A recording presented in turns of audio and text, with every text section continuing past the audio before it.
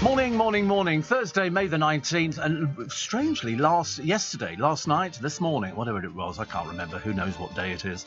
It was lightning. We had lightning flashes over Twickenham. I was standing there and you heard this rumble of thunder, and then I thought it's my stomach again. And then all of a sudden, this crack of lightning, and I thought, wow, really impressive. And then a bit of rain came down, and then a lot of rain came down, so that's good. So you don't need to wash the car today, which is another pain, isn't it, really? But one more day, and then we're into Friday. And Friday means the weekend, and the weekend means, I don't know, nobody can afford food anymore. What did I have yesterday? Oh, I had part of that meal deal. I split the meal deal up into 2 meals. So it was a tenner for each meal. But they've said, I ate the sides, which are very nice with the asparagus. And everybody's now saying, oh, you wait till you see how much food's going up in price. Mr. Kipling cakes are going up in price because of the raw ingredients. Add to that the row over the Tory MP accused of rape, Michael Fabricant, who's obviously the biggest idiot under the entire... What is the matter with these MPs? He was making light of it. This is the man with the funny wig on his head, who apparently is not a wig because he said it's not a wig. It's a bit like the Emperor's New Clothes. I can't quite work it out. The Euro Millions couple are going public. Producer sent me a thing. He said, have you seen this? I mean, I hadn't seen it, but then I read it. And they've decided that they want to tell everybody about their £185 million win. Big mistake. Big mistake. They're going to be trolled. I don't know what good can come of it. I really don't know. And I've thought about it, and the idea of winning that much money. Why would you want to tell people about it? I mean, obviously somebody's going to find out and go, oh, wait a minute. They've just moved from this little terrace. Unless, of course, they're rich to start with, in which case it won't make too much difference to their life, I should imagine. But, you don't come clean. Much as though Camelot probably twisted their arm to go, listen, why don't you go public? Because people will find out anyway. And, there'll be somebody at the bank. Lloyds Bank, talking of them, closing another 28 branches. Well, 8 Halifax, because Lloyds owns Halifax, and 20 branches of the bank. I wish they'd close the one in Twickenham. It's such a pain. It really is. Do you know they leave their lights burning all night in the whole of the bank? So, and I don't know which ones are going. They've just said it's branches shut between August and November this year. Manchester, Nottingham and Norwich. So, it's only 2 months after they closed 60. The move is branded inexcusable. They obviously don't need to have the branches there, because if they can close 60, then all of a sudden you close a few. What difference does it make? People do it online. My brother was on with one of my bankers yesterday because I sort of woke up. And there was a message. They said, oh, somebody's accessing your account. Is it you? They're very good. If it's not you, call this number now. But if it is... So I texted my brother and I said, are you on the account? And he went, yes. I said, I've just got the password for you. So I had to then send him the password. It's all very complicated. But that's what people are doing now. We can transfer money about between my accounts, of which I appear to have quite a number. I have a spending account, 2 savings account. I have not a tax account because I pay tax PAYE. And what else have I got? I've got something. I've got an investment account. I've got an account I use. Yeah, then there's pensions account. Seriously, you end up with loads of accounts, and I can't keep track of it. My brother's got a book with the passwords written down in it, which I love. I love things like that. It's great. But no, the sooner they actually close Lloyds Bank in Twickenham, they've already closed the NatWest. It's not one. It's not, is it? Isn't it funny? And yet it's a big branch. It's the equivalent of 3 shops. Used to be offices above it. Then they converted it to flats. And so you've got flats above a bank. But do you know you don't read of bank robberies anymore? Isn't that funny? At one time, in London or wherever you were, there'd be bank robberies. In fact, if you watch Heartbeat, there'd be a bank robbery about every 3rd programme. And you think to yourself, we don't get bank robberies anymore. You know why? Because the money isn't sitting in a drawer the other side of the counter. It's deep in the basement. And they push a button on the desk, on the computer, and then they put the code in and it delivers the money to them. So, what are you going to say? Somebody says, give us the money. You go, well, have you got an account? They don't have anything like that. They don't have anything like that anymore. But the race to speed Finland and Sweden into NATO. How many millionaires have there been from the lottery? Oh, quite a number, actually. Nothing Nothing like this amount of money. This is the biggest amount of money ever. But I think it's barring 10 million or 15 million or something. Since it started in 1994, how many millionaires do you think have been created? Is this people who've won a million, over a million? Okay. 6,300. 6,000. And guess where the luckiest postcode is? Birmingham.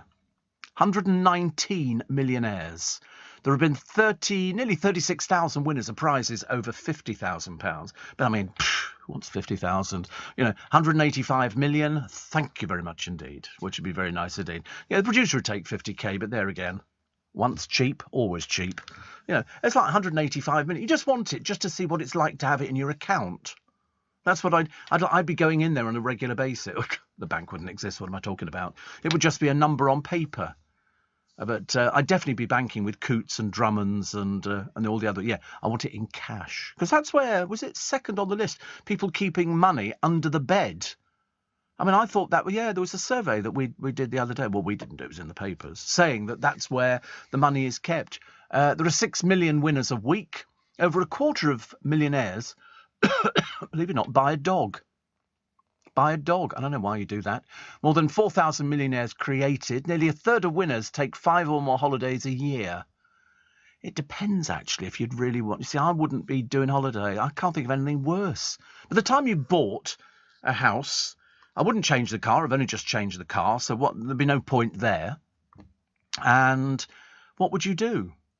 I don't know. You just carry on the way you were, wouldn't you? I can't think of any other thing that you'd be doing which would sort of make it. Most millionaires celebrate with a cup of tea.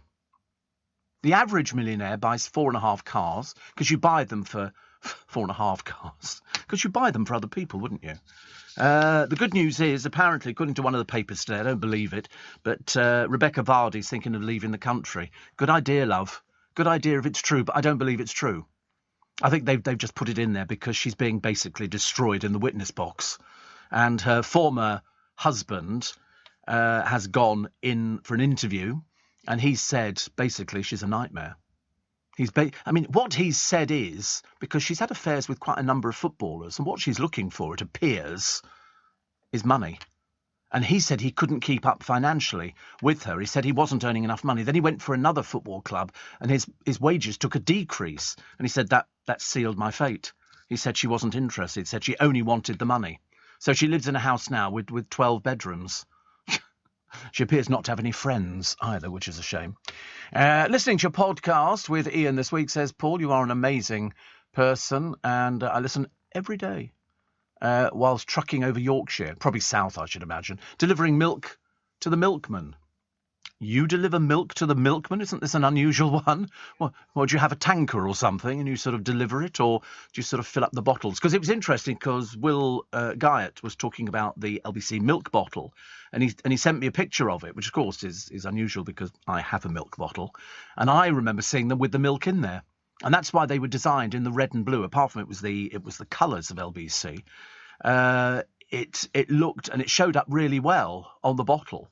So, of course, that's how they were. They were all delivered. More snap, less crackle, no pop. And it was from Unigate. So you'd see these things all over the place. It was a great way of advertising. And I loved it. But Will was right when he was talking about the merchandise over the years. I've got LBC radios, little radios which came out, FM radios. They still have glass. Yeah, of course they have. We've had them delivered here. We get them from Kevin. He delivers glass milk bottles, yeah. When we've had the gold top delivered, where have you been? Oh, of course, it was Corey who did it. Corey in the shorts. Basically, we had to call in the lawyers yesterday, because I wrote to him saying, I hear you've been seen in shorts, send me a photograph, because he knew that when he was with me on this programme, he was banned from wearing shorts. And the moment he goes onto Ian Dale's programme, it's got a little bit lax. And so he was apparently wearing shorts. So I said, I hear you've been wearing green shorts. And he wrote back and said, it's not true, it's a lie. He said, I wouldn't wear green anyway. And I said, yeah, caught you out on that one, didn't I? So anyway, so he's coming in for it as well. Yeah, khaki shorts. He must look like a reject from It Ain't Half Hot, Mum. Can you imagine? Bless him. Not that I think he can sing. But I forgot to mention the audience figures. And modesty forbids me from mentioning the audience figures because the producer said, you're not going to mention it all the time, are you? I said, well, I'm not going to mention it all the time.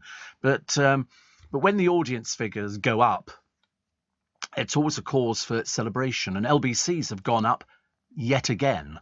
This is another record thing. We are another 300,000 up in 3 months. It's the highest in 49 years. 300,000 extra people hooked up to LBC in 3 months. You know why?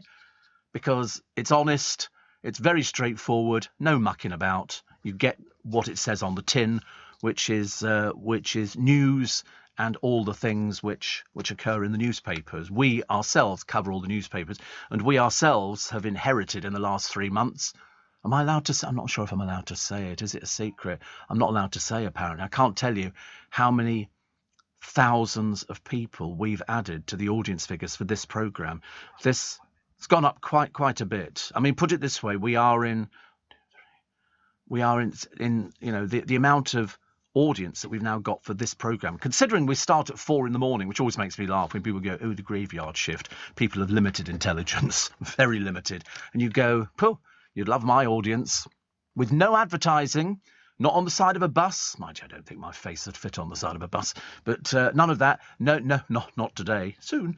And, and all the other bits and pieces. And if you saw the amount of people who now listen, I mean, you've joined one of the biggest clubs. Our share is immense. Nationally, the share for this programme, between 4 and 7 in the morning, that's what's so funny about it, is that it's so big, Radio Shropshire might as well pack up and all go home. They don't even come anywhere near us. Piers Morgan comes nowhere near us. In fact, the whole of the radio station he works for doesn't come anywhere near us as well. So, it's one of those sort of things. So all I have to say is thank you very much indeed. I mean, LBC has done very, very well. As I say, another record card, as they say. Huge increase for Nick. And Sheila's done well, and Ian's done well. Everybody's done well, actually. And we've done very well. In fact, so much so I even got the reverse charge phone call from the boss. You can always tell, will you accept a charge? And you have to go, yes, I'll take it, And I said, I'm just about to open a bottle of Prosecco. I said, is it worth opening a bottle of Prosecco? Because we like to know what the audience figures are. And he said, oh, yes. He said, I think you'll be very pleased. They certainly are. Steve, front page of the Times today, why women should embrace a morning hug. Yes, it's slightly odd, that one, isn't it? You can't just go up to strange people and start hugging. Apparently, only women appear to reap the benefits. No visible stress-reducing efforts were seen in men who hugged their spouses. Nobody hugs anymore. I try and discourage it. I really try and, no thank you. Steve Allen on LBC. Morning, nice to have your company. So we're all basking in reflected glory, but onwards and upwards. Never let it be said that we sort of rest on our laurels and go, oh, that's okay then, record numbers of audience. But, everybody done really well, which is great. Deb says, I thought I couldn't love you anymore. And then you spoke of your admiration for reggae music. So impressed. Oh, I love reggae. I listen to reggae all the time. I just loved it. But I was a bit more commercial reggae. Somebody wrote in the other day, because I'd mentioned one of my favourite reggae songs, of which there are many hundreds, was Train Tour to Rainbow City by the Pyramids. And this bloke wrote in, poor sad person, he's obviously in a home or something for delusional people. And he said it wasn't all that. And I thought, no, too sophisticated for you. You'd be better off with CBeebies. That's the kind of your sort of level. I don't think we should sort of entertain anything in the reggae department. Steve, I was watching the Queen opening the Elizabeth line yesterday and saw the puzzled look on her face when they were trying to get her to use the Oyster card machine. Made me think, would she ever have been on the tube? Yes, absolutely. She's been on the tube on numerous occasions. I mean, she doesn't have to queue with everybody else. There are always bits they've opened a line or something like that. Yeah, I mean, she has. She's been on tubes many times. I don't think she's ever seen an Oyster card. Do you think she's ever used swear words? Oh, God, yes. In fact, I'm looking at pictures of the Queen riding the tube when the Victoria line opened. I mean, she's been on the tube many, many occasions. She's even driven it at one point, standing there. Mind the doors, please. Mind the doors. That'd be good, wouldn't it, really? And do you think she's ever used swear words? Yes. Princess Margaret was a potty mouth. Absolutely known for it. swearing because it was all terribly cultured. If somebody says rude words when they're terribly cultured, it just doesn't quite have the same impact. But no, Princess Margaret was foul-mouthed. She was hard work. She knew she was never going to be queen. So she basically played up. She had various boyfriends. She went to Mustique all the time, with Roddy Llewellyn, who she had a fling with. And it was sort of a case of she just sort of, I'm told she was quite charming, but she was always just the Queen's sister. She had a nice house. She couldn't have enjoyed life. She never had to do anything. In fact, sometimes she was so bored, she'd get her hair done 3 times a day. Seriously, 3 times a day she'd have her hair done because she was so bored. If only I was the same person. It's like Dawn Neeson. I reckon she gets her hair done. Actually, I reckon that Dawn Neeson has washed her own hair for donkey's years. I was watching QVC yesterday and there was a programme and they were talking with some bloke, I think he was in Canada or something. He brought all these different shampoos out and I thought, I bet you anything, Dawn Neeson's bathroom has got loads of different shampoos, with jojoba in and coconut oil and things like that and freesias and everything else. But she says, adding to your share this morning... Lovely Dawn. She says, congratulations to the team. Yeah, I'm going to tell you anyway. No, I'm not going to tell. I am going to tell them. I'm going to tell them how many we've actually, in 3 months, we've added 60,000 people on this programme. We've added 60,000 people. And so now, when you see the audience for this programme, it's big. In fact, it's very big. And so I was going to bring a cake in for the producer, but, not really the best thing to bring him in. And also, and we're now doing, at this time of the morning, 600,000. 600,000 people tune in to this programme. And we're very grateful. We're very grateful. As I say, we never rest on our laurels. It's always very nice and it's very pleasing. But the funny thing is, we were talking about it the other day. Well, he was talking, I have to listen. And he was sort of saying, he said, we've never had so many texts, so many emails, everything else. I said, but sometimes they don't translate into audience figures. It just means that people are writing in a little bit more. And bearing in mind, that 600,000 at this time does not include people overseas. You don't feature in my figures, sadly, and we've got loads of people overseas listening to this programme, so that's good. Ian says, when I was a kid, there used to be pictures of the Queen on the tube. On the tube? Yes. Yeah, there really were, actually. There were pictures of it. If you came round Leicester Square at the moment, you'd see all these Union flags all over the place. Big ones. It's big ones. Very nice. Princess Margaret, the diva. Upon meeting the former Hollywood actress, Princess of Monaco, Grace Kelly, Princess Margaret sniped, well, you don't look like a movie star. During the swinging 60s, she ignored supermodel Twiggy at a dinner party, finally asking her name, Leslie, ma'am, but my friends call me Twiggy. How unfortunate, the princess said before turning away. She was a right stuck-up snob. She used to collect seashells. Seashells. She had a big... cabinet full of seashells, and the maids used to have to clean these things on a daily basis to make sure. And she would have dinner parties at Kensington Palace. And the trouble is, if you were invited to a dinner party, you better expect a long night, because you couldn't leave until she left. So when she went to bed, then you could all go, but nobody left beforehand. Oh, she was very good at remembering people. They used to give her a little pack of cards in the car with who she was meeting and where she'd met them before, so she could say, oh, I remember meeting you last at so-and-so. She didn't remember anything. Totally used. I get that here. They say, listen, you've already talked to them before. She used to check the TVs weren't warm when she came home to make sure the servants hadn't been watching. Seriously, it was quite something. And I swear to God, I've seen a picture, a photo, and it was her on Mustique, with 2 men stark naked standing either side of her. She was in a swimsuit. And I think that was sort of part of her Princess Margaret set. But they were stark naked, which is lovely, because we've all seen the Prince Andrew one. Again, I sent a letter of sympathy to him, just calling him Andy. Steve. What was the other one? Oh, yes, somebody said, actually, do you think the Queen has ever used swear words? Considering everything with Harry and Meghan plus Andrew, I'd be amazed if she didn't. Says Moffy. I'm told that the Duke of Edinburgh hated Harry and Meghan. He hated the idea that they just upped and left the royal family. You just didn't do things like that. But there again, Harry thinks he knows best. But of course, it's been proven time and time again that he knows absolutely nothing. Nothing. Brit says, congratulations on the figures. I'm just so mad. I only found you around 3.5 years ago. Well, actually, the lucky thing is for you, Brit, you can download 5 years back, 5.5, 6 years back in the archive if you go and podcast. So you can go back a long way. So there's thousands more to actually catch up on, which is very good. Linda Robson in the papers today dismissing rumours of a row with Pauline Quirke. They're bringing out a low-calorie Mars bar. Seems a pointless exercise as far as I'm concerned. You're either bringing out a chocolate bar or you're not going to bother about it. Lloyds, as I say, announcing they're closing another 20 branches and 8 will be the Halifax, because they own that as well. Michael Fabricant, the man with that sort of dead hamster stuck on his head. I mean, you've never seen such a ridiculous person in your entire life, accused of joking about the Tory MP accused of rape. He said he didn't mean that, you know. But they've done, one of the papers has done a big thing on MPs and their misdemeanours, everything from call girls to cocaine. And these are MPs. Makes the rest of us seem like sort of the Virgin Mary. Peter Andrex makes his West End debut, and 2 of his children turned up there. That'll be exciting. And the mother of nobody there actually at all, because those kids were at home.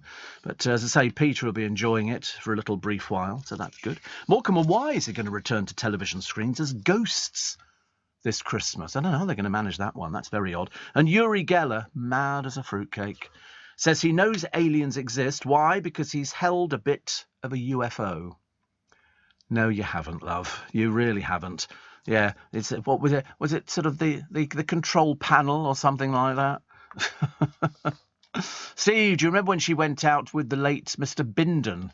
Well, he was sort of part of her set. I'm not sure they ever went out. He was well known. He was another Bungalow Bill Wiggins who went out with Joan Collins, called Bungalow Bill Wiggins because there was nothing upstairs. It was all downstairs.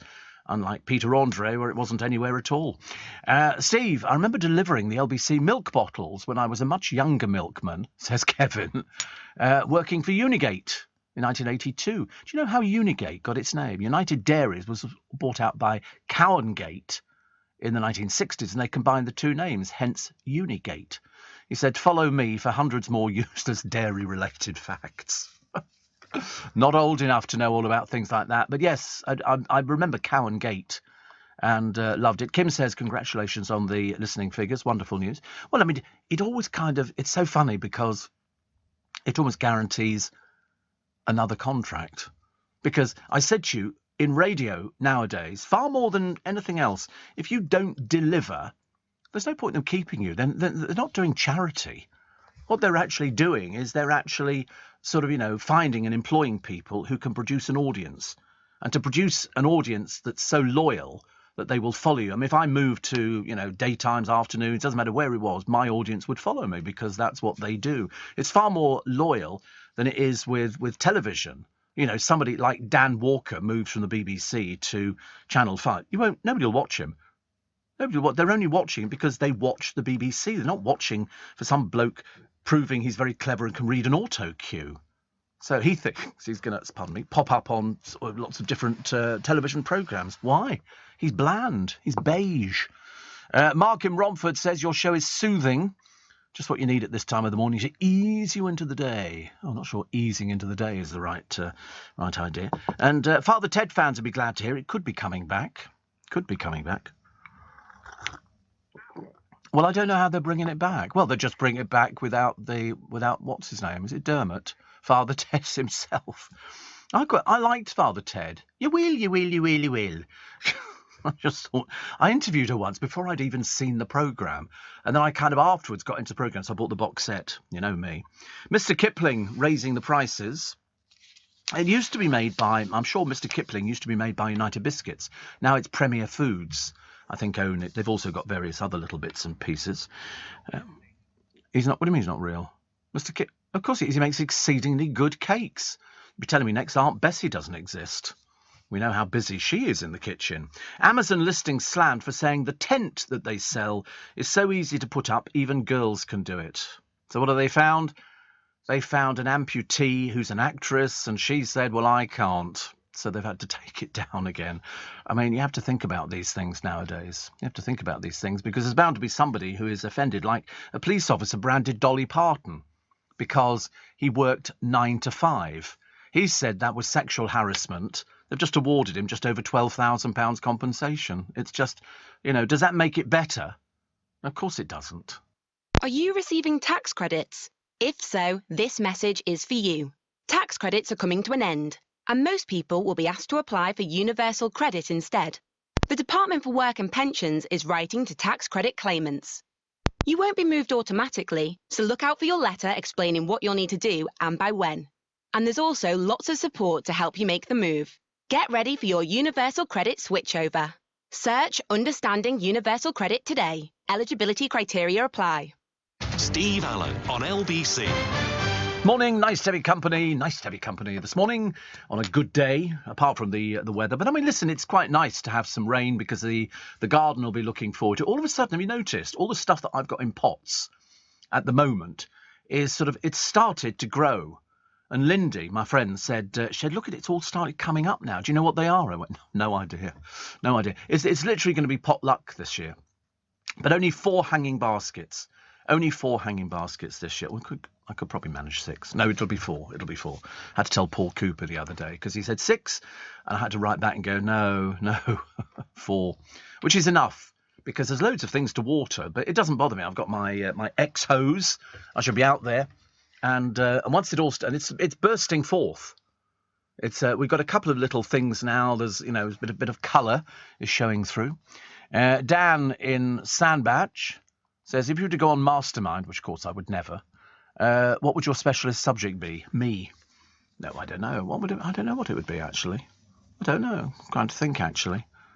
It could either be magic or theatre or I don't know. The carry-ons? No, I've seen some very good carry-on people who know, literally everything. I know enough about to carry on conversations, but, Steve, they should start to include, says Paul. It's all Pauls this morning. Your international listeners. I don't know why it doesn't include that. There's some reason why we can't include it. I think because it's too complicated to actually to do. And Rich, the trucker, says, good to hear the success of the audience figures. Not that I'm shocked. Best show on the radio. Natural born player. Do you know what I played to myself this morning? Hi-ho, Silver. Got me Lone Ranger. That was from Boone, which I loved.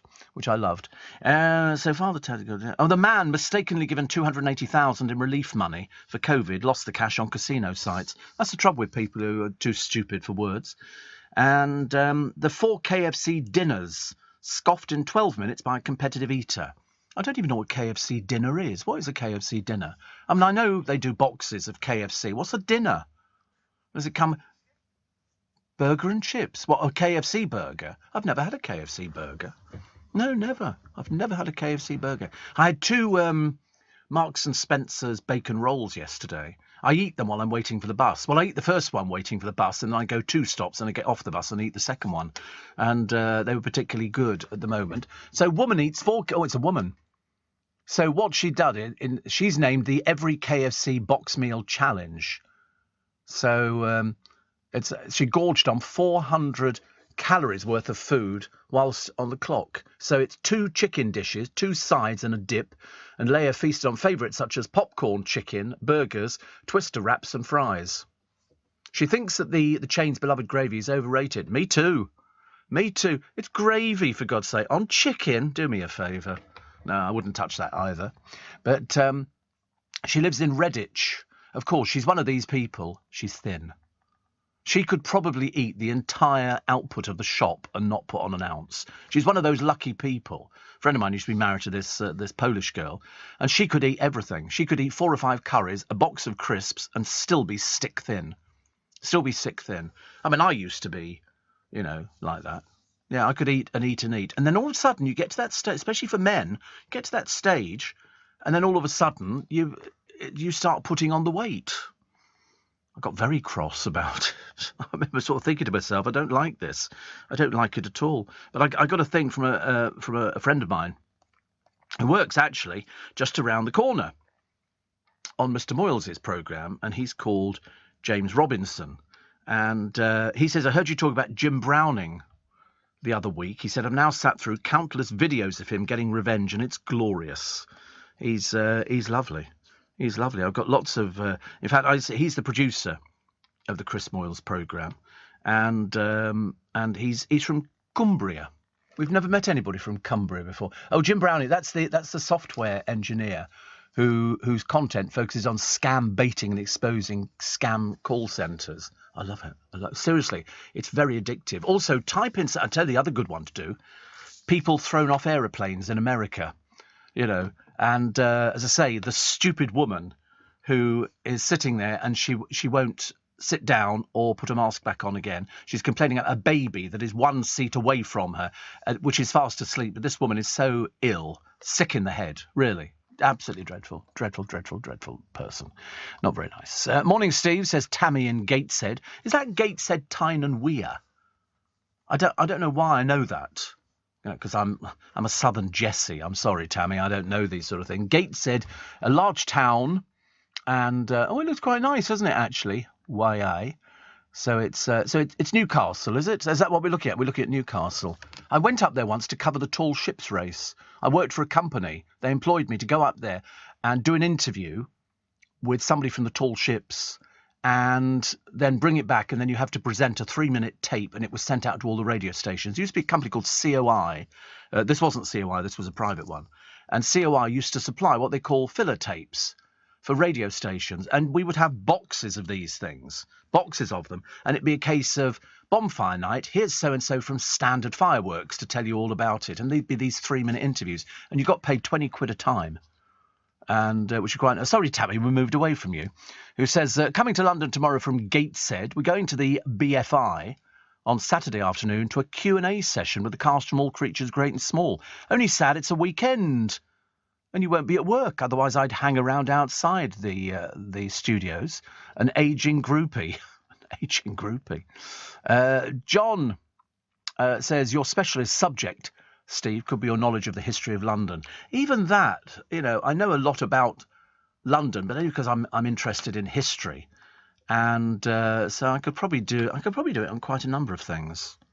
I could sort of narrow it down a little bit, placing. I mean, we did a thing for Make Some Noise where I was taking people out in my car, driving around London, showing them sights and things that they wouldn't know about, like not 10 minutes from here.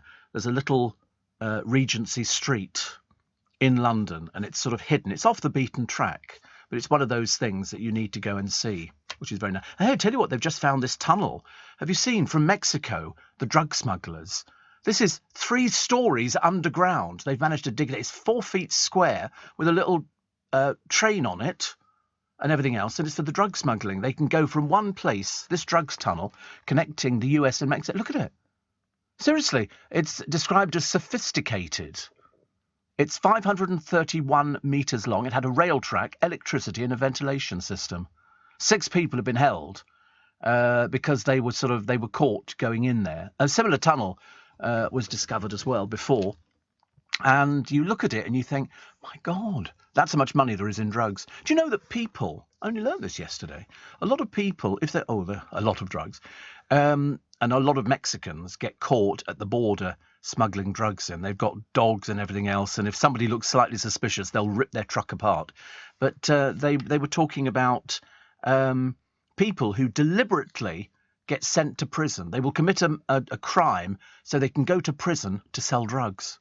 Apparently drugs is the #1 currency in prison.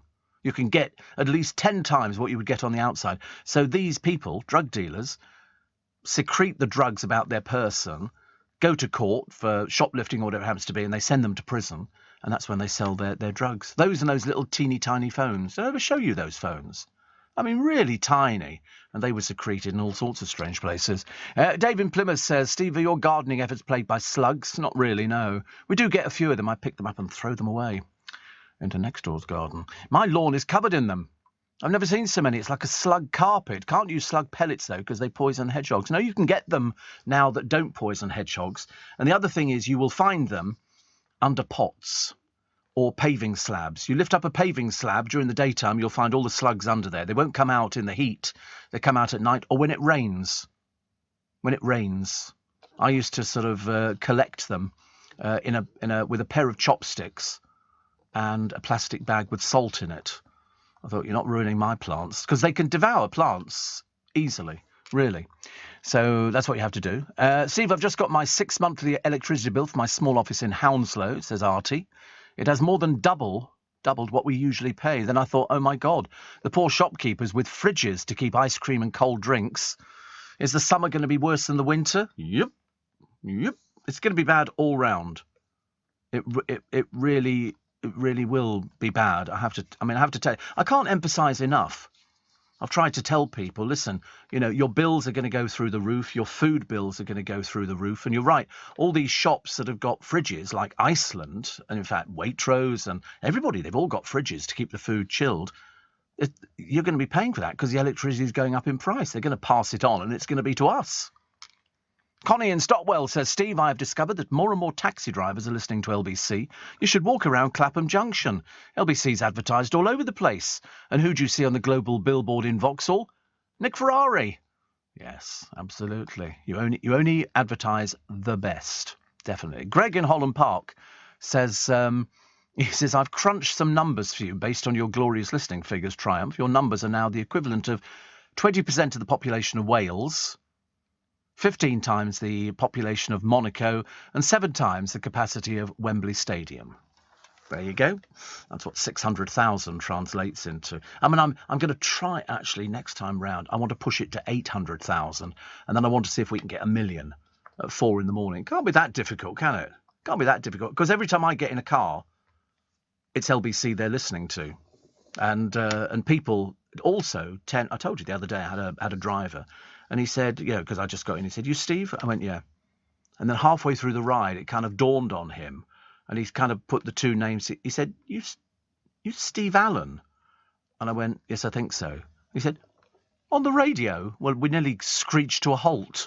Yeah, get out. I hate your programme.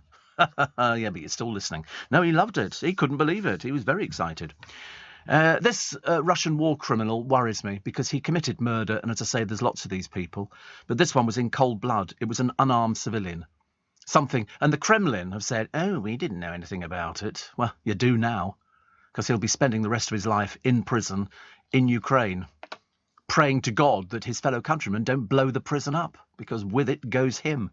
Steve, on my podcast app, writes Gary, your little bit extra goes back to 2013. Oh, right. It was called Rest in Greece, A Bad Day for the Kebab, which was 9 years ago. So I have 9 years of podcast to enjoy. Well, you lucky... Shh, keep it quiet. Don't tell everybody. They'll all be wanting it. 9 years of podcasting, I tell you. What a fortunate and very lucky young man is Gary. Steve Allen on LBC. Text 84850. Do you know, I woke up yesterday. I woke up quite early, actually. So excited with the figures, waiting to phone somebody going, oh, I want to tell you about the figures. And I was watching the television, and I was watching this film called Prince of Muck. It's a film by Cindy Jansen, No Man is an Island. And I don't know whether or not I was watching actors or whether I was watching...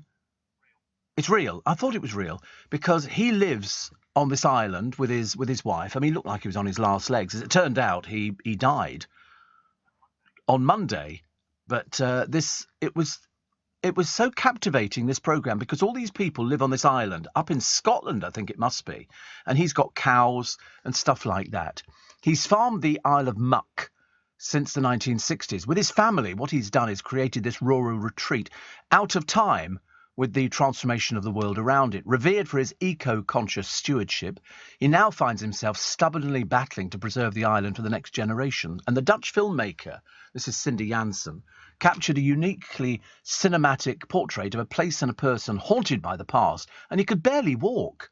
But he drives a tractor, he milks the cows, he does all of these things. I mean, he seriously looked like he was on his last leg, so I was quite surprised, but not surprised at the end of the film, where they said, he died literally 2 days ago. He died 2 days ago. But to watch this programme, it was as if he'd sort of decided that he wanted a simple life. He'd only known this simple life. They had wind turbines, and it was so interesting. And there was a woman in Yorkshire, Yes, with no electricity. Yes, we remember the lady, and I'm now trying to remember her name. It'll come to me in a minute, because she looked a lot older than she was. And her name was, wait a minute, think about it, Stephen, concentrate. But it was, I nearly got it then. Give me a clue. Age, Hannah Hawkswell. Hannah Hawkswell lived up in Yorkshire, and she used to have to hang her bread in her cottage, which had no electricity, up to stop the mice getting at it, and cheese and stuff like that. She had a cow, and she used to have to go down to the spring and break the ice to get water out. When they made this thing, she was only in her 50s, but she looked as though she was about 90, and she was a Dales woman. They called them Dales women. And then they decided to turn her into a celebrity. So this was some bloke who worked for, I think, Yorkshire Television. And he literally, so we charted her. I'm not even sure if she's still alive, Hannah Hawkswell. She died in 2018, did she? She was 91. But it was so interesting because she looked old. She looked, surprisingly. You know when you see people now and they go, oh, somebody's 80, somebody's 90. They don't look 80 or 90, mainly because people have surgery and all sorts of things. But it was Barry Cockcroft, who was a producer in Yorkshire, who proposed to make this documentary, tentatively titled, I think, The Hard Life. And it started with her leading a cow into a shed during a blizzard in a place called Baldersdale. And after the documentary was first shown, for 3 days, Yorkshire Television's phone line was jammed with viewers wanting to find out more and help her.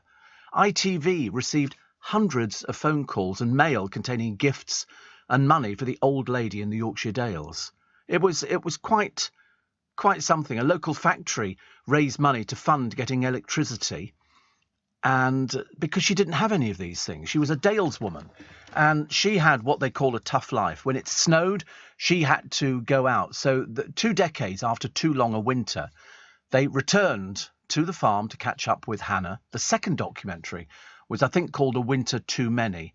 And it saw that she had little more money, which she'd invested in a few more cows. She got followed to London, where she was guest of honour at the Women of the Year Gala, which is quite something, actually. And then out of the spotlight, the work on the farm continued, and each winter became harder for her to endure. And so she commented, in summer I live, and in winter I exist. And health and strength slowly failed. Eventually she sold the family farm and the animals, and she moved into a warm cottage in a nearby village. But it was never the same. They also sent her on a little cruise, where she was talking to a woman on the cruise ship who didn't speak a word of English. She became her best friend. I think she was German. And so, she visited France, Germany, Austria, Switzerland. She also met the Pope. She was quite something. If you've never seen, there is a book, and there is all the DVDs of Hannah Hawkswell. But because people were so captivated, in those days, people were so captivated by something they saw on the television, they wanted to help. That lady with the bowel cancer, she's so delighted. Her book has gone to number 1 in the book list. Deborah's book has gone to number 1. And she's so thrilled. She's still alive, and she wasn't sure if she was going to be alive or even around to see its publication. And that's what I think this country is particularly good at. I think we're very good at things like that, and very good at sort of, helping other people who have fallen on hard times. But she didn't know she'd fallen on hard times, Hannah Hawkswell, at all. She was just going about her business. And then she had to walk the car to somewhere. But she didn't adapt to modern life because she'd been used to living rough. I mean, I shouldn't imagine she'd had many baths in her life at all, because she had the stream, but in winter it froze. Then she'd have to go and dig sheep out of snowdrifts. She was an old woman. She wasn't as old as we all thought she was, but it was amazing. Jane says, the dog listens to you too. Will you count him in your figures? I'd love to. Tim in Fleet says, listening to you from New Delhi during a business trip. Great to listen online during my morning as I prep for meetings this afternoon, despite the hotel being international. And in the smart diplomatic quarter, there are no free English language TV channels. So as ever, LBC is my go-to. Good for you. From Fleet in Hampshire. So very nice indeed, because we do get people all over the place. And that's why it's so important that you download the LBC Global Player app so you can listen to the station all around the world. All you have to do is go to the LBC website, which is lbc.co.uk. Once you've done that, you download the app. Doesn't cost you anything, the Global Player app. And then when you go around the world, you take your phone with you and you can listen to LBC. There you go. It's our free gift to you. And that's why we're numero uno. I mean, in London, we're mega. Not just London. I mean, we're now mega over the whole country. I now look at my audience figures in terms of sort of global, really. Well, we are global, I know that, but I'm nationwide. I've got a share, and I don't like to boast, but it's bigger than, I can't tell you who it is, but there is a national radio station, been national before we were national, and my share of the audience is bigger than theirs. I mean, not that I'm boasting about it. That would be terrible. Never things like that. Hospitals see a surge in eating disorders. Do you know, everybody always used to moan to me about the food in hospitals. Every time I was in hospital, I thought the food was amazing, private or otherwise. And the perfect chip has been revealed. It's the one that's going in this mouth. I love chips, but I haven't had them for a long time. I might get some today, actually. I might get some chips today. Just a portion of chips. I don't ask for a lot in life. It would be nice, though, to have that. Bill Wyman's famed guitars are strumming up satisfaction. He's selling bits and pieces. He's in his 80s, Bill Wyman now. And London comes alive with the red, white and blue. The flags are going up all over the place. They're closing Oxford Street, Regent Street. And even in Leicester, I should imagine by the time I leave Leicester Square, they'll have flags up all over the place. All over the place. So the police force accused of putting agenda over solving crime. They've gone a bit woke. And they've got a policeman's helmet in the rainbow flag. It's so naff, I can't begin to tell you. But then, they brought out a 50p piece to celebrate Pride with the rainbow flag on a 50p piece. You buy it from the Mint. And they've also got, what was the other one? Oh, yeah, they've got one for diabetics, a 50p piece with the word insulin written on it. I'm going to get one, yeah. I think they're quite expensive. They're like sort of £5 or £10 or something. There you go, to mark. The Pride one's very nice in colour. It won't enter circulation, but will be available online. It's to mark the 50th anniversary of the Pride movement. And it's very nice, actually. They will sell loads of them, loads and loads, because and also the discovery of insulin, another uncirculated coin. I looked at them yesterday and I thought, I've got to buy these things. But it's trying to remember passwords and everything. I might just phone them up and say, can I have these? Get one for my brother as well. Shall we? Yeah, can I have an insulin one, please, and a Pride one? That'd be quite nice, wouldn't it? So what was the other one? Oh, Amber Heard. Have you been watching any of this? Oh, this is very interesting. Body language. She's lying. She's lying. It's just really odd. You did this, and then you took a photograph of Johnny Depp asleep. Yes. And then you took this photograph of him asleep. And then you took this photograph. She's quite clearly not right in the head. And so she goes through, and then you sent it on to a friend. Yes, I was trying to get help. What, by taking photographs of him asleep? Yeah, very peculiar, very odd, very, very odd person. Victoria Beckham has been told body size is not fashion. Well, I mean, she's running out of ideas. I don't know anybody who's buying any of her stuff. I don't know how the shop's doing in London. I've got no idea. We just know that it's terribly expensive. And unfortunately, bad time to have a very expensive clothes shop, which isn't that popular with people. Because for the simple reason, people are going to choose between eating, drinking, or paying bills. They're not going to worry about buying a Victoria Beckham outfit. Definitely not. Kim says, last night I watched a TV programme on BBC 4 about the Laird of Muck. I've just been talking about that. That's the one I watched. He's dead. He's dead, Kim. He died 2 days ago. Yeah, break it gently to you. Mind you, he looked as though he was on his last legs anyway, wasn't he? But the kids all muck in. They were all mucking in with feeding the cows and feeding the sheep. They were mucking in. I thought it was a joke, but they obviously thought he was an interesting character, and that's what makes some of the best programmes, I think, on the television, the real ones. But do check out Hannah Hawkswell, because you'll be fascinated. And she talked like that. She was very, matter of fact. But it was all the food she had hanging up in her little cottage.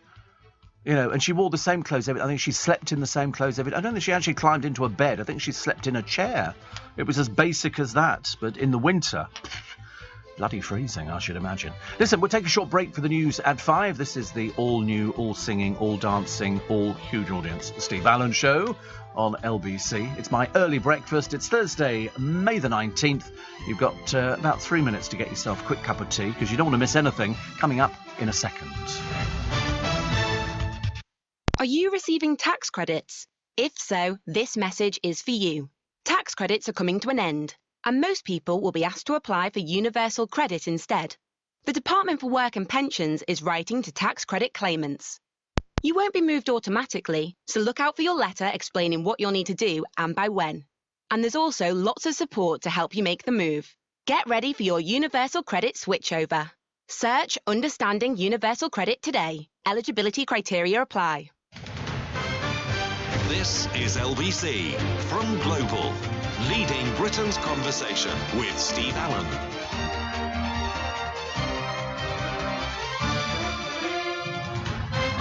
Morning, everybody. Nice to have your company. It's Steve Allen's Early Breakfast. This is LBC as we head towards Christmas.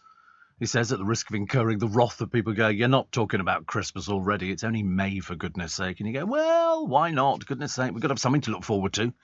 Because by the time these bills start dropping on you, Matt, you're not going to be very pleased at all. Steve, I've been listening daily for 5 years from Tasmania. Probably your furthest away regular. I don't know how far away Tasmania is, actually. I'm not very good at these sort of things. Steve, some of my old tenants in Norfolk and Boston still have little amenities and have oil heating, and many are pig breeders. I see all the cruise liners are flat out, so hopefully all the crew and entertainers will be back in loads of work. Off to Tower Bridge, says Paul. Yes. How long does it take to... so London to Tasmania is 10,752 miles. How far is it to Australia? Let's have let's go to Sydney. How many miles away is that? London to Sydney, distance is 10,559.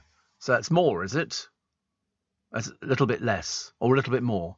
A little bit less. Oh, okay. We need to find somewhere else then.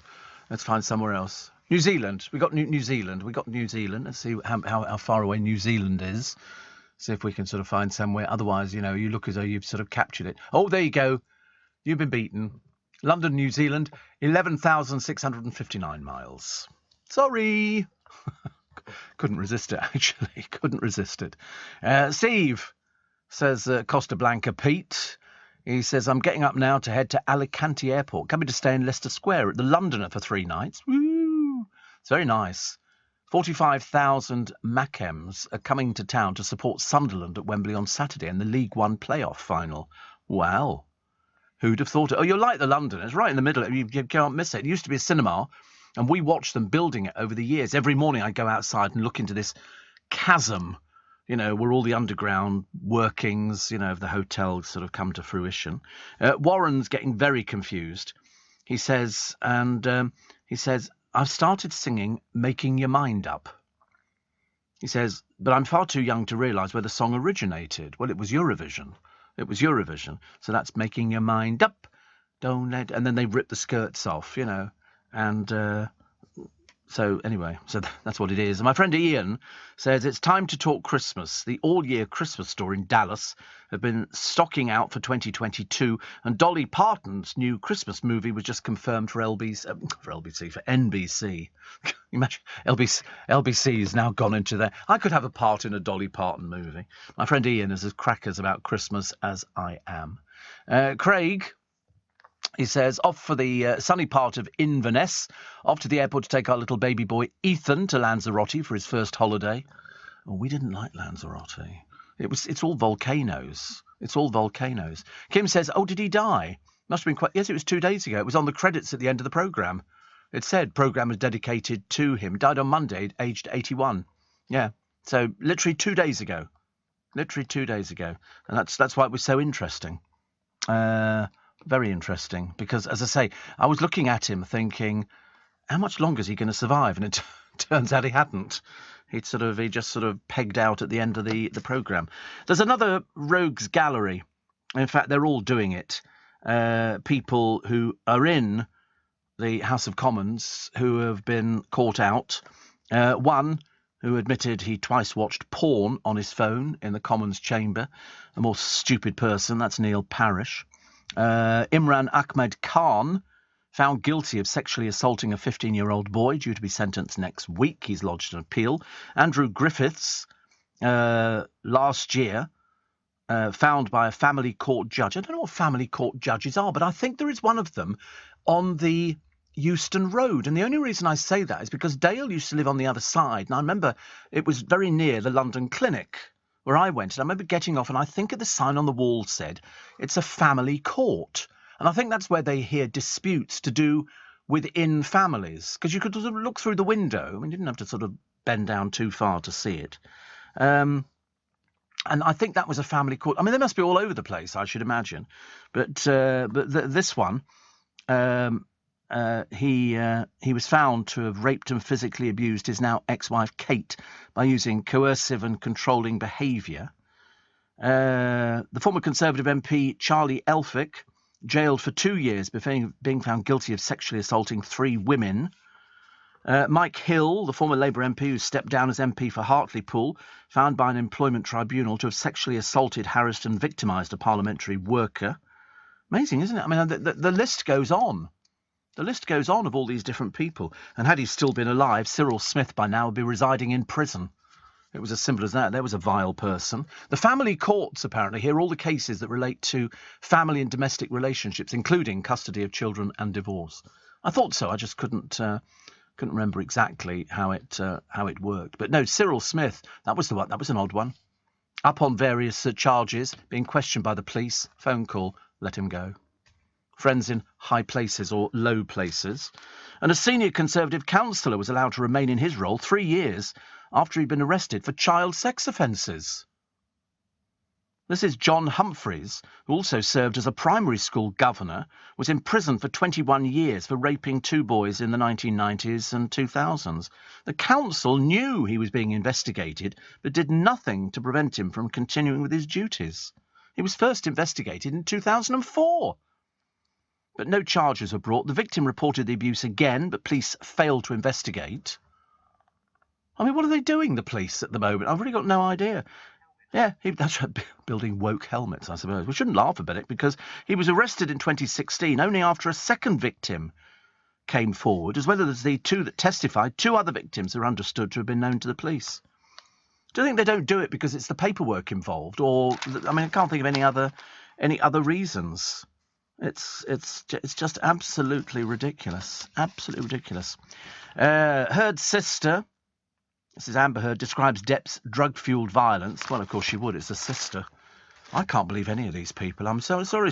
All these people, I know that people go into court and they say the same things. I'm assuming the American courts are the same as ours. I swear by Almighty God to tell the truth, the whole truth, and nothing but the truth. And then proceed to lie. So it doesn't make any difference, does it? You know, read out the words on the card, I promise it, and so it goes on. 25,000 people sent for prostate checks after a lockdown dip. Still waiting for the result of my bowel cancer things, which I thought if it was going to be really serious, they'd have phoned me by now, but I think I'll probably get phoned next week. It's just routine. Yeah, it's routine. But they, who knows? Embattled Rebecca Vardy will quit the UK with husband Jamie. What, he's going to give up football and just move? I mean, best place to take her is away, actually. This is, they say, this disastrous Agatha Christie. They plan a move to America regardless of the result. And a source said of Rebecca, she's keen to be out of the country as fast as possible. What for? What for? I don't quite understand all these things. The Dark Destroyer. Have you seen this new version of The Chase where they put all of them up in there and then they get some poor sap and they have to try and beat them? It's called Beat the Chasers. Does anybody ever beat the Chasers? Oh, they do. Oh, right. Blimey. There are people out there who can sort of beat the Chasers. I still like it. It's still good. Bradley knows what he's doing. Michael Fabricant, accused of making a joke of the rape claims facing a male colleague. He tweeted he'd be attending PMQs to prove he was not the accused MP. Mr. Fabricant, who's 71. I mean, seriously, he's not the full ticket, is he? He said, I'll be there, along with an emoji of a winking face and a tongue sticking out. The Welsh Secretary, Simon Hart, says it's idiotic, it's insensitive, and it attempts to make light of a really serious situation. Mr. Fabricant deleted the post after a dressing down. You stupid man. Honestly, you really are stupid, aren't you? And take that dead ferret off your head. You look ridiculous, OK? Outraged football fans. Everybody's outraged this morning. Might as well join the bandwagon. Let's all be outraged together, shall we? And they've called for a pitch invader to be jailed after he floored the Sheffield United captain, Billy Sharp. Billy, 36, who was left needing stitches, called his attacker a scumbag. A Nottingham Forest fan was filmed running full speed at the striker and knocking him to the floor. They'll have you in court, pal, very quickly. You're caught on camera, and they'll identify exactly where you've come from. They'll find you, you'll go to court, and you're going to prison. What a stupid person. Is there something the matter with football fans? First of all, we've got the Liverpool fans booing, and now you've got somebody flooring the Sheffield United captain who needed stitches. He's a former Forest player. He posted on Instagram, "One mindless idiot ruined what was an unbelievable night of football." Well, he'd be somebody who's a bit simple in the brain department. You get these sort of people, don't you? Steve, it's my day off work, and I'm having a well-deserved lie-in, says Eileen in Scarborough. My kids bought me a memory foam mattress for my birthday, and it's heavenly. I've never had one before. No more springs jabbing me in the back. All I need now is tea and toast, and I'm sorted. Yes, I've got memory foam. Mattress, yeah, and pillows. I've got the complete set. Because you can get a topper as well that goes on top of your mattress, which is just as good, or you can get the whole thing. They used to be really expensive, but you can get something now for about 200 or 300 quid. One of these mattresses. It arrives all compressed. Be careful when you open it. It's sort of like it's like sort of inflating a lifeboat or something like that. Did you see Charles the other day turned up, pouring a couple of cold ones brewed with water from icebergs?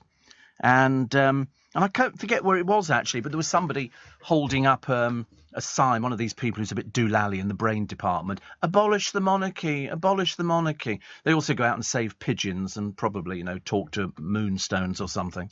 They're all a bit mad anyway, aren't they? Steve, 10-day break, says Dion, in Menorca. In Menorca? Spent the afternoons tanning around the pool listening to the podcast. My partner is now a proper Steve Allen convert and couldn't get enough. The Ian Dale podcast had me choked. The only possible criticism is we didn't hear any more about your younger brother. Well, he lives. That's all I could tell you. He lives and he does my books, money, and things like that. There's nothing more to say about him. He's very clever. He's very talented. I'm just delighted that he knows how to do these things. So my accountant deals with him, and my brother deals with it, so it's fine. So I did nip down yesterday, actually, and then came back. Suddenly realised when I got back, I forgot to change the time of the car. And I was just about to go out and do some shopping and get some little bits and pieces, some little Satsumas, easy peelers, £2.65. And so I sort of, they have a step at the Lloyds Bank where you can sit on. And so I sit there because it's absolutely ideal. You can sit there. It's very near Marks and Spencer's. In fact, it's almost within spitting distance of Marks and Spencer's. And so I can then phone and change the car, which I do. And I always bump into about 4 or 5 people every day. Seriously, in Twickenham, I get people all the time, actually. Have you ever been on a cruise, as you'd be fantastic as a guest speaker? No, I absolutely wouldn't, Paul. I absolutely wouldn't. I've done after-dinner speaking once. I hated it. Hated it. I can do a show in a theatre. Yeah, the one I had to follow Barry Cryer. I mean, that was... luckily now, Barry is not with us anymore. Thank goodness for that. That sort of took out... He was so good. I mean, he was so... I can't begin to tell you, as anybody will tell you, who's ever witnessed a Barry Cryer after dinner, after lunch speech. He was the master. Absolutely the master. There's been some very good people. I can do a show in a theatre, sit there for an hour and a half quite easily. But, doing an after-dinner speech, there's certain requisites that go with it. Steve Allen on LBC. Morning, everybody. Nice to have your company. So the Amazon listing was slammed for saying a tent was so easy to put up, even girls could do it. I don't know. Have you tried putting up tents? Seriously, they're so complicated now. They used to have all these things with elastic in the middle and you clip them together and then feed them through. But anyway, actress Sandra Munier, who only has partial use of her legs, was planning her first camping trip when she saw a he-wolf pop-up tent. But she was shocked to read. I mean, honestly, people get shocked to read, apparently, that even girls can operate it independently. Sandra from East London called it everyday sexism, adding, "I know girls who have more strength than men."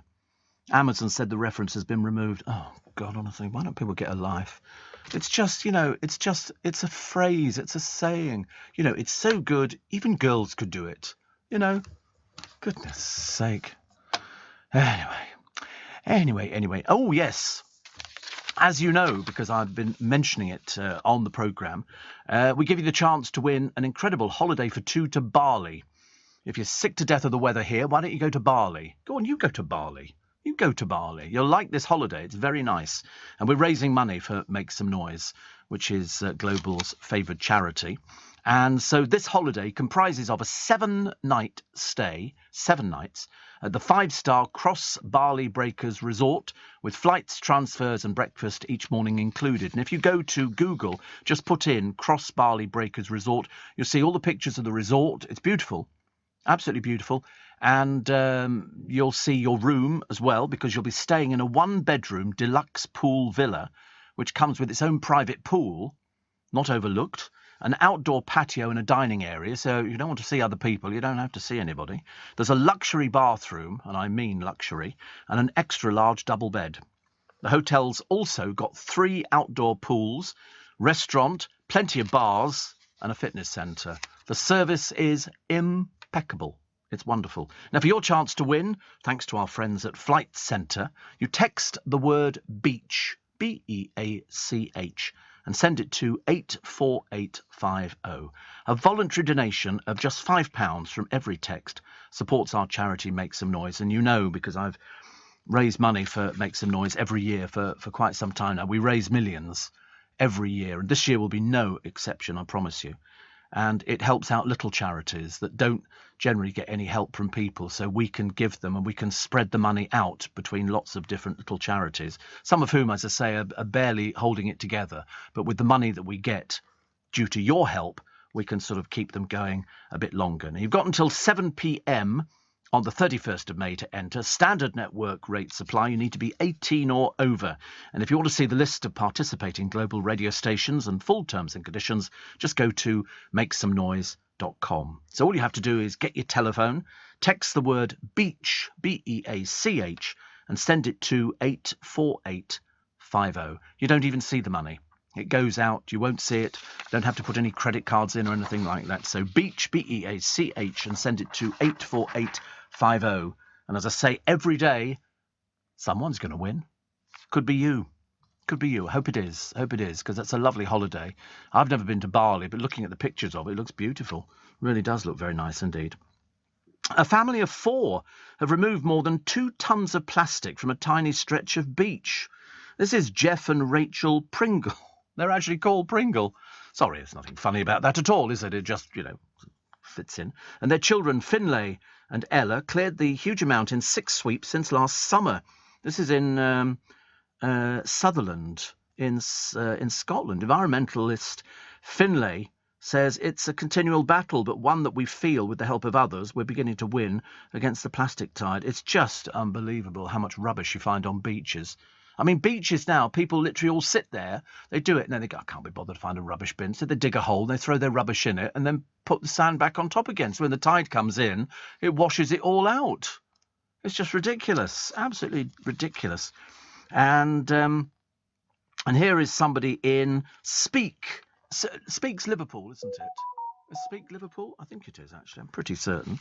This is, yes, it's Merseyside. And this is the cop, a policeman who sued for sexual harassment because a colleague called him Dolly Parton because he only worked 9 to 5. I mean, I saw this as just being a bit of fun, working 9 to 5, and he was whistling it. Anyway, Stephen Knox complained about it because he didn't like it, and because this fellow PC whistled this hit at the station. I mean, I just see this as a joke. I see it as a joke. Anyway, the other officer also printed out A4-size photos of the star's face and plastered them over his computer and desk. So, I mean, maybe that was taking it a bit too far. But the whistling, I mean, if he just left it at the whistling, that would be fine. Dad of 4, PC Knox, had changed his shift patterns to suit his childcare needs. He complained that the jokes by an officer identified only as PC Rylands. Well, that's his name then, isn't it? Obviously, identified only as PC Rylands, between November 2016 and January 2017. Hello, what year are we in now? Amounted to sexual harassment. The long-serving Merseyside cop took the force to a tribunal, but the claim was thrown out because it was submitted too late. However, he did win more than £12,000 over separate claims of victimisation and disability harassment. So, I mean, it's just ridiculous. It's just absolutely ridiculous. It was said that the pair were pleased and that PC Rylands was pleased for his colleague. So it was just banter. Banter, you know, we do banter all the time. After moving to Huyton, is it Huyton, I think, PC Knox's mental health was said to have plummeted. He was off sick and later diagnosed with depression, anxiety and features of PTSD. And it was while he was off work he made the discrimination claims. I don't want to be sort of rude or anything like that, but I mean, don't they test police officers and find out, you know, what's going on? I think they need to start asking people, you know, because you read more people. So he goes off, and it was during that time he decided to put in the other claim. So he got the 12,000. Remember the old Yorkie chocolate bar advert? It says it's not for girls, says Desmond. I don't remember that one at all. Not for girls. I remember Bourneville chocolate was for adults only. Dick Van Dyke's on holiday. Dick Van Dyke. We had a piece about Dick Van Dyke sporting a spoonful of sugar sweatshirt in Malibu with his much younger wife, who is called Arlene Silver. Now, to be honest with you, Dick Van Dyke looks exactly like the old man in Mary Poppins, where you invest your tuppence in a bank account. He looks out just like that. How old is Dick Van Dyke? 96, ladies and gentlemen. Dick Van Dyke is 96. They celebrated 10 years of marriage. Dick admitted to Closer Weekly in March, he said, I thought there'd be an outcry about a gold digger marrying an old man.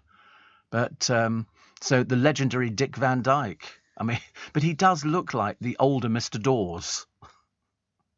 He's 96, though. He's still got all his own hair. He just looks like sort of a kindly old man who's sort of bent over a little. That's obviously what happens, actually, when you get a bit older. But, yeah, something to look forward to, I think, actually. But I thought it was great. And somebody said Sandra said, lovely to see him going out for lunch with his wife. Well, I mean, look at him. For goodness sake, he's 96. He can do whatever he wants as far as I'm concerned. He does that programme where his son's also in it. He plays a doctor in a hospital who's also a detective kind of thing. You don't know that one? Diagnosis Murder. Is it Diagnosis Murder? I don't know. You might be right, actually, because you seem to watch all the daytime garbage, so you probably know that one as well. And, yeah, I also watch it. Yeah, because it's got Barry Van Dyke. See, I used to know somebody, I didn't know them, Earl Van Dyke, who was recording on Tamla Motown, and the hit single was called 6x6. And it's a lovely piece of Motown music, instrumental. But imagine working with your son. They've got that other kid at the back who looks like a little child at the back of that photo, who's sort of an adult. Is it a bit like, do you remember Doogie Howser? Doogie Howser was he was a doctor at the age of like 14 or something. It's only a joke. It wasn't real, just in case you thought. Another one here, you've got to hand it to Vladimir Putin. Very few politicians can bring the dead back to life. But this idiot just about managed it with NATO. Yeah, he's going to have to... Seriously, they're going to have to take matters into their own hands. The real adverts for Yorkie chocolate bars, do not feed the birds and save your money for driving lessons. I never liked Yorkie. It was just chocolate, wasn't it? It didn't have nuts or raisins in it. No. Oh, Cadbury's take them and they cover them in chocolate. I don't know why I remember that one. That was one of those. Please don't write in with your favourite adverts. We're not BBC Radio Shropshire, thank you very much indeed. Our audience is 15 times much bigger than they will ever achieve in their entire life. And apparently the Americans have confessed to having recorded 400 different instances of UFOs bugging their country. Lovely. Because, you know, I read out earlier on, Uri Geller claims that UFOs exist because he's held a piece of them. That's right. Dick Van Dyke is the older Mr. Dawes. Yes. He is. Well, do you not know that? He is the older Mr. Dawes. Yeah. That's what I said. He looks like him. But he had makeup on for the film because he was a young man, of course. Love the one of Barry Cry's last gags. I don't know how long I've got left, but I've stopped buying green bananas just in case.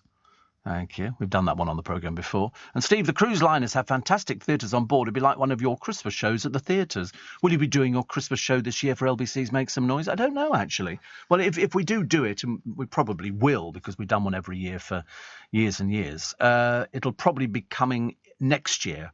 We sell the tickets before, but it goes for next year. The most watched Netflix show Squid Games, let's get real. becomes a must-watch reality competition series. Eliminated. $4.56 million. I want to get that money. 456 contestants. One life-changing prize. Oh my days. Make friends. Dude, you're the brightest light in here. Make enemies. That is not fair. Make millions. Squid Game, The Challenge. The real game begins November 22nd. Only on Netflix. Steve Allen on LBC. Text 84850. So we've now seen the table, Alfie. So this is a table. Princess Royal, or as we call her, Anne, has officially unveiled this table. Huge. At Ely Cathedral, made from 5,000-year-old oak tree, which apparently it's a giant fenland black oak or bog oak, was found buried in farmland. How they found it, I've got no idea, in 2012. It's taken them 10 years to make this table. I hope to God they weren't waiting there with the plates. They've been standing for ages. And so, having seen it sort of dug out of the bog, I mean, it's quite nice, but it's taken them 10 years to make, basically, a very long plank table, which is it's very nice, and it buffs up well, but I don't know what they use it for. Because thousands of years ago, you won't remember this because you weren't there, but I was there. The East Anglian fells were forested by large oak trees, which, due to the rising seas, fell into the silt of the flooded forest floor and were preserved in the peat. So that's why there was a team of privately funded carpenters who created the table. I mean, it's very nice, but what you do with it, I've got no idea. I mean, you can hardly sort of take it with you on the bus. I mean, it's huge. It's really enormous. And Princess Anne's looking at it, you feel like saying, it's a table, dear. It's just a table, okay? But it's a 5,000-year-old tree. I'd have left it in the bog, to be honest with you, because it's not sort of square. It's all, it's fossilised. 43 foot long, 13 metres, 43 foot long, and they're all looking at it. It's wood. Have you ever seen wood before? They're sort of doing it, but I don't know where you put it.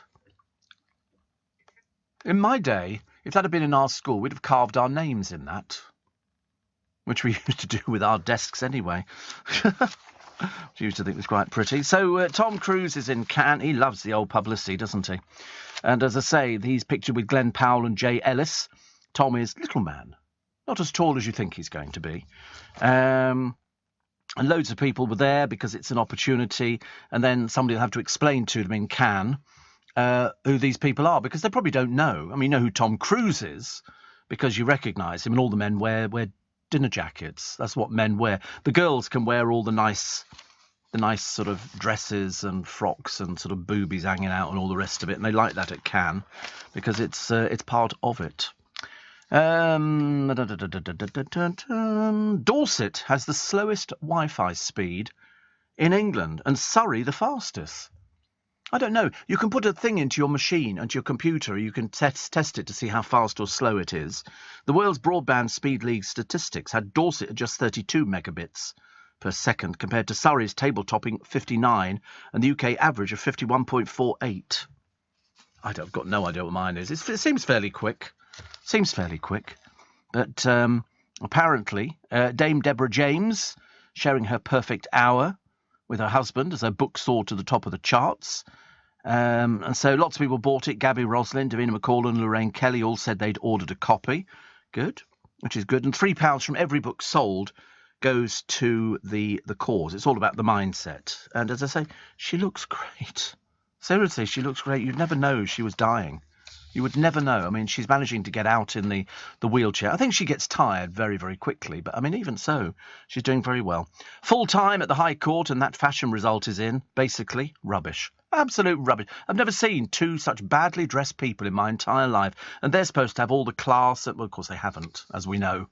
Definitely not. I mean, just the most awful outfits. The sort of things that, I mean, charity shops? Charity shops? I don't know what, because we're now on to day 6. Rebecca is wearing a navy blazer by Veronica Beard, £805. Matching trousers, £300. Aspinall of London bag, £650. And Yves Saint Laurent sunglasses, £295. So here we go. Rebecca, in another one here, is wearing an Alexandre Vauthier tuxedo jacket, £1,760. Givenchy handbag, £1,690. I mean, seriously, it's just garbage, isn't it, really? And Prada, Rebecca is wearing Prada maxi dress, £1,780, and an Alexander McQueen blazer, £1,245. You really like spending the old money, dear, don't you? It's marvellous. And so I think on day one, Rebecca was wearing I don't know where they get this stuff from, but I've never even heard of these designers. Rebecca spent £1,860. And Colleen spent £2,180. Day two, they decided to up the ante, so Colleen marked down at £883. They really added it all up. And Rebecca, what's-her-face, £3,025. Day three, Colleen put on what can only be described as absolute rubbish, but it cost £4,160. I mean, I've seen better-dressed mannequins in shop windows. Vardy had lost the will to live by that time, 2,500. And then by day four, Colleen, again, putting on an outfit, which, I mean, it's just, you'll look at this and you'll laugh, ladies. £5,198, as opposed to old Vardy, who must be running out of money by this time, only spent £3,450. Day six, Colleen again turned up in an outfit totally unsuitable, just under 4,000, whereas old Vardy's really run out of money now, £2,050. I mean, you might as well dress yourself in a bin liner, love. It's the best that you can get. And for some reason, they've sort of asked Lizzie Cundy, who apparently is laughingly now put down as a TV presenter. I thought they just used her as a talking head when they can't find anybody else who works as cheap. Oh, look, it's another advert for Piers Morgan, uncensored. Audience way over the hill and far away. A school cook was left in a potato plight when she discovered a potato shaped like a love heart. I mean, but you can find potatoes shaped like willies. I don't know why they get excited about a love heart. Well, you always get that, don't you? If you go through a big bag of potatoes, there's bound to be some odd-shaped vegetable. Esther Ranson spent her life holding up odd-shaped vegetables. Yeah, on That's Life. They would sort of find, you know, something shaped like a pair of boobies or also, yeah, the odd-shaped vegetables became very popular. But primary school kitchen assistant Paula Fennell found the tender tuber as she was making mash for youngsters to go with their chicken pies. And this apparently is a news story. Oh, yes. There it is. There's one here. Somebody sent one in. The security guard shocked after finding a realistic willy-shaped sweet potato. And to be honest with you, it does look like a willy. There's no two ways about it. Or, as we say round here, that's Peter Andre. I'd go to the doctor if it looked like that. But that's, I mean, you always get odd-shaped vegetables. It's weird, she said. It's the second one I found. I must be really lucky. No, dear. No, you just need to get a proper job. Proper job. Steve, I was watching Kes at the weekend. Took me back to my school days, says Doug, who's a pump engineer. I wish I could tell you what I thought a pump engineer is. And 3 metal detectorists. Oh, you know these Roman coins they found? They're now £80,000 better off. 80,000. They went for even more money that they thought they were going to go for, which I'm very pleased about. I love it when people sort of end up with money. And becoming king of the jungle means so much to Christopher Biggins that he would not want to risk losing the title by appearing in the all-star version of I'm a Celeb. He said, being king of the jungle is very important to me. He won in 2007, but insists he's not been asked on the new version. You don't want to do it, Chris. You don't need to. It's for peasants. OK, they've already signed up that bloke who had his watch nicked and an ex-Coronation Street bloke. So full of real celebrities. All stars. We use the term very loosely. We don't sort of like to pretend that these people are really stars. Gary Lucy, the Hollyoaks long-timer, was a blubbering wreck after filming his final scene 23 years after joining the soap. I didn't even know he was still in it. I met him once. He wasn't as tall as I was expecting. Dale introduced me to him at something. He said, "Oh, Gary Lucy, this is Steve Allen." He looked at me and I went, "You're not very tall, are you?" Went down like a lead balloon. He's leaving.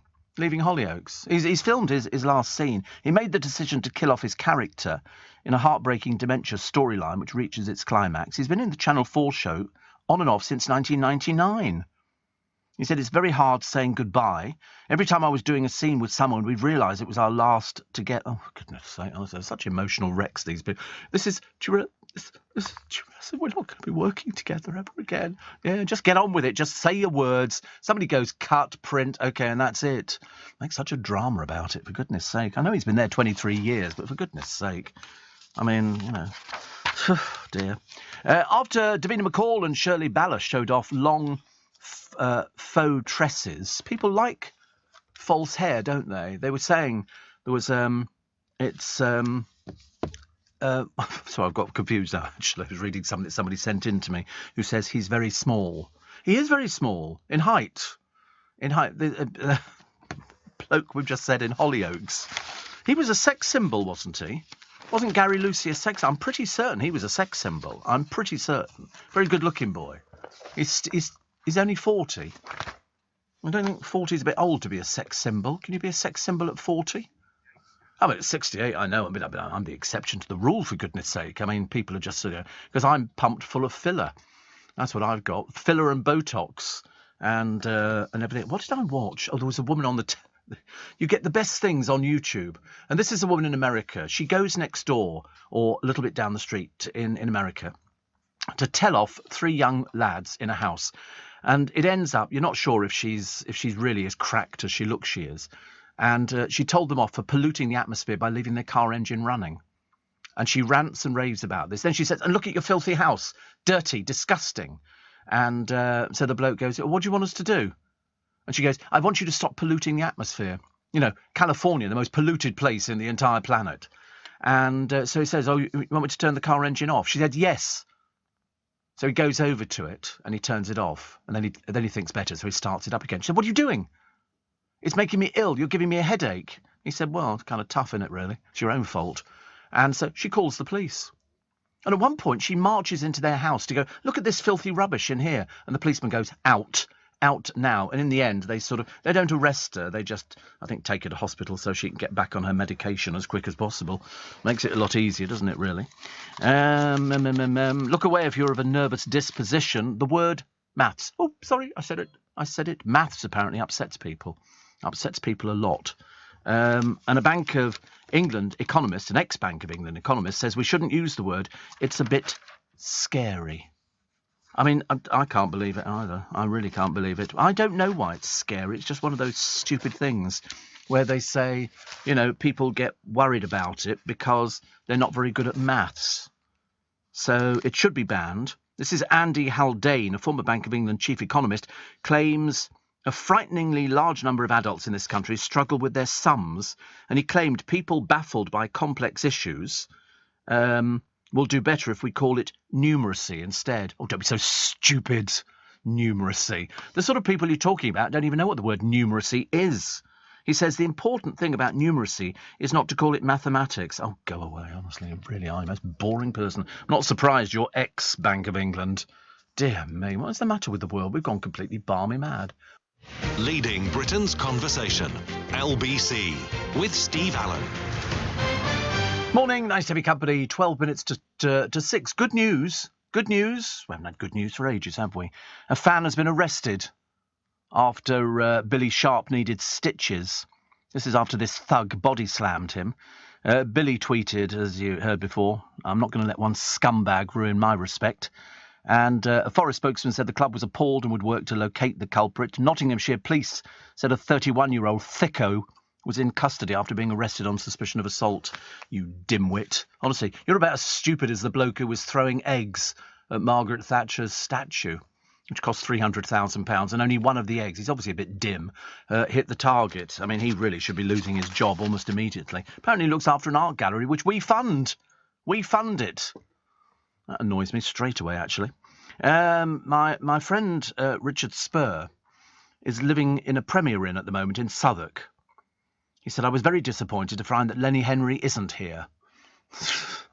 He says, flying to Seville for Holes this morning. For Holes. What do I know about... I don't know anything about Seville at all. I really don't. Exactly, oranges. That's the only thing that comes to mind. But Richard's come all the way down to Southwark. Where's he flying to? Where's he go? He's in Southwark. Where's he flying from then? Is he flying from maybe City Airport or something? Is it? I don't know. Seems a bit odd, Richard. Why are you in Southwark when you're flying? Should you not be up at Heathrow Airport or something like that? Here we go. 59 fun things to do in Seville. It says here, get the hell out as quick as possible. No, it does. It looks very. It's very arty, isn't it? It's very, yes. Oh, he's flying from Stansted. Poor sod, honestly. Somebody's got to. But it's very, you'll like it, Richard, unless you've been there before. It's I don't know, it's got some lovely buildings, some nice sort of tropical gardens and things like that, and tourists. And, it's very pretty, actually. It's very nice indeed. And the food should be fun, shouldn't it? I don't know what food they've got in Spain. Is it all paella? Or something like that, or tapas. They're doing. Oh, look, here we go. Where to eat in Seville? Certainly won't be eating here, because mainly it looks like seafood. And as you know, unfortunately, I'm not particularly good with seafood. Oh, that looks quite nice. Ooh, no, what is it? It's deep fried, and it looks like it's got things in there. The best wait a minute. It's bull's tail. Oh, my Lord above. Mind you, the good news is it comes with a plate of chips. The bull's tail. Go down. No, the other way. So the bull's tail is divided into thick segments and slow cooked for hours in a sauce of red wine stock and veg. I'd stay home, Richard. It's not for you, this. You know what your tummy's like. Goodness sake. The tail is usually served with crispy... The tail! So what, are the bulls wandering around in Seville with no tails? It's like frog's legs. As Les Dawson used to say, what happens to the rest of the frog? Is it doomed to spend the rest of its days going around the kitchen on casters? So it's the bars around it's got a bull ring in Seville. Oh dear, I thought we'd close those down, actually. It's a bull. What do you mean a big tail? Of course it is. It's a big tail. So it's wedges of bread to mop up the exquisitely good sort. I couldn't eat that. I won't even eat oxtail soup. I don't want to try it. What's the next thing? Pork in whiskey. A fried pork loin. And you're better with this one, Richard. You can go for that one. Something called flamenquines. It's a meaty snack. They say you must try it. It's a bit really like slices of Iberian cured ham and chunks of I've lost it. Chunks of goat's cheese. Apparently the type of cheese varies. Then it's rolled in pork loin, dipped in beaten egg and breadcrumbs, and then deep fried. It's not the healthiest of dish, but I've seen you the last time you were here, and I think it'll go well with your figure. Spinach and chickpeas. Apparently, the people who live in Seville aren't big on vegetarian. Quelle surprise. And I'm not sure about wilted spinach with chickpeas, hint of turmeric and cumin. Oh, bored already. Pork cheek. See, I couldn't eat anything like that. The cheek of it, I know, definitely not. But it does come with chips again. They like their chips, Richard. You should be fine. Fine in the chips department. Yeah, we'll just have the chips, please. Thank you very much indeed. Oh, and also, found on the menu elsewhere in the southern Spain, pig's testicles. Bit of a surprise, I suppose, but you might as well go for it. Stewed meat, a lot of stewed meats. That's pig's testicles, is it? Why do people want to eat this stuff? What is the matter with them? What happened to a beef burger? Or, baked beans or something like that. But apparently the food always leaves you wanting more. No, not in my case. Not in my case. But no, you'll have a nice time. Make sure to get to the airport in plenty of time, though, Richard, because you know what it's like with flights at the moment. It's all over the place. So just be a little bit mindful of the fact that even at Stansted they have delays. But no, the actual place looks nice. The food doesn't look all that much. But there again, apparently that's only because I don't have a particularly sophisticated palate. I wish I did actually, but I'm not. A bit of a heathen when it comes to food.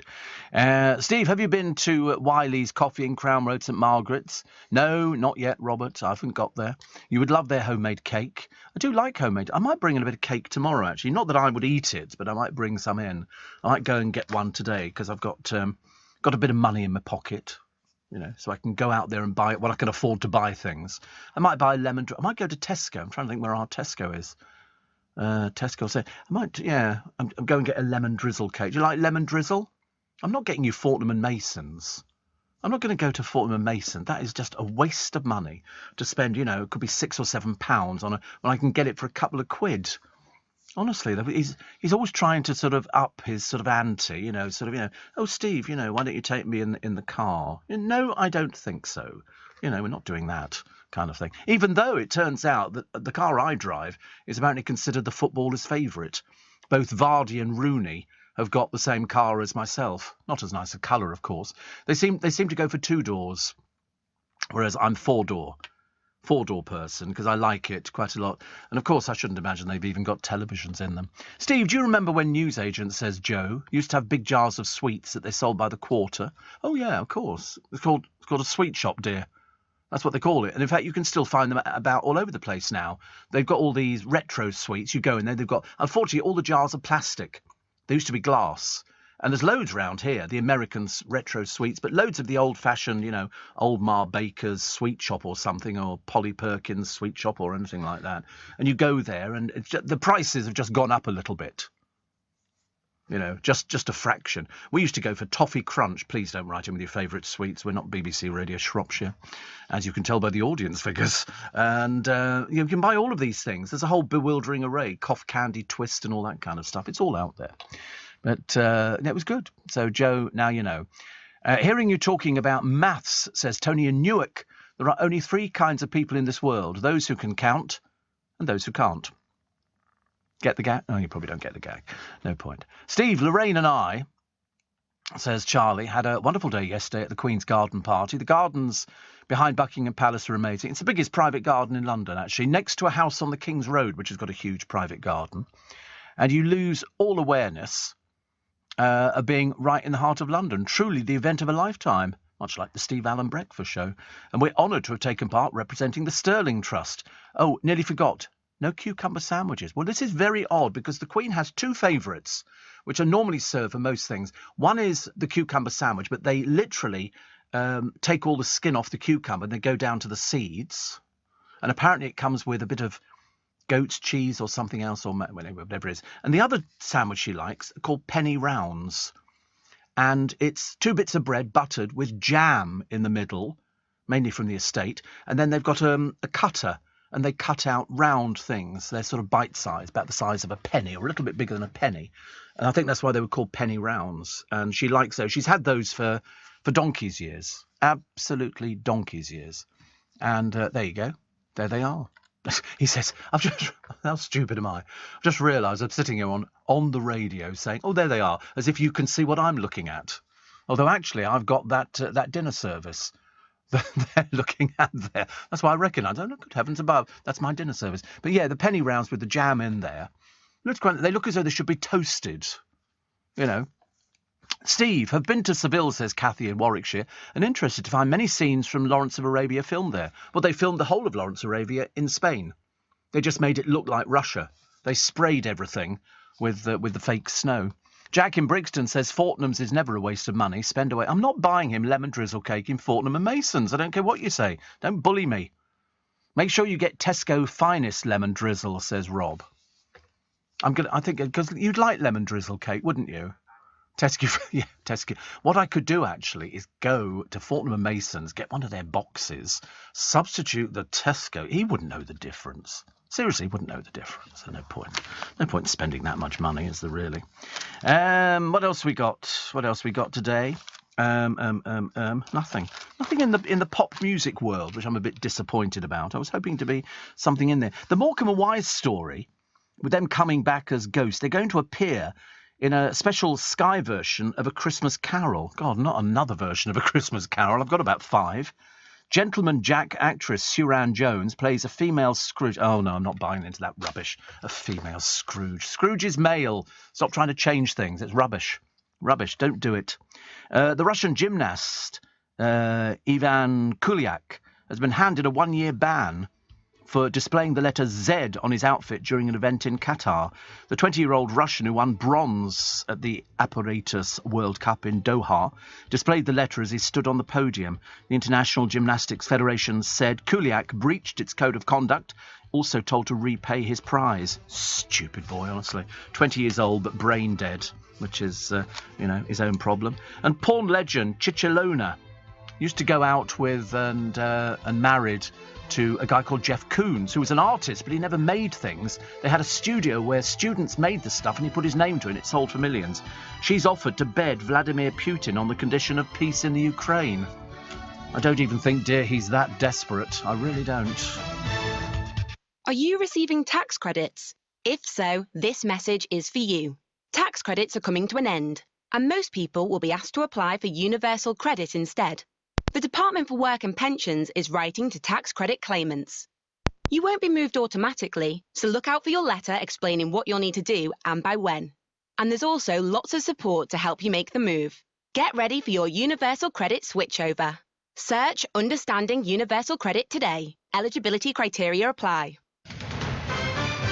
This is LBC from Global, leading Britain's conversation with Steve Allen.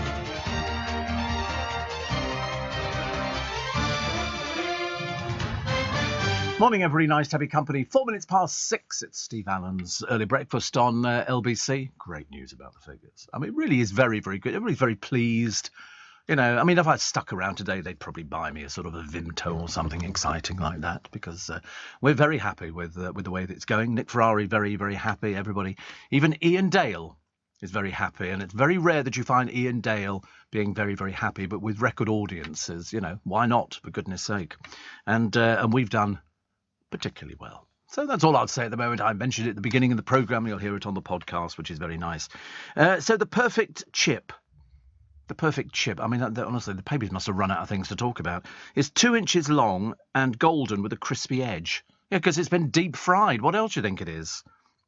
The ideal fry is also fluffy on the inside but crunchy on the outside.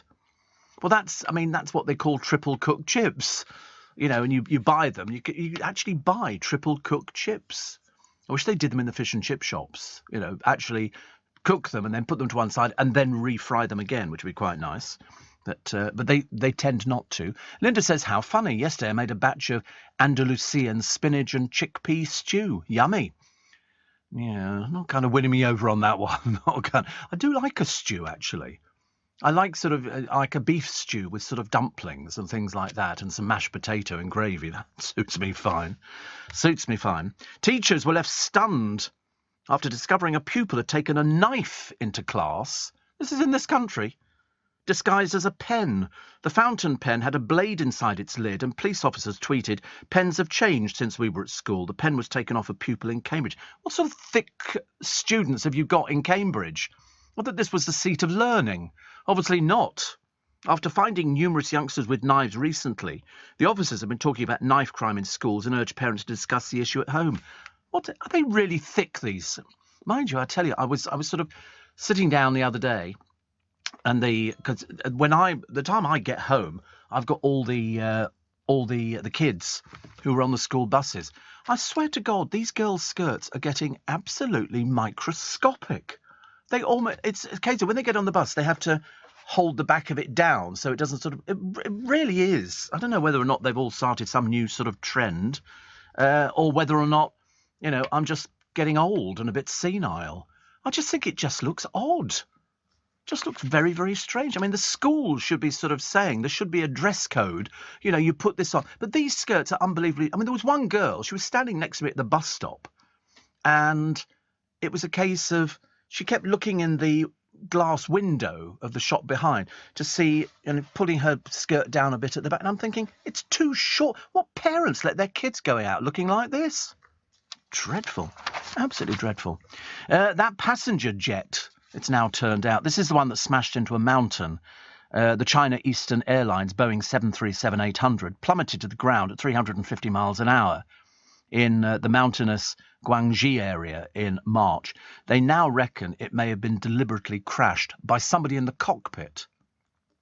Analysis of the black box data is reported to suggest that human input forced the flight from Kunming to Guangzhou in a nosedive after it was sabotaged by somebody inside the cockpit. Why you'd want to kill yourself at the same time totally defeats the object. But anyway, that's what they've said. But everybody died on board. I think there's about 132 people.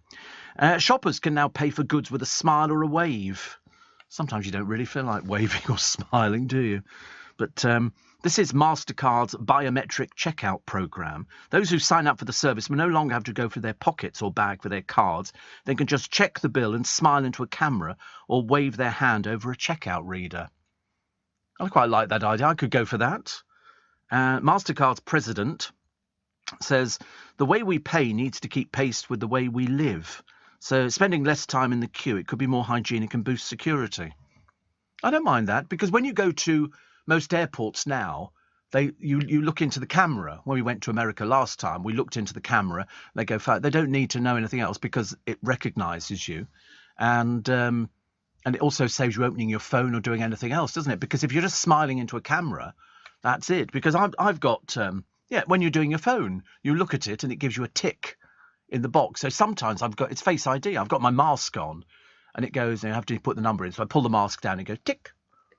It's very clever. Very, very clever. I hate, though, the people in the supermarkets. It all goes through and we're still packing it because we're so blooming slow. And then they get there and then they put it in a thing. And then they go, you in the car park? No. Do you have a Tesco card? No. Do you have all this kind of thing? No, I haven't got anything like that at all. And then they have to rummage around to try and find the card they're going to pay for it with, Yeah, and it's like a big surprise. Oh, we have to pay. Oh, unbelievable. And sometimes it's just... And also, the worst thing is if you're really in a rush, and not that I'm ever in a rush, because I don't have to have a rush in a supermarket. I quite like it sort of meandering through. So when people say, oh, sorry, I always go, listen, take as long as you like. I'm in no rush. It makes no difference to me. But it's a case of, they're sort of... And they chat about it. And so, I was in here last week. And they say, really? Did you? And what about the way... Would you just get on with it? If you want to, open a coffee club, go somewhere else and sit down and have a chat in a coffee club. Fancy discussing things with the person working on the till. Mind you, Marks and Spencer's very good. They don't have anybody working on the till. You do it yourself. And I remember people saying to me, that's never going to work, is it? You're going to see that more and more in supermarkets. We've learned how to put our bags in. The only problem you've got if you do the self-service till is if you buy a bottle of booze, bing, bing, bing, bing, bing, bing. You have to wait for somebody to come and verify the fact that you're 190 and you're allowed to buy it. And then they keep the bags from you. You have to ask them. Yes. Oh, yeah. Get a lot of that. I always go, can I have 2 bags? 2 bags, they say. They're 15 pence each. As if, I'm sorry, 15 pence?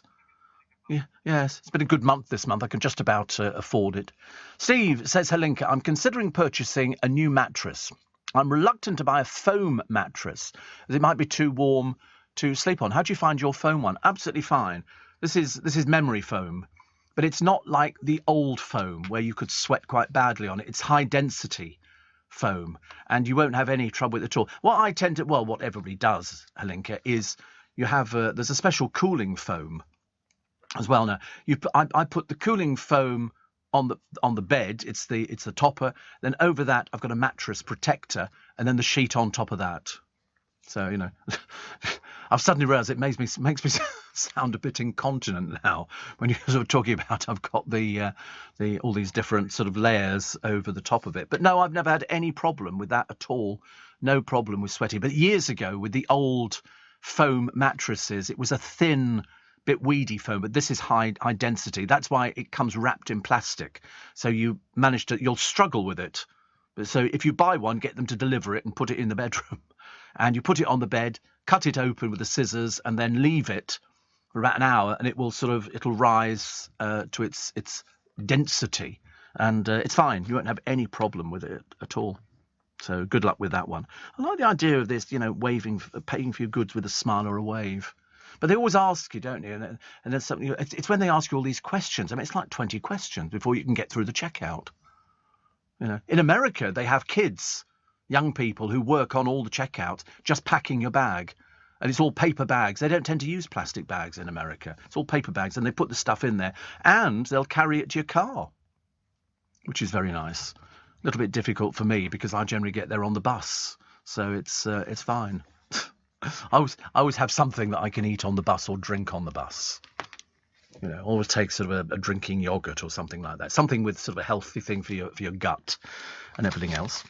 So Yuri Geller says he knows aliens exist. No, you don't, dear. No, you really don't. I promise you. He's now 75. And he says his close encounter with UFO debris came in 1974 when he was recruited by CIA officials impressed with his mind control ability. He has no mind control ability. OK, he's a magician. OK, he cannot bend metal with the power of his mind. OK, he was tested on LBC years and years ago, and it didn't work because the presenter was also a part-time magician and knew exactly what he was looking for. And so Yuri then comes up with an excuse. No, it's the vibes are not right at all. It's an excuse. No, there is no such thing as mind control ability. I mean, put it this way. You've got the ability to change the molecular structure of metal, and your claim to fame is you bend a spoon. Grow up. That's it. He was only famous for bending spoons. That was all it was. Oh, the other thing he was famous for, starting watches. You know, bring your watch to the radio and all that kind of stuff. We debunked that one years ago because we did it using a magician on air, but not telling people he was a magician and saying, call us if your watch has started working. We were inundated with people going, my watch has started working. This is amazing. And then we said, he's a magician. We also did paintings, long-distance paintings or drawings. You know, most people draw a pyramid, a house with a picket fence, with, 4 windows and a front door and smoke coming out the roof, or an aeroplane. You know, there are certain things. If I said to you, think of a card, there'll be a lot of people listening at the moment going, Jack of Spades.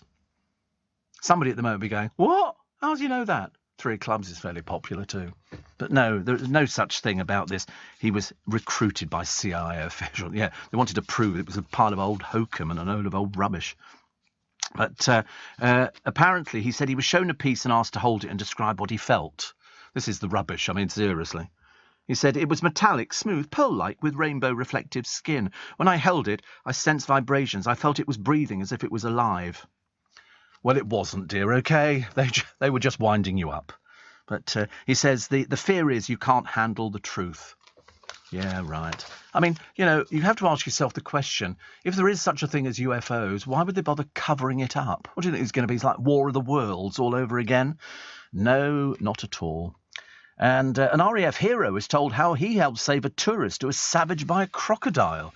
We've had a few crocodile stories, haven't we? There was the other one the other day. They're putting them into this river, alligators, to stop people swimming across from Mexico into America. And you think, it's a bit drastic, isn't it?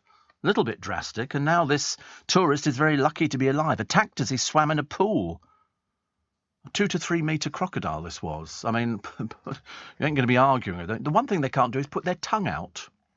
Like they're going to be going like that. They don't do things like that, do they? Steve Allen on LBC. Text 84850. Oh, guess who's died? Guess who's died? I mean, nothing's going to change your life at all. The eldest child of the real-life Sound of Music family has died. The eldest child. So this is Rosemary Trapp, one of Captain Von Trapp and Maria's 7 famous children. So she died. They inspired, of course, the Broadway musical and the movie. And Rosemary lived in America for many years after escaping Nazi-occupied Austria. Her family said she was kind and gentle and inspired countless people. She was 93. She was 93. And I remember, actually, Maria Von Trapp was with Julie Andrews when they were making the film. And she was filling them in on, the bits which were semi-real and the bits which were sort of over-elaborated and everything else. And they still do. And it's even from 1965, they still do the tours in Salzburg. The Sound of Music tours still go on, where they take you to the famous places and you can recreate the steps and the mansion and all the bits and pieces and the hillside. It was still a good film when you consider how long ago it was. But so Rosemary Trapp has died. And pavement parking should be banned. We get this a lot. I don't know whether you get it round your way, but you get people, there's a bit of the pavement which is marked off with a sort of a white line, so you can half be on the pavement and half be in the road. You get that a lot in London. There's a club by Piccadilly Circus, and they seem to cone off the road as if they own it. And cars park there, and then sort of people mill around outside. I mean, you're not supposed to park on the pavement, but we have bits round our way where it's half and half.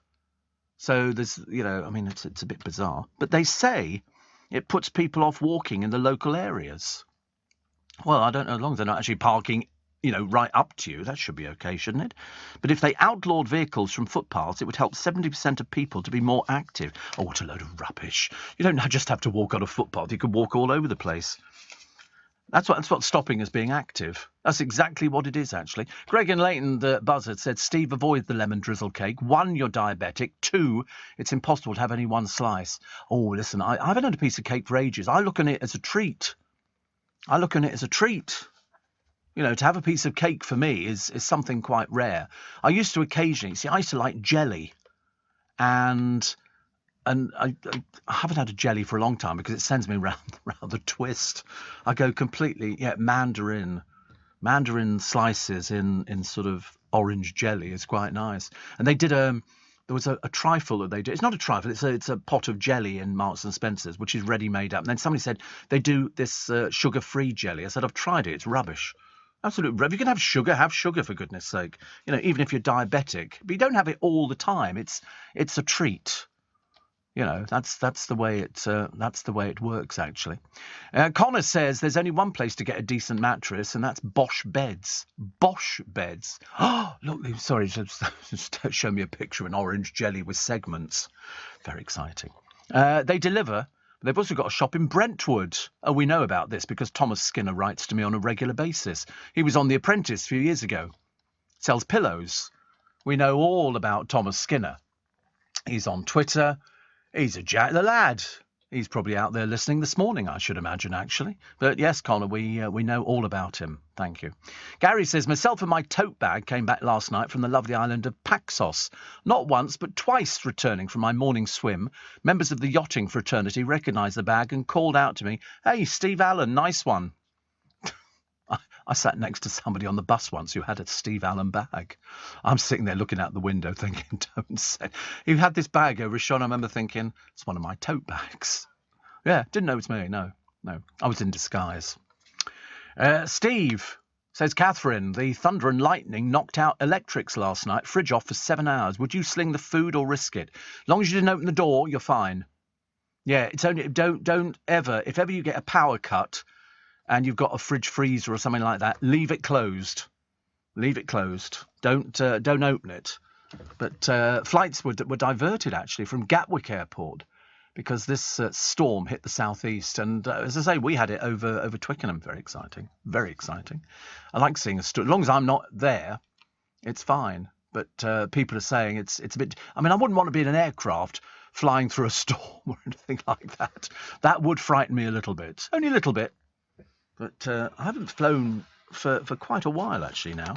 Perhaps I need to sort of get back and get back into the skies again. I do like flying. I don't have a quest for it, but, because I just go to sleep. So if anything's going to go wrong with the plane, I'd miss it anyway. Oh, look, Daniela Westbrook, another dreary story. What have we got here? She's opened up about her drugs health. Not again. God, blimey, honestly. How many more times, love? How many more times? And admitted she wasted years of her life. No kidding. Amazing. The former EastEnders star recently had reconstructive surgery following years of cocaine abuse. In a clip for some new podcast, she said, the worst thing I've done is thrown my life away, hating myself for years. I've wasted not liking the person I am. We've heard this a million times. How many more times? So she's now undergoing a series of procedures to repair her face. And she lost her role as Sam Mitchell on the soap. Then they had somebody else in, and then she thought she was going to get back again. It's not happening. Not happening. You should have learnt years and years ago. Loads of people in your position. I told you, she came out with us on what's his blooming name? Noel Edmonds' programme, when we took loads of celebrities out on the road, and I was on the bus as well. And she was going out with Brian Harvey at the time. She spent most of her time on the telephone in tears. It was like dealing with a child. It was really difficult. Nearly half of women admit to having can't do secret sex sessions. Well, these things make the papers on a Thursday. Apparently, whilst they're meant to be working from home. Apparently, 48% have been indulging in COVID-busting romps and giving Zoom meetings the elbow over the past 2 years. Where do they find these people? I've never don't really like that at all, I'm afraid. Don't like that idea. It just frightens me a lot. And historical figures, more regard for pets than lovers. They were animal crackers. And Napoleon, he pulled no punches when it came to calling the shots in battle, but his first wife, the Empress Josephine, ruled the roost at home. They had an orangutan, a pet orangutan. Who would have known? Who would have known? Anne Boleyn was gifted a lapdog from the wife of the governor of Calais. The pooch was said to have had a quizzical look on its face, so was named Pourquoi, medieval French for the word why. Caligula, I mean, he was absolutely crazy. He had a beloved horse, Ictius, was made into a senator. I mean, he was that mad, completely mad. Also, Queen Victoria, her royal patronage, added the R to the RSPCA. Such was her fondness for animals. One favourite dog was a Pekingese called Lootie, given to Victoria by somebody from the 99th Regiment during the Second Opium War. Lootie was saved from Beijing Summer Palace when British and French forces stormed it in 1860 in revenge for the death of diplomats. The Emperor's aunt took her own life and left 5 dogs behind, one of which was Lootie. Did you know that? There you go. Useless information for this time of the morning. Lord Byron owned a half-tamed wolf called Lyron and took a fully grown bear with him to Cambridge University. When his dog Botswain died of rabies, Byron had a marble statue made to remember his furry friend. There was a very famous magician back in the 1800s called Lafayette, and he used to live in one of the squares off the Euston Road. The square's still there, but his house is not there anymore. And he had a dog called Bess, and he said there was a plaque on his door that said, the more I see of man, the more I love my dog. And the dog travelled with him everywhere. And when the dog died, he had him embalmed and put in a glass coffin, and he was buried in the same grave as Lafayette, who got burnt in a fire in a theatre a long time ago. And they had a big funeral. There's photographs of the funeral. It was huge, the funeral. It was just absolutely amazing. People used to have these very big funerals years ago. But not anymore. You don't really see them too much, do you? The poorest households bearing the brunt of rocketing inflation. It's going to get worse. It's not going to... I see no end in sight for this one at the moment. It's soared overall by 9%. The figure was 10.9% for the hard up as their living costs have risen faster. I mean, I still can't imagine how people can afford to have cigarettes and stuff like that. And then we had a lady, didn't we, on LBC? I've heard her on a few things. And she had to choose between buying her medicine or not having her medicine but being able to buy food for her daughter. Highest level of inflation since 1982. Pensioner Sheila Correll is one of those hit by the inflation. She said it's grossly unfair. The government's not got a clue. No. And of course, if you're a pensioner, next year they're going to start charging you national insurance. You know, if you're on your pension, so you're going to have to start paying national insurance. Can't believe it. Leading Britain's conversation, LBC, with Steve Allen. Morning. Nice to have your company. Nice, apparently. Neil says, Steve, Tom will be listening to you having a full English. This is Tom Skinner. A full English. I'm not even sure where you go for a full English nowadays. I suppose you go to sort of some of these pubs, don't you, where they sort of serve the full English. As long as it doesn't have anything ghastly like black pudding and things like that. Just doesn't do it for me. Viv says, storm, thunderbolt and lightning, very, very frightening in Suffolk. Done the garden good, though. Nearly done the ironing. Actually, it's good.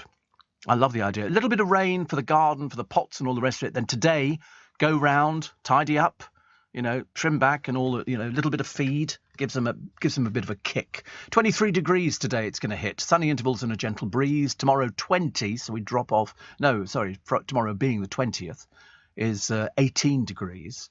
And the 21st, 20 degrees, which is Saturday. Sunday 22, Monday 19, 17 on Tuesday. Practically freezing. And Steve, please, can you go on Celebrity Coach Trip one day? You'd probably hate it, but I'd love to watch you deal with the whining and crying celebrities. It make great television. And you get on well with Brendan. Yes, I mean, they've sort of brought it back. Really, some of these naff so-called celebrities. I don't know where they get these people from. There must be a cemetery which has got, naff people with no hope of ever achieving anything. And Glyn says, national insurance payments for pensioners will be for those still working. I know, you're penalised for working. Not all pensioners, thankfully. Yeah, don't worry. They'll think of some way to get it back. They'll think of some way, I can guarantee. What was the other one? What was the other one that I quite liked, actually? Oh, the story, which might actually change things, because we've had some dreadful stories about dangerous dogs, and what they want to do now is overhaul the Dangerous Dog Act. This is after 3-year-old Daniel Twigg was mauled at home on Sunday afternoon and died a short time later. This law came in 1991. They need to update it. They really, I mean, too many children have died already. They published the other day in the paper 10 youngsters, details, who had been mauled. And after this most recent tragedy, a 48-year-old man's been arrested in Greater Manchester. The city's police said it was aware of a number of attacks involving different breeds before Daniel's death, this little Daniel Twigg, and referred itself to the Independent Office of Police Conduct. It's not enough. It's not good enough just to go, oh, sorry, we will learn by our mistakes. You haven't learnt by anything at all.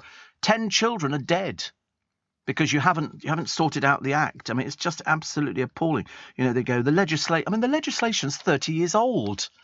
What more do you need? What more do you need? I thought we'd already sorted out dangerous dogs. Quite clearly not. Quite clearly not. But if you want to know about sleaze and sex scandals shaming the MPs, there's a whole raft of them in the paper today.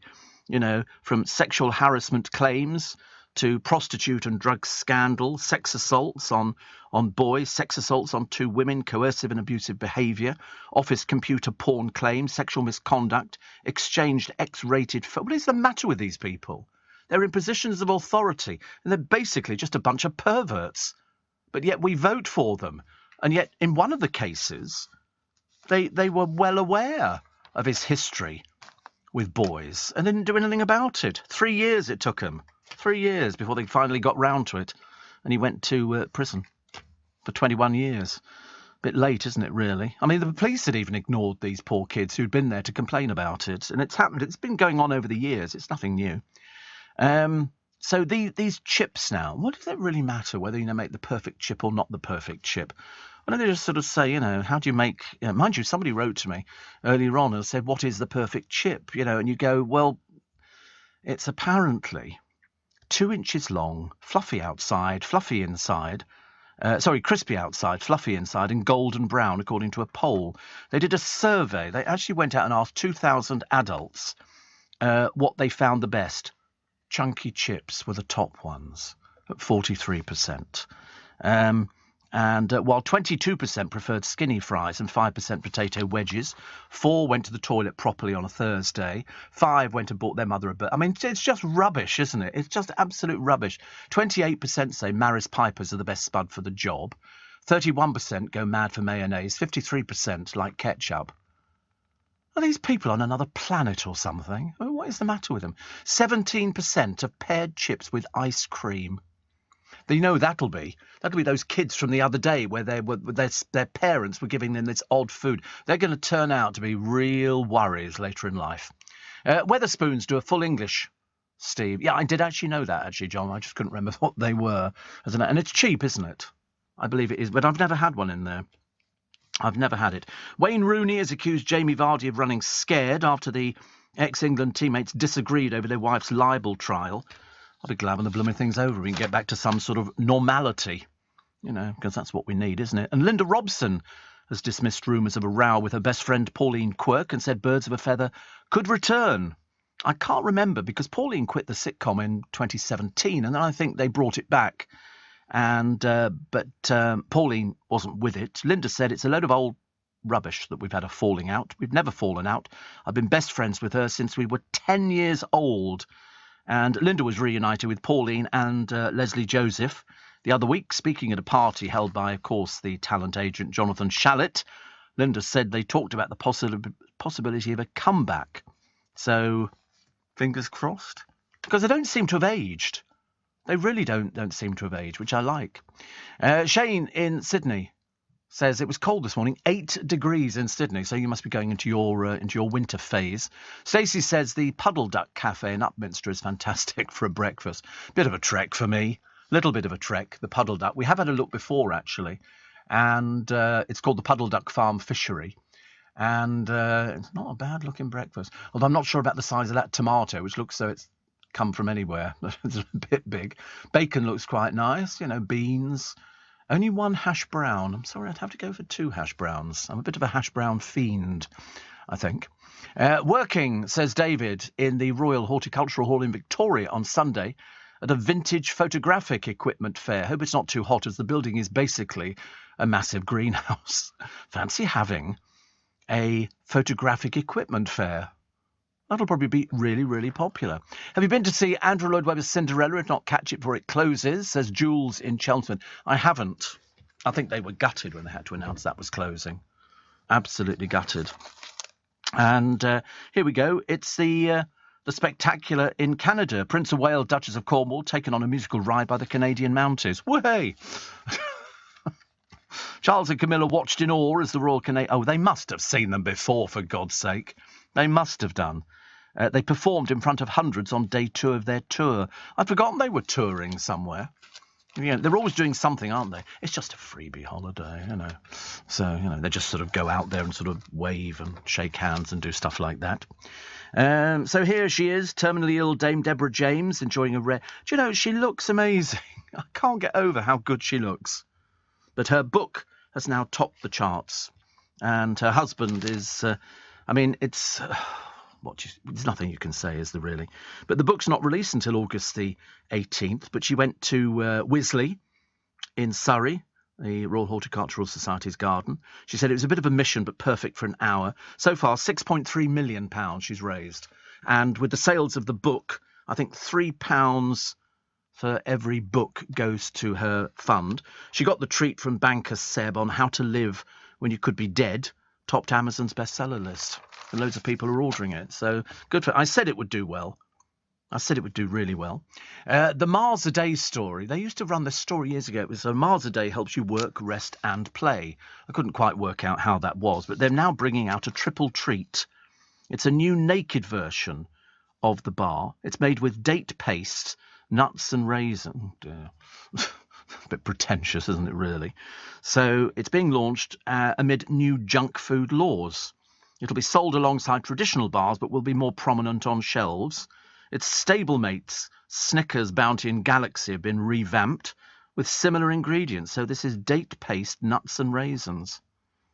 Just go and buy raisins and nuts then and just eat them. You can buy a jar of raisins and nuts. You know, I've never had a naked bar, no. Have you had a naked bar? Oh, right. What are they? They're just... There's this date paste, is it? What's date? I don't know what date... I'm assuming it comes from dates. Oh, right. How to make your own naked bars for half the price on the internet. They've got all the information. Oh, dear. And so it's just... It's supposed to be a healthy option, is it? Why are there naked people sitting there? What are the naked... Oh, because you typed in naked bar. You put naked bar in on the Google thing, and up comes a load of naked people sitting at tables and chairs. I thought I was looking at a mirror. It's all very worrying, very worrying. And one here from Mary, who says, you're truly on your finest form with much love and laughter this week. My much-loved Auntie Rose has recently started listening, loves the show, and is even downloading podcasts. My beautiful daughter, Francesca, started GCSEs this week, so wish her and everybody else who's sitting them lots of luck. And at least you can start our day with a much-needed smile. Not much to smile about, is there really, at the moment? But GCSEs, I mean, the only thing worth smiling about here is the huge audience figures. I mean, I don't want to blow her own trumpet, but... Morning, nice to have your company. So the weekend starts here. That's according to Darren, which is fantastic. The information, because LBC, as you know, and I don't want to go back into it again because, you know, it's one of those things, but we're very, very much celebrating with the audience figures and yet another increase all across the board. It's fantastic. We've done particularly well. Nick Ferrari's, everybody's done really well, so we're very pleased about it. So tonight they had drinks to celebrate, and I was sitting in the office just minding my own business, and 2 old reprobates from my past. It was like sort of the ghost of Christmas past hove interview, and we all had a sherbet, and it was absolutely lovely. So Connor, who sets up Nick Ferrari's programme, was here looking... I mean, to be honest with you, it looked like a bit of a Tommy Bahamas shirt, but on him it just looked better than they do on me. And my old producer, Corey, as well, has turned up with... we are trying to get rid of him. It's not easy. I've given him money and everything, but it's not working. It's not working. It's nice to see him because he's now filling me... Because he's had a couple of drinks. He's filling me in on all the gossip that I haven't heard about for the last few weeks. I thought you were supposed to be having a haircut as well, actually. When did you last have your haircut? And then Connor tells me you've been wearing shorts every day during the week. Yeah, you see? I know about these things because the reason that we mention that is because on this programme, shorts are banned. We will not have anybody working on this programme wearing shorts. It's I don't know what it is actually. Perhaps it's it's only because I wouldn't wear shorts coming into work. But I remember writing to Corey and saying you were seen in a pair of green shorts, and he said they wouldn't be green, they'd be khaki or something. And he said, I don't know why you're wearing shorts. Fancy coming into work wearing shorts. I mean, I know you're not at the moment, but I mean, you were wearing shorts before. I mean, it's all right, but we haven't reached summer yet, have we? We haven't. We've only had 1 or 2 days. Yeah. But I'm told that you've got the Steve Irwin outfit. You've got the safari jacket, the shorts, and you sort of go around calling everybody cobber and all that kind of stuff. It's not washing with me. Not washing with me. Perhaps you look a little bit like Steve Irwin's son, who goes on American television showing people animals. He's sort of got that cherubic kind of face. And he's sort of, I mean, today's look is sort of more sort of vets in practice look. Yes. And Thomas has graduated, which is good news, isn't it? So we like things like that. So all over London, all around Whitehall, there's going to be sort of drunk LBC people go around saying, "Woo, we got the figures done! Yeah, we got the figures done." Who did anybody disgrace themselves having a drink? No, not at Thomas's graduation. Did anybody apart from you? Really? Did he? Oh, right. So that was interesting. I like the Ian Dale was not good. I'm not surprised. I've heard what because he doesn't drink alcohol, Ian. I've never known someone. I mean, I don't know if he, but I don't know if he ever drank alcohol, and then he stopped. Oh, he did that. Well, he's apparently he can't have drunk anything alcoholic because he's on GMB at 6:15 this morning. So in a couple of hours, the interview with him, it was good. It was good. We were trying to find out how many downloads we've had. Because Corey, as you now know, works on Ian Dale's programme. He sort of is one of the little helpers. A bit like having a gnome at Christmas, somebody who dispenses the presents. In fact, if you find anything from Five's company, Steve Allen at Christmas, when we did it on Channel 5, they built me a grotto, and it folded up, and it had 22,000 lights in it. And every day, a member of the crew would dress up as a gnome or an elf and sit at my feet and hand me letters from the boys and girls. Oh, there we are, look. And they do these pictures, which were quite abysmal, and so I'd have to hold up the picture and say this is from. So they built this box for me. They gave me a red velvet jacket, and then I don't know whether or not you're going to see the elf at my feet. It was all painted up. It was all beautiful. It was very festive with sort of fake presents and a thing that went round the tree. But we had an elf, and every day they'd sit there wearing a little elf costume, and they used to fight over who was going to be the elf of the day. And they would sit down with me and hand me these things. I'd go, "What's the next one we've got?" All of a sudden, it takes you back to your childhood. But I forget where I was going with this conversation, actually. But anyway, it doesn't really matter because Christmas is around the corner. Ian Dale, no, I don't see Ian Dale as a Christmas person, actually. I don't know whether or not he does Christmas, to the extent that, say, Darren, he does not celebrate it. No, I didn't think so. Oh, you had the late Christmas meal. But was it actually a Christmas meal you had, or was it not a Christmas meal? With lots of secrets, yeah. I mean, I personally don't believe any of your conversations this morning. I think what it is, you've had 1 or 2 extra sherbets and you're just spouting drivel.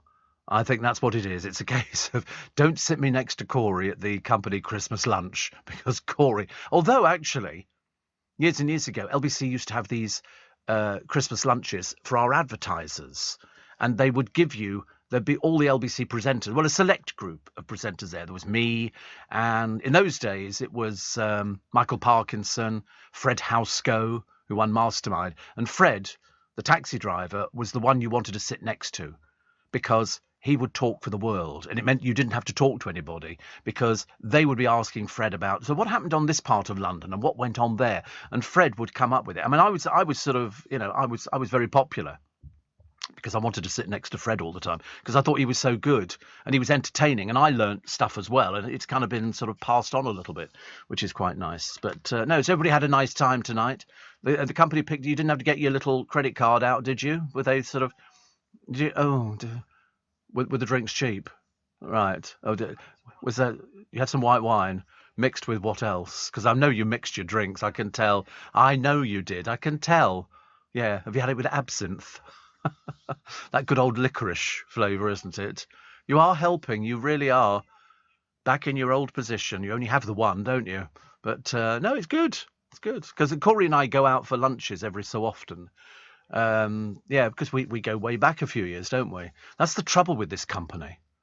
Once you've met somebody, you're kind of stuck with them like a millstone around your neck. We're not friends at all. Don't start telling people that baloney. No, not even a fraction. No, I tolerate you. That's as far as it goes. But once you've worked on somebody's programme, you can't get rid of them. They're knocking on your door at all hours of the day and night, phoning you up. Hiya, Steve. Sorry, who is this? It's Corey. Oh, God, is it? Please, get the speed dial up. You know, all these things here. But no, it's always, we're not mates. Don't start telling people these lies. I only met you a few times. You came to a couple of my shows. That does not make us mates. You never even paid for the ticket. Should have charged you for those. Should have charged. Anyway, so they're all back now, and everybody's... So tomorrow, there's going to be thick heads, except for Ian Dale, who will not have a thick head because he just works. He loves me, I know. We want you to find out, Corey, how many of these downloads we've had for the Steve Allen 2-hour... It's quite a long podcast. Oh, he's on Clive Bull. Oh, did he? Ah, right. Only an hour and a half. Whew, thank God for that. Whew. God, couldn't you imagine how bad that would be if you came back and went, he did 3 hours? Because then I'd have to go back and say, I've got another hour's worth of material that we can do. We can have Steve Allen part 2 because people were really nice, you know. But no, we've had tremendous feedback. So I'm assuming it's quite a lot of downloads we've got. So if you can find that out for us, that would be very useful. Don't just make a number up just to appease me. You know, if it's only done 15, 20,000, tell me 15 or 20,000. If it's done 500,000, tell me it's done 500,000. I only want the truth, you know. But if it's only done 3, don't tell me at all. Say you can't find anything. I think it's done really well. Most things have done really well, haven't they? And which is always very, very pleasing. Ian says I'm the best ever. You do talk rubbish, don't you? Honestly, that's what he said. Did he say that to you when he'd had a sherbet and he was lying flat on his back on the floor, covered in sawdust? Yeah. Oh, I love that Steve Allen programme. Do you know that Ian, that ties in with the story in one of the papers today, because Ian goes to the airport to fly off to Ireland and they've spelt his name wrong on the ticket. And so, of course, they go, we can't let you fly because, I mean, you know, I understand that because I have spelt his name wrong in the past. And I put it down as I-A-N, and of course it's not. It's I-A-I-N. And so at the airport they said, because we know, because he talked about it on his Twitter, and they said you'll have to buy another ticket. So he had to buy another ticket, and they said it'll happen on the way back as well. So he had to buy another ticket. He phoned up his travel agent. They blamed it on British Airways, and British Airways blamed it on the travel agent. And yet there is a guy who managed to go on holiday. He's called David. He's in the papers today. And he took the wrong passport with him. How you take the wrong passport? I've got no idea. With his wife. So he spent all of his holiday locked up. This poor man. I mean, you've got to get it. You know, it's bad enough as it is, isn't it? I did like that couple, though, who won the Euro Millions, 180, on a lucky dip. Yes, I thought they were really nice. He's been married before. Well, it was a lucky dip. They didn't even have to plan their numbers. They just picked a lucky dip, and that was it. She's a hairdresser, as you can tell, because she's got lots of blonde hair, and she shakes it about all over the place. And they seem unaffected. Very, very unaffected. No, I love them. I thought they looked really good. I'd have been, I had this awful image in my mind of what I thought they were going to look like. And then when I saw them on the television, she laughs all the time. Mind you, if I'd won 184 million, I'd be off my trolley as well and laughing away. But no, I thought they were really nice. They seem well. They've got a lovely house. Lovely house. Why they'd want to move from this lovely house? But when they've got that much money, they could perhaps give it to the kids. I think they've got a couple of kids from his previous marriage. I don't know whether they've got other people as well, but really nice couple. So it couldn't have gone to a happier couple. I mean, Corey could have won it, but are you happy? Are you nicer than they are? No, absolutely not. No, you're not. No, you're not a hairdresser with bleach blonde hair who shakes it around a bit like that. Well, it looks though it does need a bit. It's gone a bit sort of, a little bit. You need a haircut. Rachel Gerrish said. She had a crush on you. Yes, when she said a crush, she meant she wanted you run over by a steamroller. That's what she was talking about. She wasn't... Yes, she's a really bad drunk, you know. We don't want any of these. The trouble is, when you go to pubs and you have a few drinks and you're all feeling very jolly, people come up with all sorts of baloney. They'll tell you anything to make you feel happy. So they'll go, Corey, you look fantastic, your hair's great, you're very funny, you're very witty. None of these things are true. None of these things are true. But Corey is the only person I've ever worked with who used to spend all of his time when he was driving the desk, where Joe is now driving the desk, and Corey be looking into his reflection in the glass and doing his hair all the time. Seriously, he'd spent all his time doing it. And you used to think, it looks as big a mess now as it did before you started. I don't quite understand why. Perhaps you should have some highlights put in or something. Then you could look like a contestant from the X Factor. Yeah, you could have some frosted tips. That'd be quite nice. Yeah, I'm taking a break. I shall do it when I'm ready. You know, it's still called the Steve Allen Show, as far as I remember. The Steve Allen Show with a bit of hindrance from Corey. But at least he did get thanked by Ian Dale, and there's somebody else on the programme, whose name I can't remember. And they sort of, everybody sort of, mucks in together, and that's why it works. But it's just me and Joe at the moment, with a bit of help from Corey. This is LBC with Steve Allen. We've still got him here. We can't get rid of him. We're trying, but desperately. We're helping him download an app to get a taxi. I'm surprised, actually, he hasn't got an app for a taxi. This is Corey, my ex-producer, because they've all been celebrating tonight because of the audience figures, and very good they are. I mean, LBC's gone up yet again. I mean, it's phenomenal. It really is phenomenal. I can only describe it as that. You know why? Because when people tune in to LBC, not only do you get all the news that you want to hear, but it's like being part of a big family. We're part of the big global family, and there's no sort of restriction. If you listen to the BBC, it's a bit cold. It's a bit sort of like, it's a bit dreary.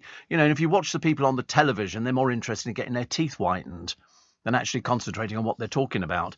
And so most of it doesn't do particularly well, not compared to LBC's audience, which is just fantastic. The Naked Chef, Jamie Oliver.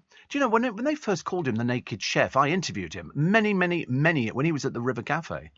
And I couldn't quite work out why they called him the Naked Chef. I can't quite get to grips with that at all. I thought he cooked naked, which I thought would be highly dangerous. But he's beefed up security. He's got this, I think it's a Tudor house. It's absolutely beautiful. I mean, it's absolutely beautiful. Also, just 1 in 5 couples have religious wedding ceremonies, which is nice. And also, the Rooneys have jetted off on holiday. I thought this case that they've got over, who said what with whom and when they said it and who leaked it and who didn't leak it. I thought that, this was sort of obviously something important. But obviously it's not if they jet off on holiday and they're still in court. Presumably we're either doing summings up or, we're kind of finishing it. I don't know. And but they couldn't wait to get their clothes packed in the little trolley, and off they toddled. Rebecca Vardy skipped out of court the other day because they'd basically dissed everything she was saying, and she didn't like it. And I was saying to the producer, what sort of court case is this? If this had been a trial, all it is to decide whether or not you believe who said what, with whom, who leaked, who didn't leak, why was the phone dropped overboard to Davy Jones's locker, and also, what was orchestrated, what wasn't. So that's all it is. Because Rebecca Vardy just walks out of court. If I'd been the judge, I'd been going, oi, back now. Do that again, you're in contempt of court. But obviously you're allowed to just wander in and out as you feel like it. A bit like being on holiday, I suppose. Vangelis has died at the age of 79. The one who do from Chariots of Fire. And Cher is 76 today. 76. Do you believe in love at first sight? I believe in... She's so funny. I like Cher. She always makes me laugh. The Prince of Darkness. I've never met Cher, no. No, never met her. No. I've seen all her shows, because you can watch them on YouTube. And, she's desperate to meet me. She's heard so much about the show. And we both wear wigs and everything else. And so that's quite nice. She does a show in Vegas. And it's all costume change. She's stick thin, but whichever way you look at it, she's 76 and she's still performing. I'm hoping myself to still be performing at the age of 76. I might need a bit of help, but In 30 years' time, yes, if only, if only. It gets very depressing, doesn't it, really? Because I was talking to Joe earlier on, and I was sort of saying, now you get all these sort of illnesses, as you get a little bit older, you start expecting them. But I've worked on the assumption that as long as you wake up in the morning and you're fairly cheerful, you can get through the day. And I've had to order a sleeve to go, because I've got this, I've had it before. I haven't got it on at the moment. It's a thing that fits under my arm. It's a Libra, and I could test my blood sugars by waving a thing underneath it. But if you have a shower, you can't get it wet. So I've had to order a sleeve, which arrived yesterday, and I've just put it in the back of the car at the moment. And what it is, it's sort of, you slip your hand through it, and then you zip it up, and it stops water getting onto the Libra, which is very good. And I quite like it. I've still got a little mark on my skin where they took my blood the other day. It's tiny. No, boo-hoo. Boo-hoo me. I'm like that, actually. I quite like going to the doctors. I look on it as a bonus. It's like wearing glasses, isn't it? The football fan who headbutted the player, you remember this one? Jailed for 6 months. I knew we'd actually got him, and hope he loses his job and everything else. What a disgusting piece of work, honestly. Prince William wears loafers to the premiere of this Top Gun thing. What is the matter with this royal family? They all sort of... What's he doing? What's he doing? You're booking him a taxi. Can you not manage it? Oh, it's hopeless, isn't it, really? Try and get him home as soon as possible. I've given him money for the taxi, so he's all right for money. He's okay for money. Well, I hope so, depending, as long as it doesn't cost any more than 3 shillings, we should be okay. 2 groats and a penny to get you home on that oxen cart. Now, I've given him money only because he looked a bit vacant, and I've just a horrible feeling he was spending all his money on Golden Wonder crisps earlier on and packets of peanuts and things like that to try and woo people, Who were you hanging around with then, Corey, down at the party? Apart from Connor? You were hanging around with Connor? Who do I know? I know everybody. What do you mean, who do I know? Darren? Darren who? Darren Thomas? Who's Darren Thomas? I've never heard of Darren Thomas. Perhaps. Yeah, okay, right, fine. There's a piece of treasure in the paper today, and it's a little box, a silver box, said to have been owned by Mary Queen of Scots, which she kept... Don't sit there and feign interest. I can tell your mind has switched off. It's gone dancing. Yeah. Anyway, it was Mary Queen of Scots, they say, and she kept all her things in there, which was the thing that sealed her downfall. It's just sold. Scottish Museums bought it for 1.8 million. And you think... I'm more interested in the fact that it was owned by Mary Queen of Scots, because I just love stuff like that. Do you know bacon drives squirrels nuts? I thought it was petrol. But no, bacon, apparently. They don't like things like that. And the premiere of the new Sex Pistols... series was held the other day, and 2 of them turned up, Paul Cook and Steve Jones. They didn't get John Lydon there because he's having a dispute over, what they thought about the programme and all this kind of stuff. And I was sort of thinking, he does talk garbage nowadays, but Paul Cook and Steve Jones have aged beyond belief. They're younger than I am. Much younger than they used to be, kind of sort of pretty boys. Steve Jones still looks vaguely reminiscent of what Steve Jones should look like at his age. But Paul Cook... Unbelievable. And 3 pals who spent 2 days driving 1,600 miles to 27 of Britain's rudest places. We'll run through the list a little bit later on, and the producer will then decide as we read them whether or not he pushes the button on it, because they might be a little bit too rude for the programme. Should I do one as a preview? Wait a minute. I'm not sure if I can... I might not be able to find it in time. Okay, one of them is called... Wait a minute. You have to just bear with me just for 1 second. Can you wait? That's the trouble with all these things, isn't it? Do you know how many cases the Rooneys took on holiday? About 11. 11 cases on holiday. And she still ends up looking like she's been dressed by Oxfam, poor soul. Not that that's sort of misleading in any way, shape or form. Where is this couple? We need the rude names. Here we go. Okay, there's... some of them are okay, like Bell End. Okay, well, he's allowed me to get away with that one. Can I just go for one more? This is a place in Killamarsh called Fanny Avenue. Corey's going now. He's had enough. It's all too much. It's all too much for him. He can barely cope with life. There are more of them. Some of them are really a little bit too rude. But it doesn't matter. Doesn't matter. Oh, He becomes very affectionate when he's had a few drinks. We have to put him down to that. We can't sort of get away with it anymore. It's no good. But we've managed to find him the app for the taxi. So as I say, he'll be. Have you ordered the taxi? Have you ordered the taxi? Oh right.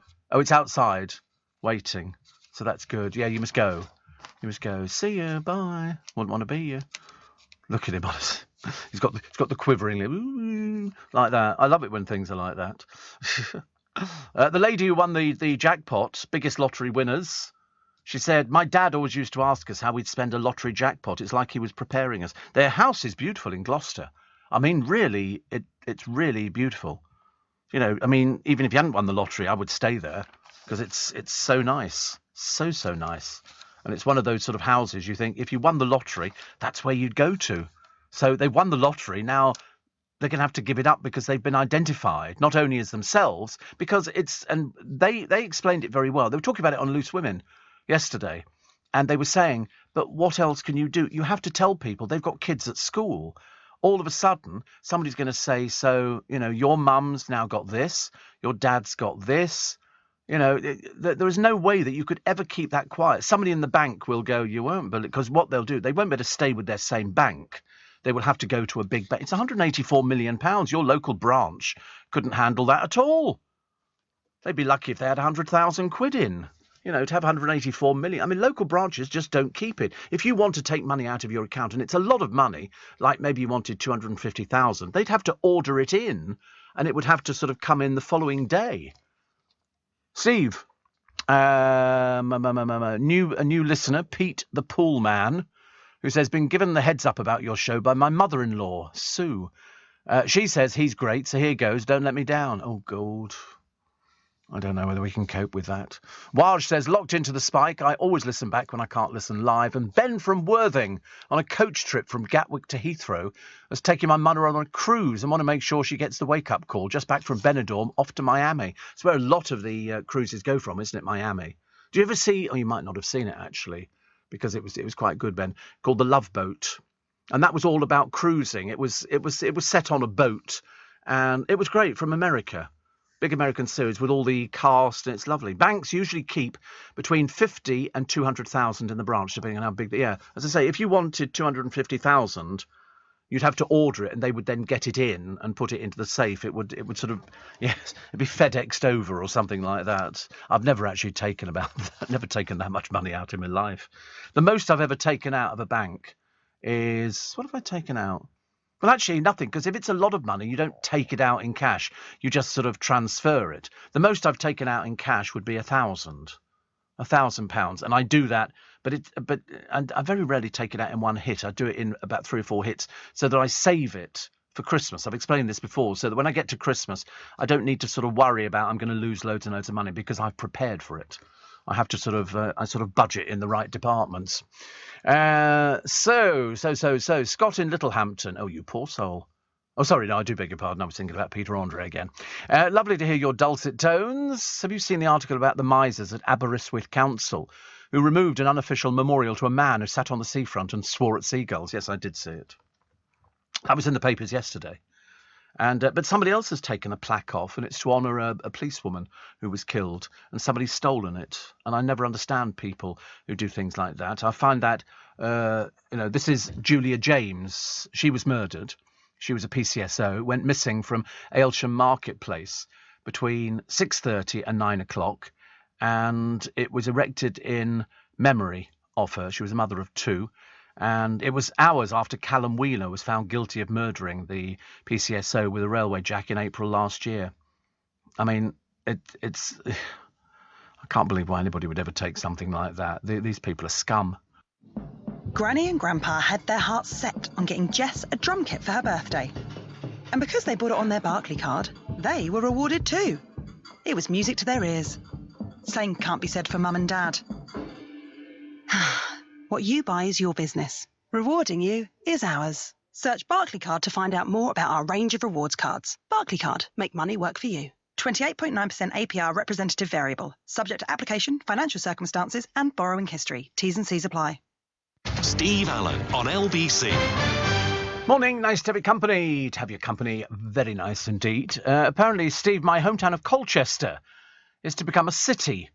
I'm not sure what benefit that will bring. Nothing. Absolutely nothing. Colchester, how can Colchester be a city? It's not big enough, is it really? But 8 new cities have been created. So you get Bangor, Stanley, capital of the Falkland Islands. That'll upset the Argentinians again. Douglas on the Isle of Man, Bangor in Northern Ireland, Colchester, Doncaster, Milton Keynes, Dunfermline in Scotland and Wrexham in Wales. They're all going to be cities. I wouldn't have thought actually Milton Keynes was big enough to be a city. So it's expected to boost local communities and open new opportunities for people that live there. What opportunities? And also city opportunities. I wonder what that can be. Queen, Sir Elton John and Alicia Keys among the stars playing at the Jubilee concert. Where's Cliff Richard? Where is Cliff Richard? One of our biggest stars in this country. And David Attenborough and Stephen Fry will make appearances. Plus, it'll last around 2.5 hours. God, 2.5 hours with no adverts and breaks and everything else. It's going to drag, isn't it, really? The Queen will be going, I'll go indoors. Go and get a kebab. Eat it, much later on. It's going to be because most of the people she's not interested in Queen with Adam Lambert, much as though I think they're great and Elton John's great and all the rest of it. It's not the sort of stuff that Her Majesty would listen to. So they haven't really catered for it at all. They've sort of gone, it covers her reign. I don't know what music she likes. She's grown up listening to hip hop, garage, and thrash. Imagine the Queen getting down and dirty. No, she'd be listening to brass band music and stuff like that, light opera, operetta, skiffle. I don't think the Queen would be doing so. In fact, country reels. In fact, if you look at her in her early days, she does Scottish reels and things like that. She likes dancing. She's very happy. But they compiled a list of her 10 favourite pieces of music. And it turns out that now take this whichever way you fancy. Oklahoma by Howard Keel. Oklahoma where the wind goes. Da, da, da, da, da. Anything you can do, I can do better. From Annie Get Your Gun. Sing by Gary Barlow and the Commonwealth Band featuring the Military Wives.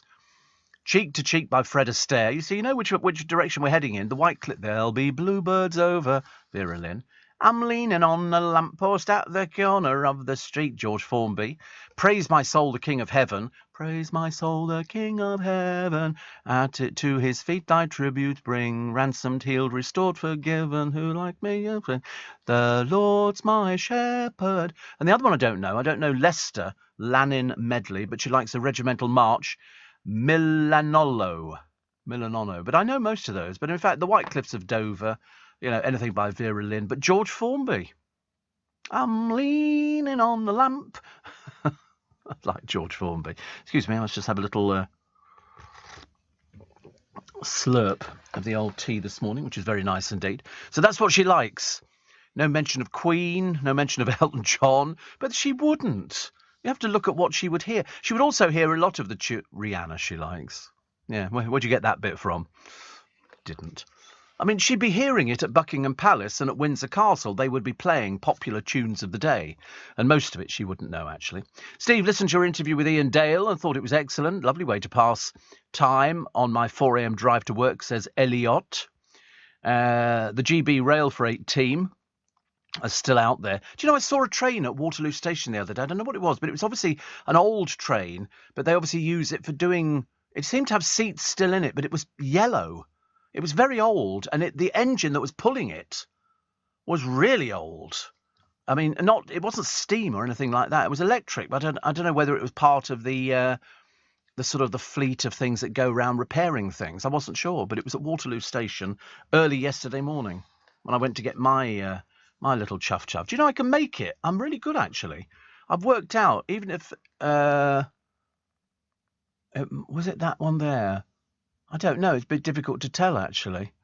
It wasn't a passenger train. It had seats in it, but that's what it looked like. A bit like that one there, the caboose. It looked a bit like that, but it was very old. I wonder what it was to do with. It could have been a maintenance type train. Could have been, yeah. Rail freight people know. What is it? Sorry. I mean to sort of shout at you at this time of the morning. It's not very pleasant, is it, really? What's the betting? Corey falls asleep in the back of the car this morning. He'll go straight past. Half the workers aged 20 to 35, what do you think? What is unique about them? Half of young adults hate their jobs. Isn't that funny? Why do something that you hate doing? Why not get out and go and find something you like doing? Because at the moment, we have more jobs. We don't have enough people to fill them. There are loads of jobs out there. You must be able to find something. So 1 in 10 of the employees aged 20 to 35 surveyed by the Open University even said they regularly sob in office loos. What? Sob in office loos? What for? Good God. I mean, people like that you don't want on your staff thing. Corey was doing that. Well, Corey sobs all the time, doesn't he? I love you, Steve. I love you. Get all of that kind of business. Drivers paid out in council parking fines last year, 255 million. It's a licence, isn't it? It's a licence to just sort of print money. That's what they do. What else we got? Britain's Got Talent. The sparkly teen comedian Eva Abley discussed the well-meaning people who tell her she can do anything with her life, even though she's got cerebral palsy. She says, yeah, to a point. I mean, who would want somebody with tremors like me to give them a new haircut? It seems to be very popular now, doesn't it? And after a guest called him a rude name live on his cable TV show this week, Piers Morgan made a personal apology to the viewers. And once he'd made those 2 phone calls, he got on with the show. Da, da, da, da, da, da, da. All the old ones are the best. All the old ones are the best. What else we got? The football fan, jailed for 6 months. Tens of thousands of people saw him doing it. And this is a guy, Billy Sharp, needed 4 stitches. Robert Biggs, 30, mental playing age, about 5, I should imagine. What a stupid person. Admitted assault causing bodily harm. He's been given a 10-year ban from entering a football stadium and says, the clips I've seen, this is Judge Grace Leong, says, I've seen proves to me you were running towards Mr. Sharp. This was a targeted moment of aggression. You headbutted him. He was looking elsewhere and couldn't take avoiding action. He was left in shock and had to be stitched. So Biggs, a fan for 25 years, now just another prat in prison who deserved to go there. Should have been 10 years. Send out the message to people. Don't waste our time. You know, we find you straight away. I bet loads of people went, I know who he is. He stands next to me at the game. Been going there for 25 years. Well, you won't be going for another 10 years, will you? By which time you might have learnt your lesson. You're a bit stupid, actually. Claire has got a birthday today. Only 60. Only 60, Mark. That's very young, isn't it? Steve, those trains check the track as they're moving. It was a really old engine, but not like steam engine. It looked like it was diesel or something like that. And have you seen the price of diesel? How they afford to run them, I'll never know. I suppose for all the free gifts that you get with your petrol. Loved, says Carmel in County Wexford. There's a nice place this morning. With interview with Ian. He asked so many questions I've always wanted to know the answers to. It was like listening to 2 old friends having a good old gossip. That's exactly what it was. It was 2 old friends having a good old gossip. Because the funny thing is, it's, you know, you can never say about LBC that sort of people only pretend to like each other. Everybody likes each other on this station. Everybody, it's almost uncanny. I feel like sometimes I'm in a Disney movie. You know, whistle while you work. You know, all that kind of stuff. It's much love floating around. And after they've had a few drinks, there's really much love floating around. Eileen in Scarborough says, I would like to think the Queen enjoys listening to George Michael and Al Green with headphones on. Yeah. It was an engineering train pulled by a Class 73. I knew somebody'd know. Yeah. There it is, yeah. That's what it is. It's an engineering train pulled by a Class 73. How interesting. Electro-diesel. Where do you fill those things up? Where is the garage? Do you think they're BP? Do you think they get a discount? 3,000 gallons, please, young man. It was certainly a quite old, this one. It was very nice. I liked it. I like seeing things like that because I want to know about them. Tony Beaker's waltzed into a permanent spot on the dancing panel. Oh, God, how irritating. He really is one of those irritants on the television who's so smug that you just think, why don't you just do one? And Martine McCutcheon has revealed she was expelled from acting school for acting. At 10, she was at the Italia Conti school, but she used to bunk off to earn her struggling family money by doing paid jobs. And she was booted out on graduation day after her appearance in The Bill aired the night before. So there you go. There you go. Now you know about things you never knew before. How to make stuff for the perfect Jubilee party. And it's got to be cake. We've got cake today, lemon drizzle. We might have a little piece of lemon drizzle. I've got it here. No, it's in here. I brought it in. We just need a knife. And then we can have a piece of lemon drizzle cake. That'll send me round the bend, won't it? So what have we got here? I mean, I'm not a beer drinker. I've never drunk beer in my life. And I'm sort of always curious by them. You can get 8 beers here for £8, normally £24. And it's Hopsmore Craft Beer Club. I've never even heard of these things, but there is a craft beer shop in Richmond, very near Richmond Bridge, and they seem to do really good business there. There's obviously money in. I don't even know what craft beer is. Is it posh beer? Oh, it's expensive. So this is small batch quality craft beers from microbreweries that you won't find in your local supermarket. Just £1 a can. I don't know. Seems all right. Craft beer, a beer made in a traditional non-mechanised way by a small brewery. It doesn't interest me, actually. Such breweries are generally perceived, I think, and marketed as having an emphasis on enthusiasm, new flavours and varied brewing techniques. Yawn, yawn, yawn.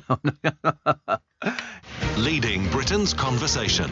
LBC with Steve Allen. Old Ozzy Osbourne looks a bit rough in the paper today. They call him the Prince of Darkness. I mean, to be honest with you, I think he's heading for the dark side even as we sit here. Chip and Dale, the Rescue Rangers, carries parental guidance. It's a film, Chip and Dale. It's on Disney now, but it's got a PG, but it did get 4 stars. How can Chip and Dale be adult entertainment? It's a cartoon. Very odd, isn't it? I don't know what they do. They're crime-fighting critters. And they've got an anarchic comeback. Well, that's all I can tell you. They poke fun at its own business model. And so it's... Yes, I mean, well, I don't know. It's really very odd, isn't it? Aha, the movie. That's only got certificate 12A. I used to like Aha. Take on me, take on me. They used to lie in all their interviews that we didn't drink alcohol, we only drink milk, which was a lie because they were drinking alcohol apparently all the way through it. It's interesting. They're high cheekbones, they're catchy synth hooks and animated pop videos. I'm assuming they're still around. I can only tell you the name of the lead singer. Who was Morton Harkett. That's the only thing I know. I don't know anything else at all. Chip and Dale got PG rating because of mild action and rude, suggestive humour. So the sort of people who'd be going to see it, children, won't be going to see it because they won't let you in, which is a shame. Yeah. Mike says, I loved your little references to the naughty place names and the mischievous way you described them with a chuckle. As I was diagnosed with terminal stage 4 cancer recently, I need to laugh as much as I can, and your 3 hours are a must. You are truly unique with your unscripted show. I know. Wouldn't it be funny if it was scripted? How much funnier could it be if it was scripted, if people actually wrote funny lines and things like that? I don't think it would work. I don't know. Bob Hope, when he played the London Palladium, the first 2 rows in the stalls were taken out for his cue cards. He'd be looking down, reading his cue cards, because he couldn't remember anything. I know the feeling. Harry Styles, Harry's House. He's proved, they say here, he's no plastic pop puppet, and it's fresh and joyous. And this is his 3rd album. And, he gets good publicity. I think because he just keeps working. That's all he does. He keeps working, goes out there, and he tries to sort of keep abreast of everything. It's called Harry's House. Harry's House. And it's got a picture of him wearing some dreadful trousers, and the house is sort of upside down. They've glued a settee on the ceiling. It's either that or his shoes are glued, and they've turned the thing upside down so it makes it look. They did that with Fred Astaire, and there's a scene in Fred Astaire where he starts off dancing, and then he dances up the wall, and he dances all over the ceiling and then down the other side. And I think it could be called The Wedding. It could be called The Wedding, I seem to remember. And people for years were trying to work out how Fred Astaire danced up the walls and all the way over the top of the ceiling and then sort of down the other side. And because Fred Astaire was very, he did all these things in one, so he dances. Look, sorry, I'm saying look like you can see. You can find it on YouTube, and it goes up royal wedding, and he leans back, and then he jumps onto the wall, and then he's going to go up onto the ceiling. I mean, it's terribly clever, worked out. Do you know how it was done, Joe? Have you worked it out? So here he goes. He's sort of magnets. Your answer to everything is look, here he is dancing on the ceiling, and he dances. No, they revolved the room. The room revolved. So, in fact, he is dancing on the floor there. It's just that the room is up round the other way. So, and he just puts his hand on it. It's quite clever, isn't it? Very clever. So it revolves. They did a piece exposing it on the television. So you could see exposing it. How did he dance? Apparently, David says the train is nicknamed the Flying Banana. Of course. I wouldn't think anything else. Mark says, thought to be a city somewhere, had to have a cathedral. When did this change? I don't know. Well, they're doing it for the Jubilee, aren't they, really? And Beth in York says, is there anything better than a cup of tea in the morning? I got a teas made for my birthday, and now I don't even have to get up. I know, it's lovely, isn't it? I could die happy with a cup of tea. Die happy with a cup of tea. It doesn't bother me. It's very nice. Another show on the television called Tractor World. Big, bigger and biggest. I don't know what it is, but they've got the largest tractor ever made and all these sort of things. So yeah, you know what tractor signifies nowadays. And they've got epic restorations and all sorts of other bits and pieces. Somebody's written into one of the papers and says, why do people keep referring to this tittle-tattle between two people as the Wagatha Christie trial? I'm sure the family of Agatha Christie cringe at the thought of her name being associated with two families and more money with sense to spend on solicitors and QCs, which we know can't be cheap. Oh, they're just two boring old bags. That's what they are.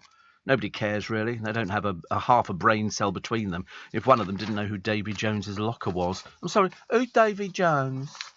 I mean, really, you kind of give up, don't you? There's not a lot you can do about it. But here she is, smiling away on all the papers this morning. And this is Jess. Opening champagne. She's a hairdresser. Big smiles. He looks very happy. He's 49. She's 44. And after their win with the Lucky Dip, they went out with the family and pals at a Miller and Carter restaurant. Well, they can go anywhere. I don't think that because you've all of a sudden won 184 million, you're going to start eating at Le Gavroche and different places. It's just not going to happen all the time. It doesn't make any difference, really. Apparently, the driver who pulls that set for Network Rail, Class 73, Spuds is his name. GB Rail Freight Driver. Freight driver, sorry, I can't even read now. James says, I'm a petrol tanker driver. I occasionally deliver fuel for the trains. They use red diesel, which is dramatically cheaper. Or they've checked this in Ireland, red diesel, because it's only meant for farm things, and a lot of people buy it and put it in their vehicles. So the police stop you and do a check. They put a pipe into your thing, and if you're using red diesel, get your car impounded. Because it's cheaper, it means they haven't paid any duty on it. So it's basically for the... Basically, the criminal fraternity would use red diesel. It's except if you're using it, in trains and stuff like that. QVC have a get ready for Christmas all-day event today. Woohoo! Says Hannah in Derby. I'm looking at decorations whilst listening to you. I love it when they do their Christmas stuff early. I'm going to miss it.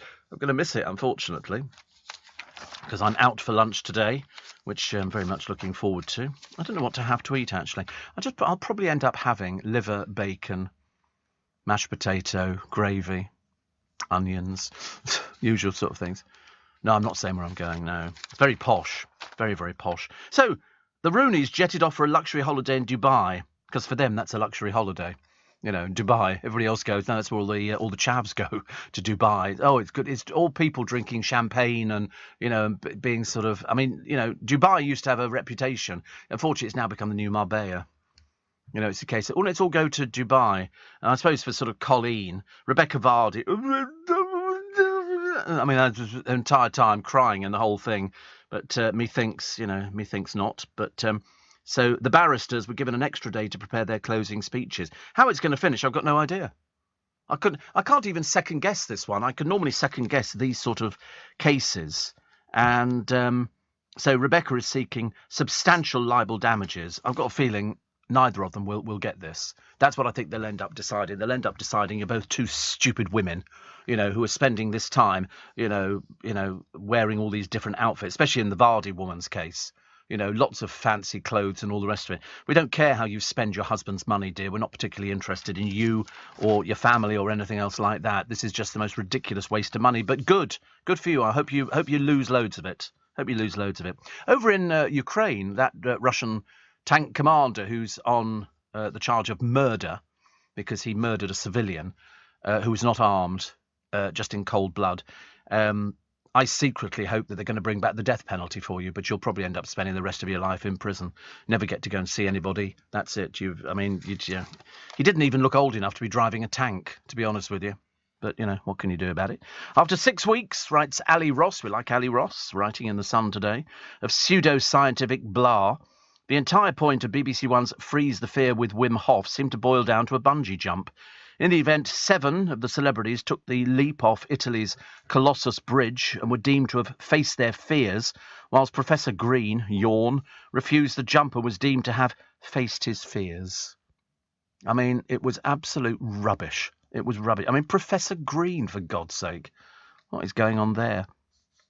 But, they had all sorts of people there, and you don't need some guru to tell you to jump off a bit, because having the whole programme, the idea was that they could then say, now you can conquer your fears and do all these sort of things. Well, it didn't work. You know why? Because they're all doing it for a fee. Why don't we just say to them, listen, you've had a bit of television exposure. There is no fee. We were just joking. You're not going to get any money at all. Much better. I was watching the other day. Oh, I still like the celebrity programme with Chris Tarrant, which is always entertaining. Chris Tarrant does his, whatever they call it. Well, it's not Mastermind. What is it? Celebrity Millionaire. And some of the people, one of the blokes on there, they had to learn how to pronounce his name again because they'd obviously got it wrong. It's all repeats, yeah. But he didn't know. What was the one he didn't know an answer to? And I remember shouting at the television the answer. And he opted out at a few £1,000. And I thought, blimey, you really don't know that. You really don't know the answer to that. I don't know where they get these people. Because they were doing Fastest Finger, and it was rearranged, Joseph and the amazing Technicolor Dreamcoat. You had to put the words, they jumbled all the words up, Dreamcoat, Joseph, and he actually did it. Only 3 of them got it right, which only goes to prove they had some real dumb people back in the days. Really dumb people. Is your car on the blink? The guide to flashing dashboard lights. And so we're tripping the light fantastic. I mean, I've got all sorts of things on my dashboard. Because somebody wrote to me the other day, which I thought was a bit funny, actually, and sort of said about, most people have got touch screens in their car. And I thought I'd already explained mine is touch screen. It's been touch screen for ages. And you just sort of touch it and move it around. You can do everything here. And so they've got pictures that people don't know about, like tyres. I mean, if one of your tyres is low, you top it up at a garage, and I just push a button and up come the tyre pressures on each individual one, and you can watch that. And then the more you drive, they go up a little bit. Sometimes it's running at 28.30 or whatever it is, then sometimes it might go to 3.1 or something. But it's amazing how many people don't know what they are. Seatbelt I get all the time. Bing, bing, bing, bing. You have to put the seatbelt on, otherwise it drives you mad. Water pressure. And what was the other one? Oil. Well, I mean, I've never seen the oil light on at all. Never seen that. And then they've got battery, pressure, and everything else. But no, mine's been touch screen for ages. It's touch screen all the way through. I don't know. In fact, it surprised me that it was touch screen. But it was. But as I say, the people who sort of write to you about things like that are generally people who are insanely jealous. Which I think is lovely. What else we got? Brummies top the league for outdoor sex. Sorry to break it to you on a Friday, but apparently 8 in 10 claim to have romped in the open. Oh dear, honestly. I tried that once. It's ridiculous. I mean, honestly, middle of Marks and Spencer's in Birmingham, I don't know why people got funny about it. Let's take a short break, shall we, for the news at 5. Back with you in 3. Here in the UK, we sell amazing products and services the whole world wants. At the Black Farmer in Devon, our produce is enjoyed on both sides of the Atlantic. We're McKinnon and Saunders from Manchester, and our puppets are watched on 6 continents. So whether you're new to exporting or experienced, explore global growth for your business with free support from the UK government. Access information, training, events and expert advice to help you find new customers overseas. Visit great.gov.uk to get started. It's by the afternoon and a high of 19 degrees. From Global's newsroom for LBC, I'm Lottie Morley. This is LBC from Global, leading Britain's conversation with Steve Allen.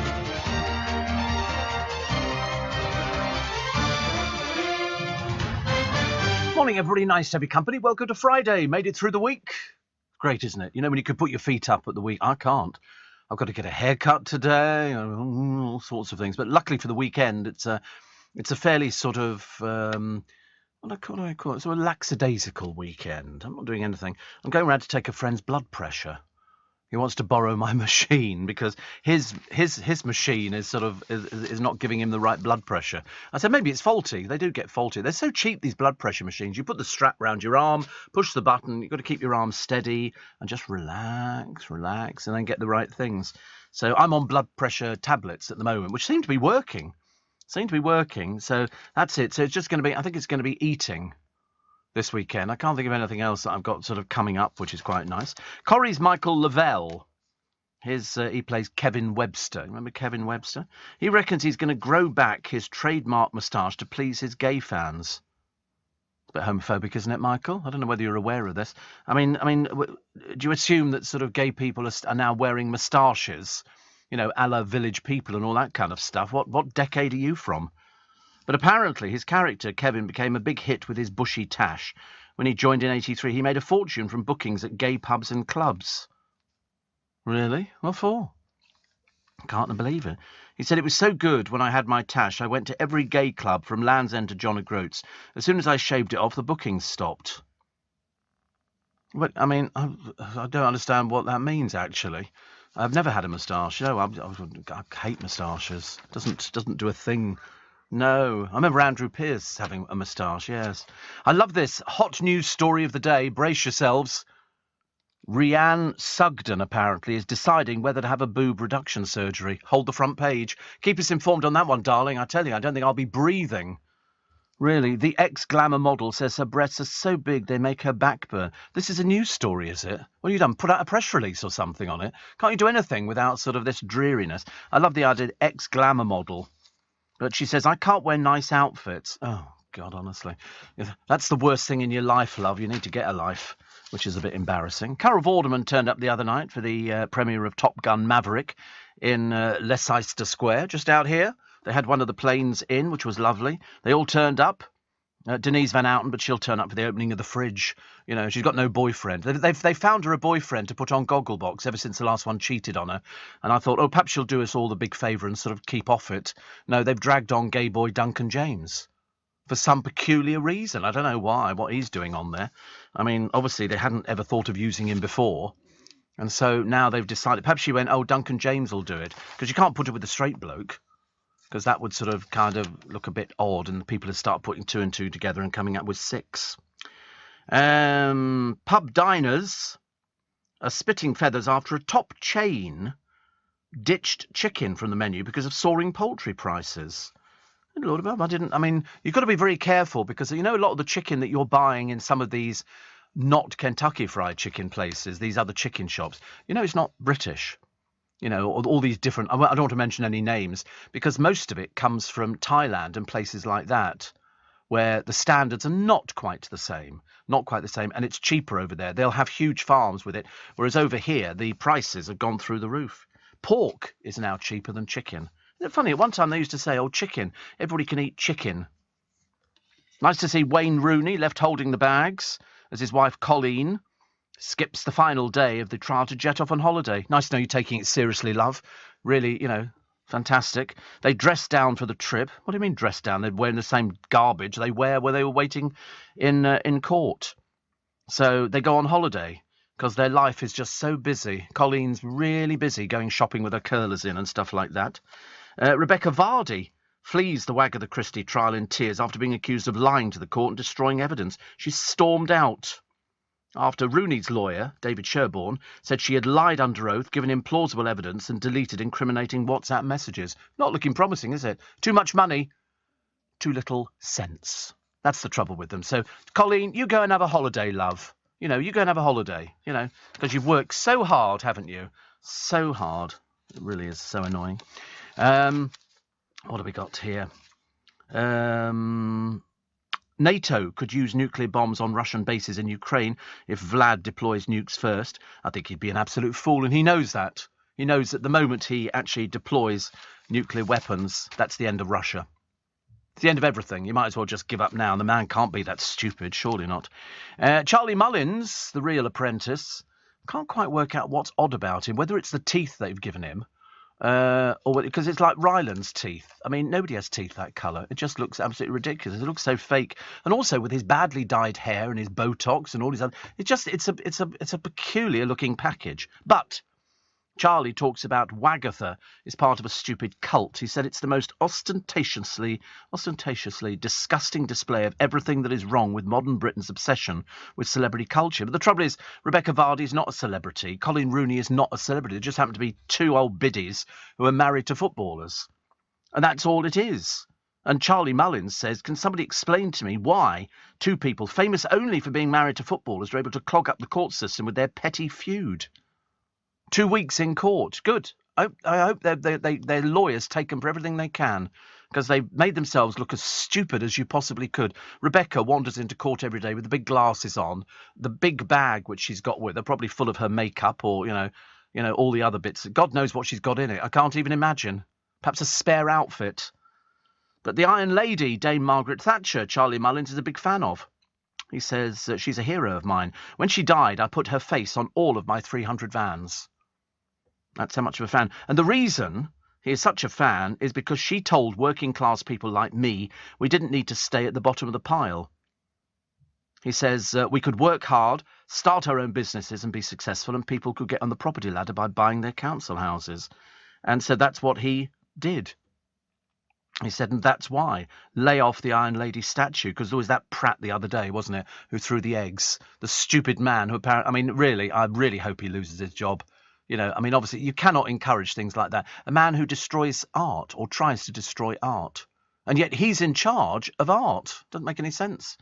No sense at all. He said, if I was in charge of choosing the Footballer of the Year, I'd pick Blackpool's Jake Daniels, having the guts to be the first openly gay professional footballer to come out since 1990. He said it shouldn't be a big deal in 2022, but it is.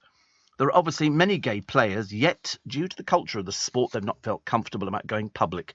It's no surprise that it's a 17-year-old who's decided to be the first, and I hope that his fearless actions open things up for many more to follow. Yeah, it's like Tom Daley when Tom Daley came out, you know, and he still gets trolled now because people are sad and lonely. They don't have any friends. They don't have anything at all. It's an insane jealousy. Insane jealousy. It's not their fault, you know. They're sort of people who are dropped on the head as children. Veteran presenter Steve Ryder has blasted the Beeb for wiping out its booze culture. Apparently in Salford near Manchester there's no bar. Well, just as well. We don't want to encourage things like that, do we, dear? He says, I went up a few weeks ago and I shown round and I said, where's the bar? We haven't got a bar. Every single production meeting for Grandstand was in the bar. Of course it was. Of course it was. We'll have a little drinky poo. Small wonder we got drink culture. He's so dismayed with the Beeb, which is now employing woke sports presenters like Gary Lineker. He considers himself an ITV man after fronting Formula One coverage, because that's really difficult. Here's another very fast car. And there's another one. That's it. He said, I'm sure the BBC are the same deep down, but to plough through all the crap now you have is soul-destroying. Oh, Gary Lineker's just a bit of a, you know... Ooh, let's buy a crisp, shall we? And all that kind of rubbish. Mind you, having to use poor old Gemma Collins. I mean, she's not done anything for ages. I thought she was going into Chicago. Or perhaps she's in it and we're not aware of it. Such is the impact she's made. A little bit embarrassing, isn't it? And Steve says Neil, who's from King's Heath in Birmingham, which is probably the posh bit. He said, every now and again you say something that sums up everything I love about your show. Calling Colleen Rooney and Rebecca Vardy two boring old bags is absolutely priceless. But they are. And that's it. I mean, look at Rebecca Vardy. You know, she's got one of those faces. It's kind of like stuck in a wind tunnel. You know, you can put as much makeup on and as much Botox and all your other bits and pieces, have your hair straightened, you still end up with one of those minging faces, which is a case of, you know, you can wear the most expensive outfits in the world, dear. It don't take away from your upbringing. It really doesn't. Mutton dressed as mutton. That's the kind of thing. I like the casino work. You'll like this one. We love payouts in this country. We love payouts because you can't quite work out. We had one the other day, you know, somebody was whistling, you know, working 9 to 5, whatever. That one. Well, this one here is a casino cashier. She got a payout after her colleagues excluded her from a work night out. Okay, wait for this one. Rita Lera felt shunned when she was the only one not invited to a Los Iguanas cocktail bar for drinks. Staff insensitively organised the events in front of her. It was ruled that excluding a colleague amounts to victimisation. Employment judge Sarah Moore says it is a detriment at work as people lose the opportunity to bond with colleagues. Okay.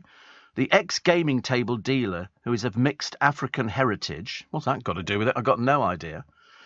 Started at Asper's Casino. She'd seen numerous cash desk colleagues promoted over the years, blah, blah, blah, blah, blah. How much did she get for injury to feelings and loss of overtime over her unlawful victimisation, unfair dismissal, plus race and age? She got £75,000. Hardly worth going to work anymore, is it really? Hardly worth, because people just use an excuse now. Sorry, we're not going to promote Steve Allen. He's not going to be taking over the 10 till 1 show in the morning because he's bald. Sorry? Wait, because you're bald. You're not going to get the show. But I wanted the show. You know, you can imagine, can't you? Oh, give him money, for God's sake. It'll shut him up. I don't know if you ever heard Princess Margaret on Desert Island Discs. I'd love to have seen her on a desert island. Well, in fact, actually, she lived on one, didn't she? Mustique. But just by looking at her musical choices, it doesn't look like she shared her sister's taste for George Formby. But mostly she liked traditional music, such as marching bands and classical. Yes, she got King Cotton, the band of HM Royal Marines, the Pipes and Drums, 1st Battalion Royal Highland Fusiliers, Scotland the Brave, Tennessee Ernie Ford, she loaded 16 tons, what do you get, another day older, Johannes Brahms, the Symphony No. 2 in D major, and Elizabeth Bainbridge, When Rule Britannia. Interesting, isn't it? I never listened to Desert Island Discs. I never heard it. It never interested me. It was one of those things. We used to do something very similar. That Reminds Me, it was called. And so we would get people in and they would have to pick out their 4 pieces of music, their favourite pieces of music. The strange one was, and I can't remember his name now, which has now annoyed me because I wasn't going down this route at all. And he picked his own music. He picked his own music and introduced it. This is a song I recorded back in. It was on my show, yes. He was the one who was, he was from Britain's Got Talent, I think, or something like that. He was Scottish. He married somebody very, very well heeled, and he was the one going, "There's a lot of love in this room." Darius, that's right, Darius Dinesh, who was Darius Dinesh and then became Darius. He picked all his own music. I was the only one who's ever done that. I thought it was rather bizarre, actually. Ashley says, I've just seen a topless man drinking a can of Stella. Can you confirm Corey got home safely? Yes, he did. And he wouldn't drink Stella anyway. And he certainly wasn't going to be topless. Definitely not. Definitely not. So. 10 parking fines were dished out every single minute in 2021. More than 5.2 million penalty charge notices were issued, and 80,000 roads in Britain now have some restrictions in place. We've got them in Twickenham. We've got 2 roads that you can't use in the morning because they're the school run. There's no schools on these roads at all. It's just that the council, in their infinite barking mad way, have decided that it's going to be sort of closed. So if you're caught going down these roads in the morning, you don't have small children. I'm going to get one of these sort of blow-up children you just stick in the back of the car. It's a low traffic. No, these are just residential roads. Absolutely ridiculous. Somebody says you must be very careful, Steve. Rebecca Vardy might take you to court. No, she's leaving the country, thank God. So the Sun were telling us the other day. They said her and Jamie are going to disappear off abroad. Can't happen quick enough, actually. Let her go and be a nobody somewhere else. Definitely. Also, first it was Thirsty Thursday, now it's Wasted Wednesday.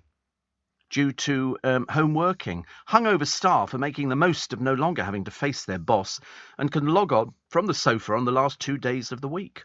So the shift is making Wednesday the new Friday.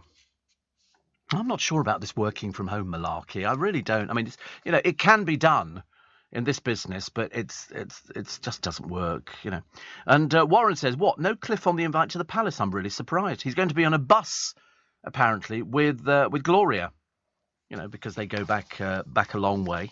So well, at least that'll be something. But I mean, Cliff should be singing. And Gloria as well. They did another. They repeated that programme the other day, which had Gloria following her career when she came from Ireland, and she was, Terry Wogan bigged her up and everybody else, and it was fantastic. What else we got? Harry Potter auditions for Britain's Got Talent tomorrow night. Even brings along his pal from Hogwarts. He's a 9-year-old magician called Ryland Petty. Tries his luck. He tells the panel he was inspired to take up the art of wizardry due to his father Craig, who dabbles in magic too. And so he's, in a surprise stunt, he brings on members from the Magic Circle's Young Magicians Club to assist him. And the TV judges are spellbound.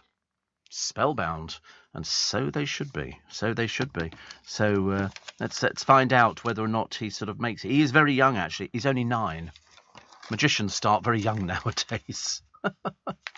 Which I quite like. I like the idea that sort of kids get involved with stuff like this when they're very young, because it means it'll sort of take them through. They were all doing it. All the the top magicians nowadays were sort of doing it as children. They all remember going to Davenports and places like that. This woman who won the money, she's a hairdresser, as I say. She's called Jess, and her husband's called Joe. Oh, lovely. And he's a sales engineer, and he waits till his wife's alarm goes off before he says, we've got 184 million. He just bought a lucky dip. She can't stop smiling, which is understandable. But quite a lot of people, the top lottery wins, they are the top one, 184,262,899 pounds and 10 pence, which is very important. So that's Joe and Jess Thwaite. October the 8th, 2019, 170 million, no publicity. July 2011, 161 million, Colin and Chris Weir from Largs. August the 10th, 2012, 148 million, Gillian and Adrian Bayford. June 2019, 123 million, no publicity. April the 2nd, 122 million, no publicity. April the 24th, 121 million, no publicity. January the 1st, 2019, 114 million, Francis and Patrick Connolly from County Armagh. October the 8th, 113 million, no publicity. And June 21, 111 million, no publicity. So most of them, what's the most I've won? 4,000. But that was years ago. Then they changed the odds. I mean, I can't remember what it was back then. It was in the early stages of it. I mean, now you're very lucky if you win sort of £6.30. In fact, I can tell you some of my previous wins on the lottery. I'll have to tell you actually, because I mean, to be honest with you, I don't know what it is. No, what you think it's a tenner? Do you for three numbers? I'm not sure about that actually. It's a bit difficult to tell because some of them it's £2 something. And you think, it's hardly worth bothering because it costs you £2.50 to buy the ticket if you want to go for the big jackpot money. Because that's what people want. People go in for it hoping that they're going to win big. You don't go in for it thinking, I hope I get £6.30. You're going in for it, and that's why people will complain. And people will write to this couple because now they know where they live. Somebody will have found it on Google Earth. They'll have their address. They will write to them. They're going to get loads of stuff. So what will happen is their post will be held back by the post office, and they will then go through it, and they will try and sort of find out which is sort of genuine and which are the Looney Tunes people, because there will be the Looney Tunes people who will be writing to them going, you've got all this money, can I have some of it? And all, that's what people will be writing into them, which is a bit of a shame. Actually, I can actually. I might be able to find out what has happened on my account and why I don't have any money. Wait a minute.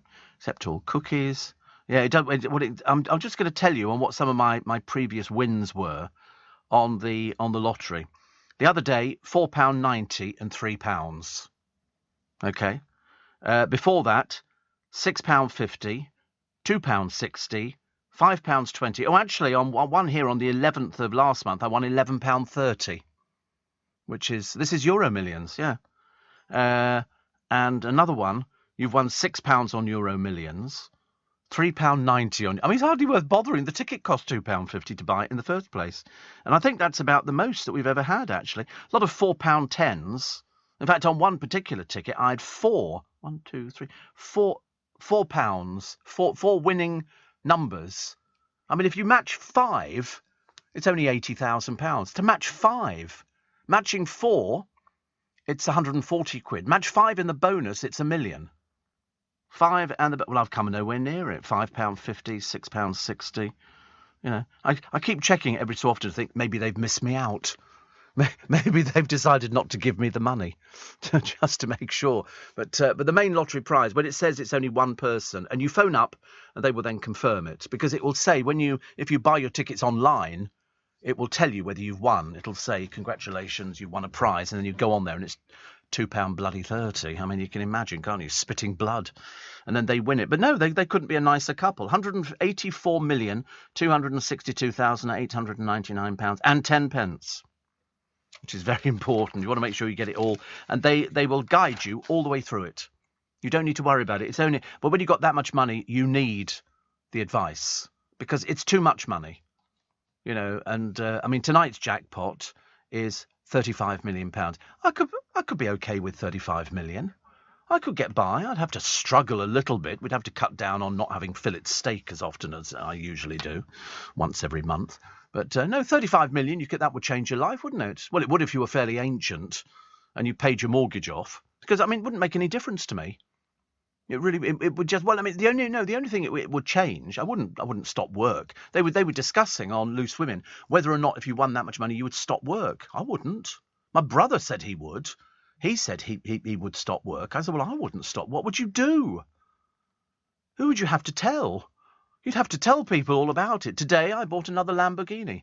You know, today I bought no, I'd be looking for ways to avoid paying inheritance tax when you die so that people can inherit some money from you.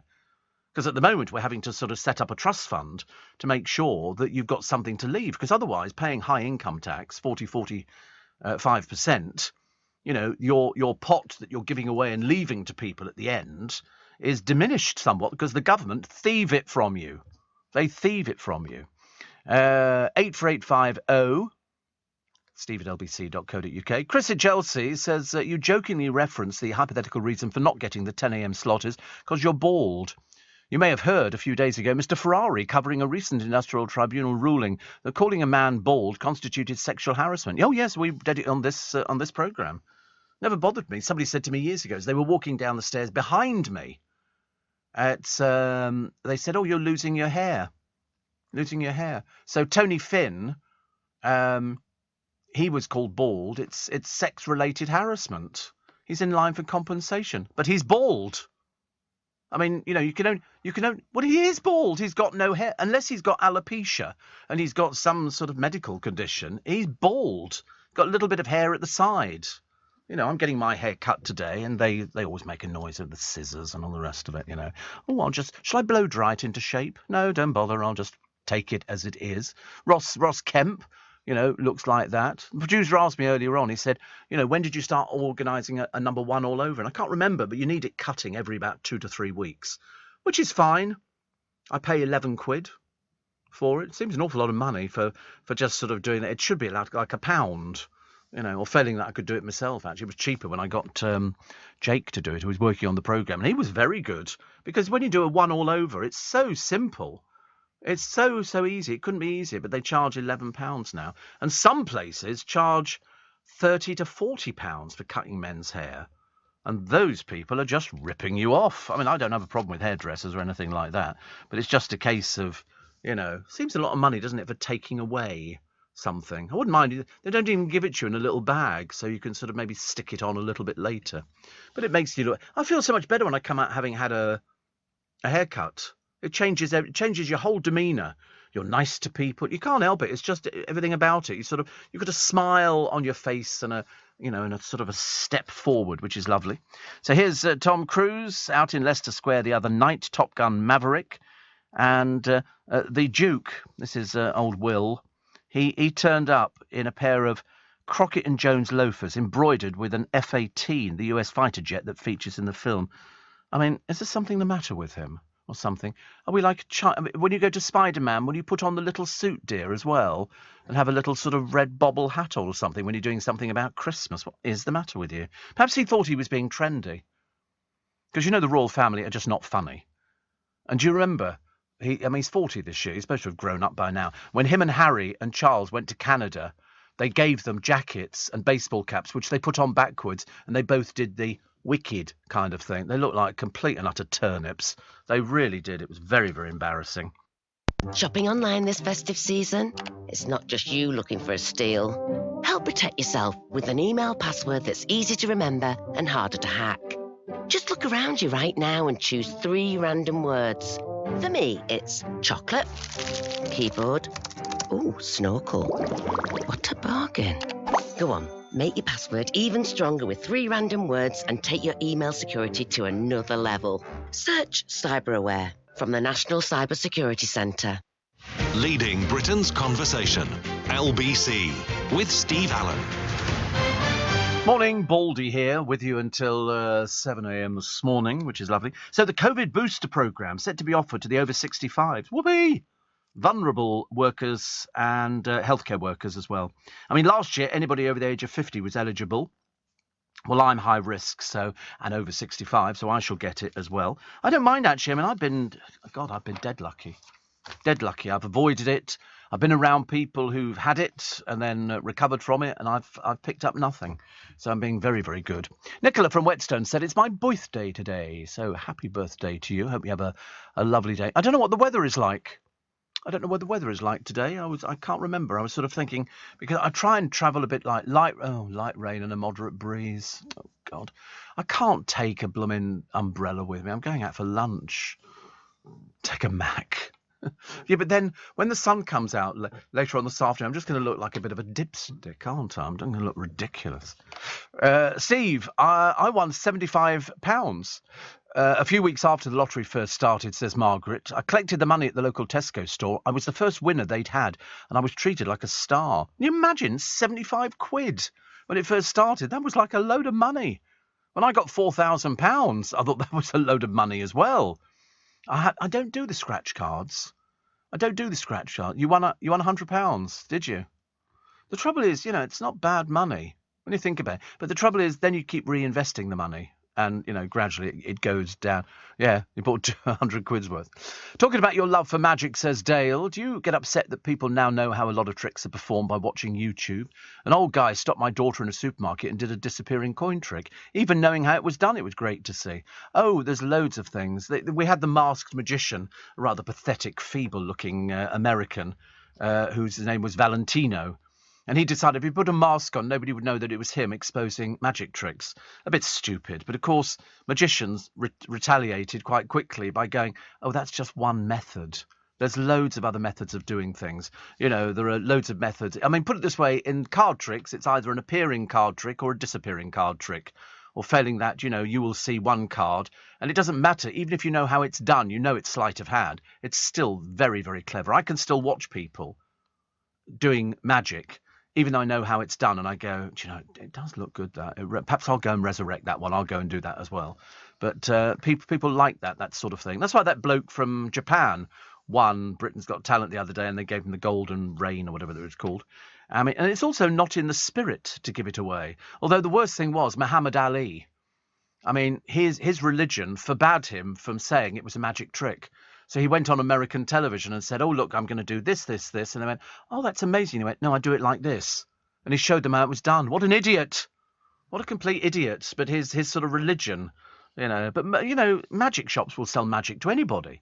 But what's the point of showing somebody something and then saying it's done like this? It's always disappointing. Always disappointing. So it doesn't bother me, Dale, in the slightest, because there's so much magic out there. And there's so many new methods which are coming out almost on a weekly basis that I'm not particularly bothered by it. And also there is a code of conduct. Magicians tend not to sort of tell you things. I mean, I've bought a ton. We were joking actually the other day that we've all got, if you're a magician, boxes and boxes and boxes and crates and bags full of magic that you bought that you're never going to do in a million years, but you like the sound of it, and that's the fun. That's the fun of it. It's nice to fool people. Why would you want to fool somebody and then tell them how you did it? They're only going to be disappointed and go, "Oh, is that how it works?" No, you watch somebody who's good with a deck of cards. Very good. Very, very good. 50,000 Ukrainian refugees have arrived in the UK. 53,800 have been welcomed out of 107,000 visas granted. And I've lost track as well. I can't remember what old Priti Patel came up with about how many people are going to Rwanda for their holidays this year. So far, we seem to think it might have been 50 on a plane that you can get 350 people on. Oh, look, another bad picture of poor old Rebecca Vardy without her sunglasses on. She looks as though she's had an awful lot of work done to her face because it's looking stretched.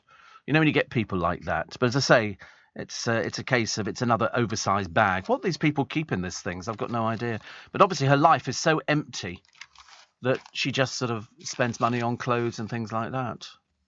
50 going to Rwanda, but by the end of the month. Oh, right.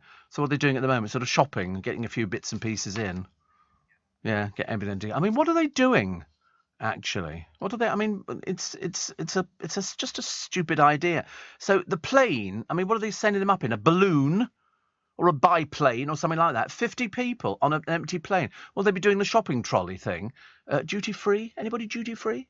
Yes, we've got peanuts, crisps, perfume. You know, stuff like that. Steve, I went onto your Twitter to see if you've added any more photos of you in disguise.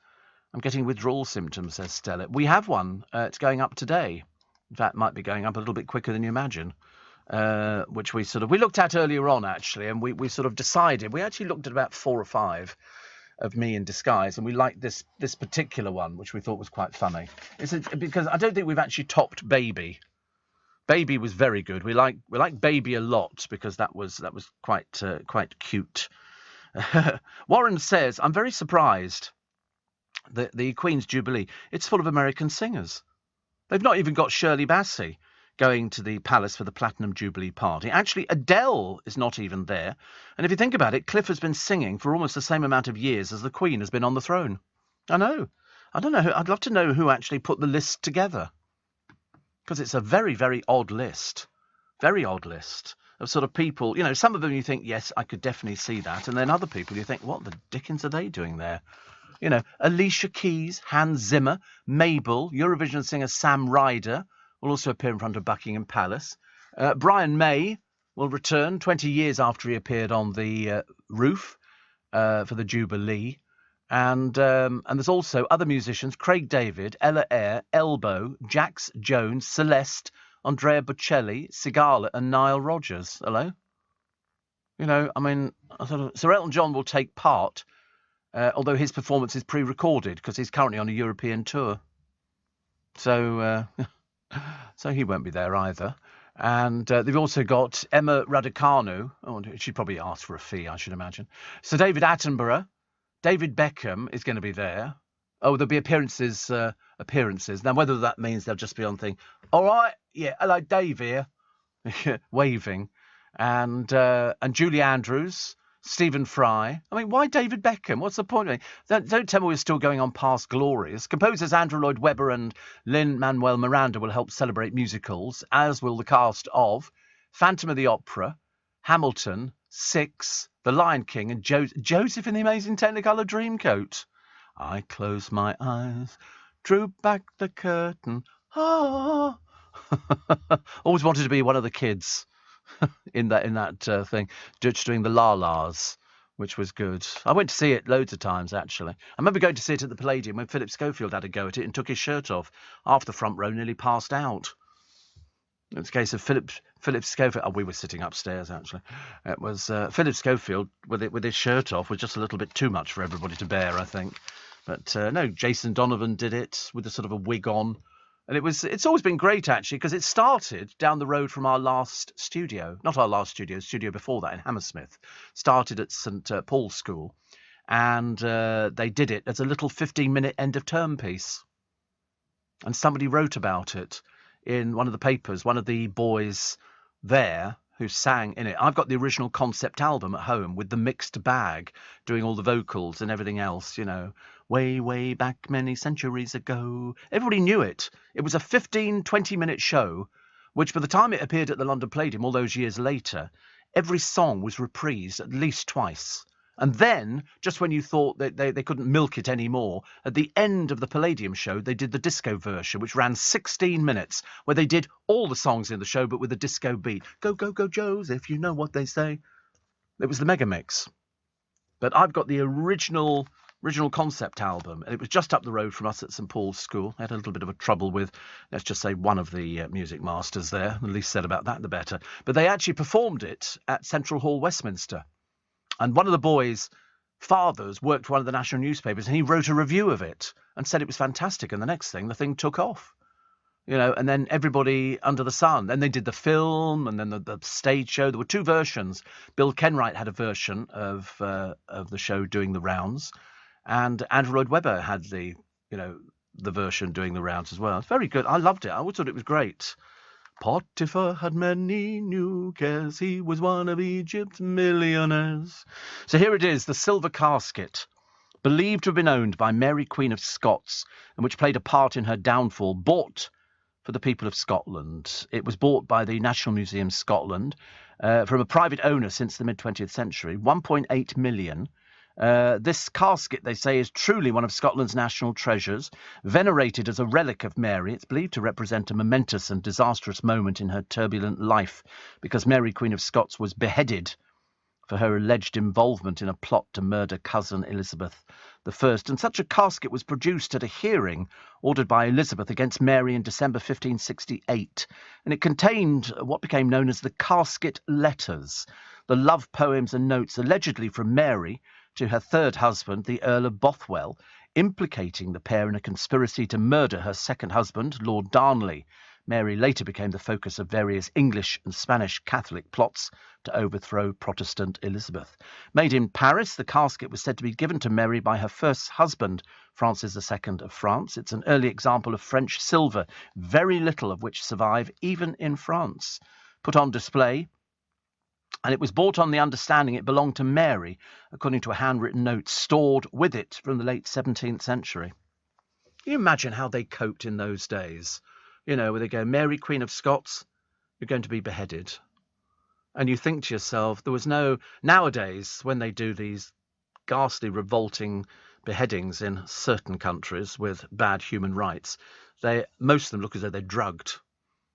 Most of them look as though they're drugged. But in those days, it was there was no medicine or anything else. I mean, basically, you just had to bear up with it. I mean, you can't even imagine, can you, really? Oh, look, Kylie Minogue caused a too common commotion at Cannes. I don't know what she was doing there, actually. Apparently, she needed her security guards again as she wowed film festival crowds. I mean, her claim to fame is she's set to return to Neighbours after 34 years before they shut the thing down. So she sort of turned up, but I don't know why. So she caused a stir with her arrival at Nice airport. Why? What? I'm sorry. Has she had a hit record that I've missed out on? I don't know. I've really got no idea at all. Also, replicas of the Queen's signature outfits are to be showcased by Madame Tussauds for the Platinum Jubilee. 7 outfits will be back on display. A copy of a Norman Hartnell gown worn in Nigeria in 1956.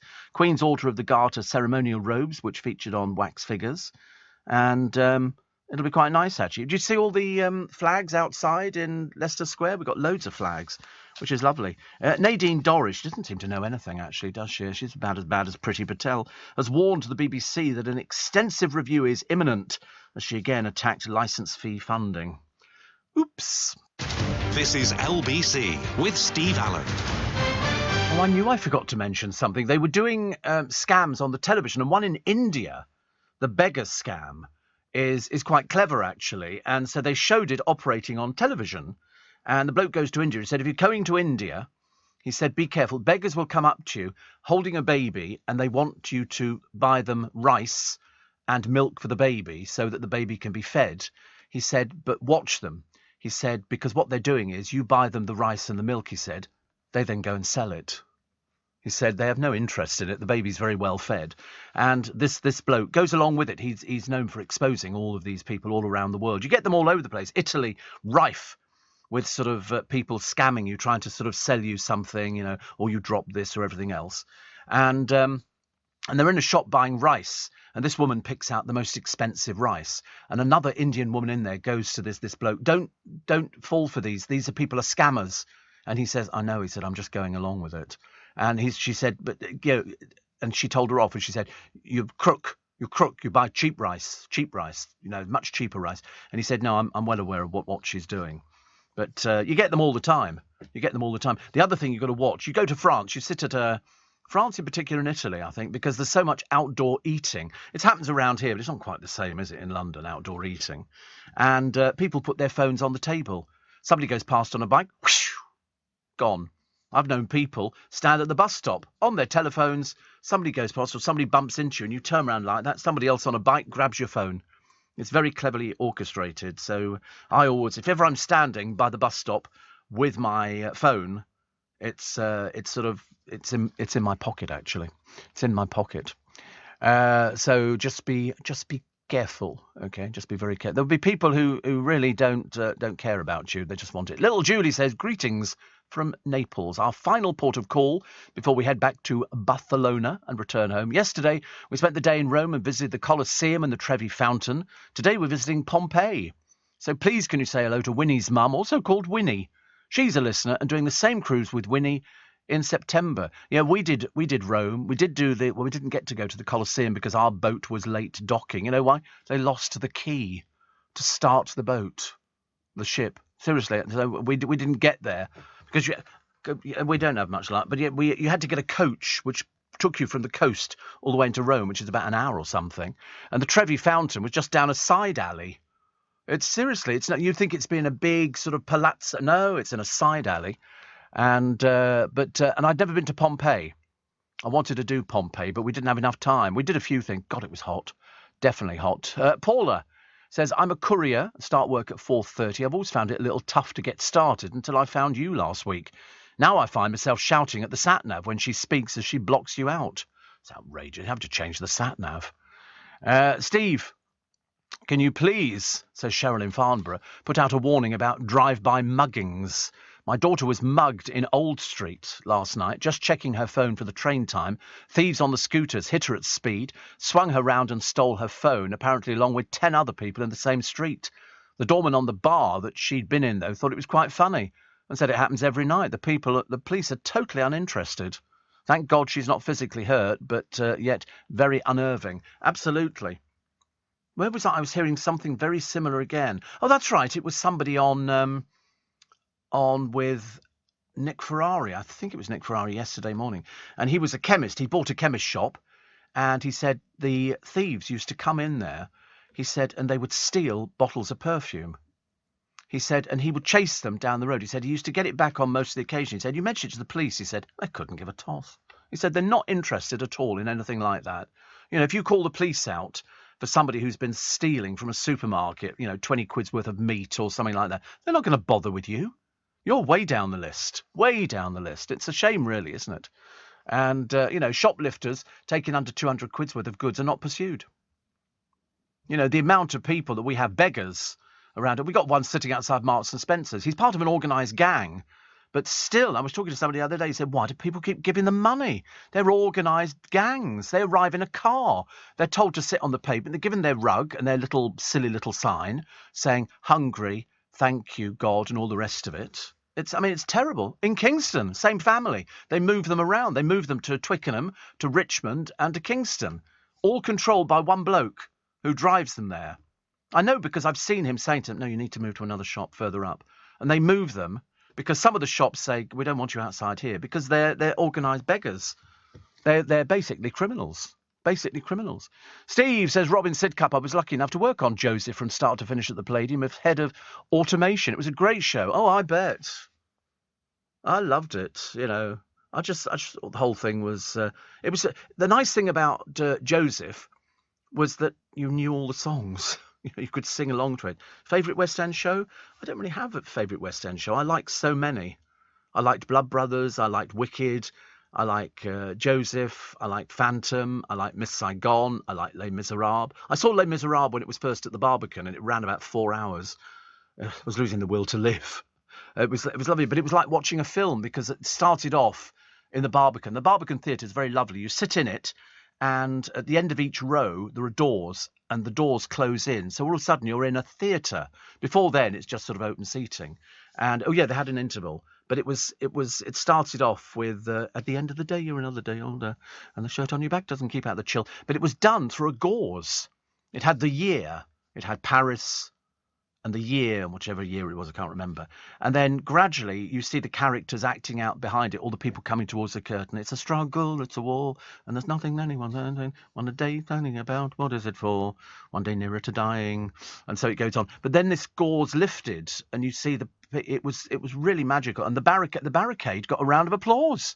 Every time I saw the show, the barricade would come in and it would turn around, especially, on certain moments. And of course, at one point after they've had the battle for the barricade, and it turns around, all the bodies are sort of lying all over. It's quite a moving thing. It really is, because they've got, little Gavroche gets killed, and all the other bit, and they're all sort of lying sprawled over this barricade. But it definitely got a round of applause every time. Steve, I got scammed in London sitting outside with a coffee. A scammer approached me with a map asking for directions, put the map over the table, nicked the phone and the wallet. You've got to be so careful. You just work on the assumption everybody's a thief and you'll be safe. I would never sit with unless I'm in a restaurant, in which case I don't mind my phone being on the table. But if I was outside a restaurant, no chance. No chance. And wallet, definitely not. Definitely not. I wouldn't get my wallet out or do anything like that. I watch things like that. You've got to be so careful, because the people who are stealing from it, they couldn't care less about you. They couldn't care less if that's your last 20 quid or 30 quid or £5 or what. They're going to take it. They're going to want the credit cards and any cash in there. The rest of it they throw away. What are they going to do with the driving licence? No use to them whatsoever. But it's especially outside. They'll put something on there. The other thing you've got to watch is people getting on buses and trains with a coat over their arm. Popular scammers will have coats over their arms. And the other thing you've got to watch, you're sitting in the a lot of cars don't have air conditioning. I've got air conditioning. But if it's hot, I watched this on the Goldhawk Road when I used to drive back from the studio, and the bloke had his phone on the seat and his wallet, and two kids on bikes went past, saw it, turned round, came back, put their hand in the window, grabbed it, and of course he's stuck in a traffic jam. He couldn't do anything about it. He couldn't get out of the car and chase after them. They were on bikes. So the advice is, if you're going to put your phone on the seat, make sure the window's done up and the doors are locked. Luckily, most doors now on cars lock automatically. The moment you put your foot on the accelerator and you go into first gear, off your tootle. So I'm sorry to hear about that, but it happens all the time. And it's not just here. It's around the world. Wherever you go, people will try to thieve from you, because you've got something they want. It's like, I told you, my producer years ago, Amanda, she was at a cash point, and they do the old, I'm sorry, is that your £10 note on the ground? And they do it, what they do is they drop a £10 note on the ground. She's waiting for her money to come out of the machine. And so somebody will tap her and say, excuse me, I'm sorry, I think you just dropped that tenner. She bends down, picks it up. They grab the money out of the machine and scarp her. She was clever. They're waiting behind you. She put her foot on the £10 note and said, it is mine. The money came out of the machine. She bent down, she picked up the tenner and went, thank you, and walked off. I love it when we get people like that. I love it. Outside Selfridges, you get all the people. Lucky Heather. Nasty, nasty people. Very nasty people. You get it all over France, especially in Paris. Paris is terrible for the scam operators. Come up and start trying to put jewellery on you and beads and stuff like that. Get off. Touch me again and you're going straight to heaven. I love it. I love it. Yes, a caring sort of person. Why not? So a lost Michelangelo work has just sold at auction. It's been lost for 500 years. And it's a 13 by 8 inch brown ink work. It had been wrongly attributed to one of his students. And then it's a man and two figures. And drawn, they think, about 1496. It's just sold, because Michelangelo went on to paint the Sistine Chapel, and very, very pretty it is too.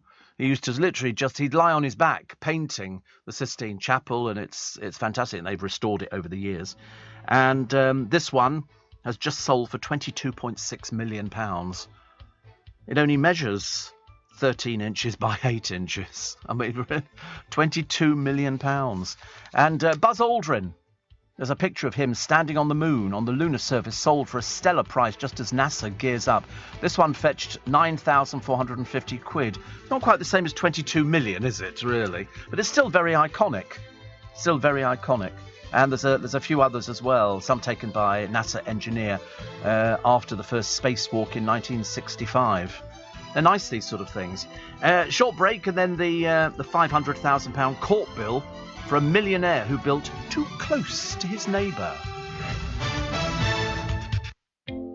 With UK Export Finance, I'm fulfilling more export orders from around the world with working capital support. Export insurance means I'll get paid when exporting to challenging markets. At UK Export Finance, we believe no viable UK export should fail for lack of finance or insurance. Between 2022 and 2023, we provided £6.5 billion of government-backed trade finance to support UK exports. Learn how we could help you win export contracts, fulfill orders, and get paid. Search UK Export Finance today. This is LBC from Global, leading Britain's conversation with Steve Allen.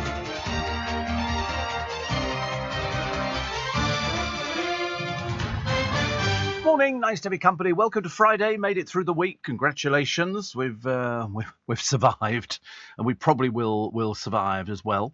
And I noticed that Jamie Oliver is doing a protest today, isn't he? Actually, it's a peaceful protest at 10 Downing Street to show Boris that we don't agree with his U-turn on the childhood obesity strategy. 12:30, and we're taking an Eton mess to hold aloft.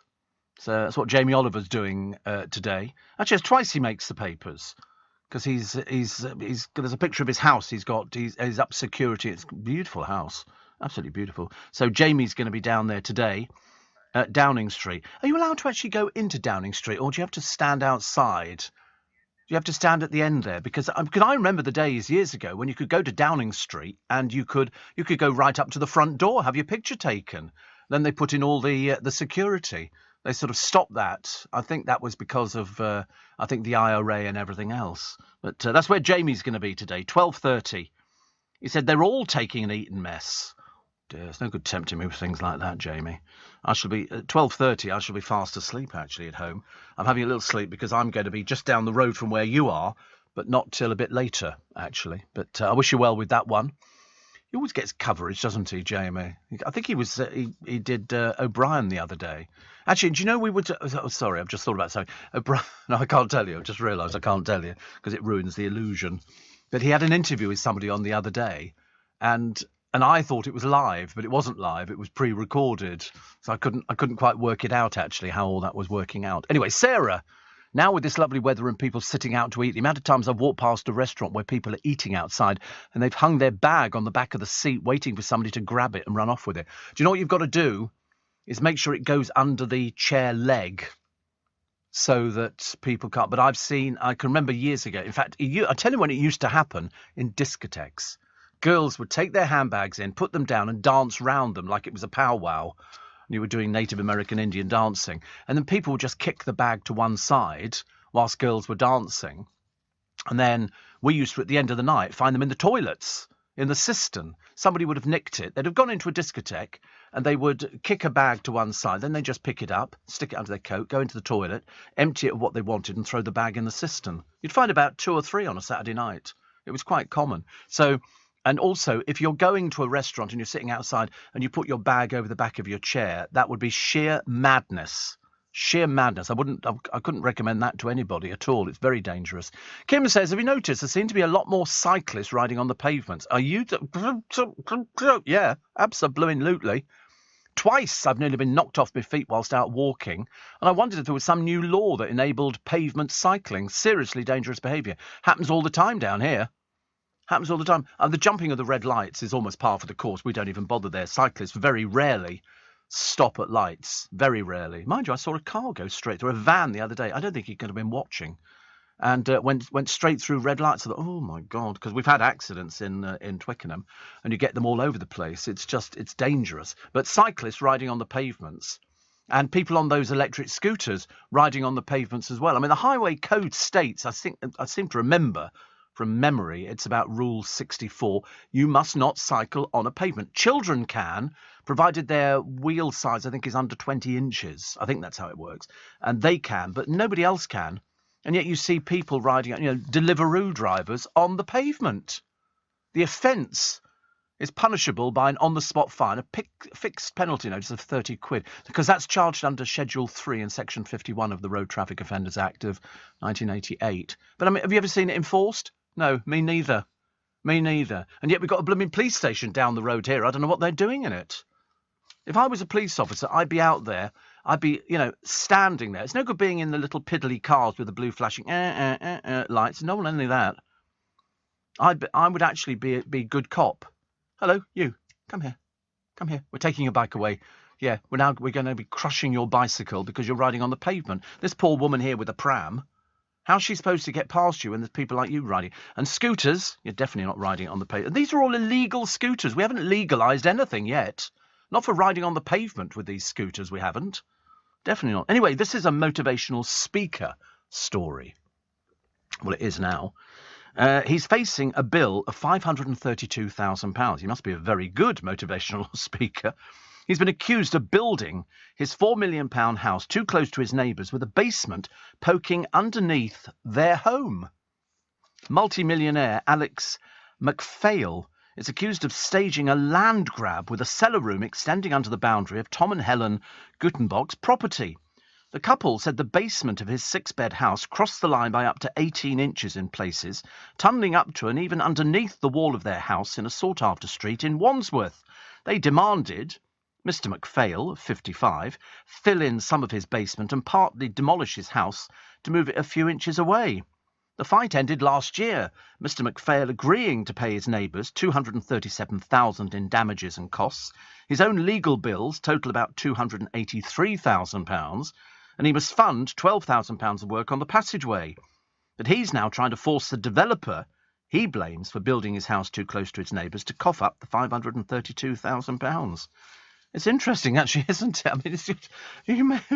I mean, people nowadays, they build up, down, sideways, they do all sorts of things, and we'll wait and see there. But, I mean, can you imagine you've got half of next door's house underneath your house? I still remember a place very near to Holly Willoughby, in fact, almost in the next road. They started digging down into the basement. Now, bearing in mind, she's on the river. Well, there's a road in front of her, but she is on the river. And it was a case of they started digging down into the basement. And for some reason, well, the reason is that the river comes basically all the way underneath, so the earth is very soft. The whole house collapsed. The entire house disappeared into a hole. It just went... And so it became a tourist attraction. People were deliberately driving along the Thames to have a look at the house that fell into the basement. I don't know how the people felt who owned it, but it was Barnes, yes. It's not really a secret where she lives. It's well documented. It's a lovely house, very nice. But there it is. It just fell in. A construction company. It's a £3.5 million house. The building, they said, was too old and unstable to take the work. Former Phones For You boss David Casser and his wife, who's called Julia, bought the 6-bedroom home from the pop singer Duffy last year and began work to enlarge the basement for a cinema. It's a 200-year-old property, but it carried a blue plaque to Ebenezer Morley. Now, you know who he is. He invented the rules of association football. And then the outer wall and 2 internal floors crashed down at noon yesterday. It just vanished. Phew, gone. You can imagine, can't you?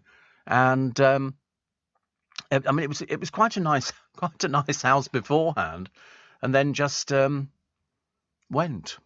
I don't know what's happened to it recently. I suppose they must have sort of rebuilt it or something, or sort of knocked it down. But because it was listed, I don't know how that works. I'm really not sure on these sort of things. But no, I should imagine it caused much consternation for old Holly Willoughby and her hubby and the family. Seem to be doing quite well with it.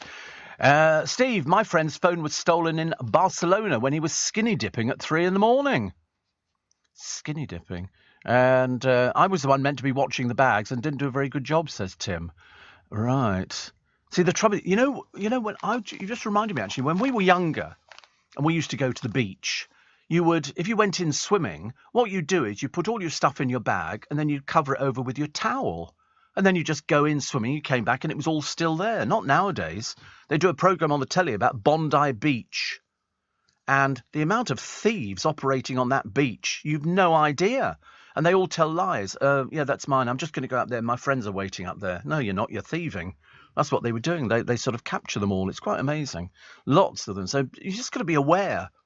Easy pickings for thieves. You're on the beach.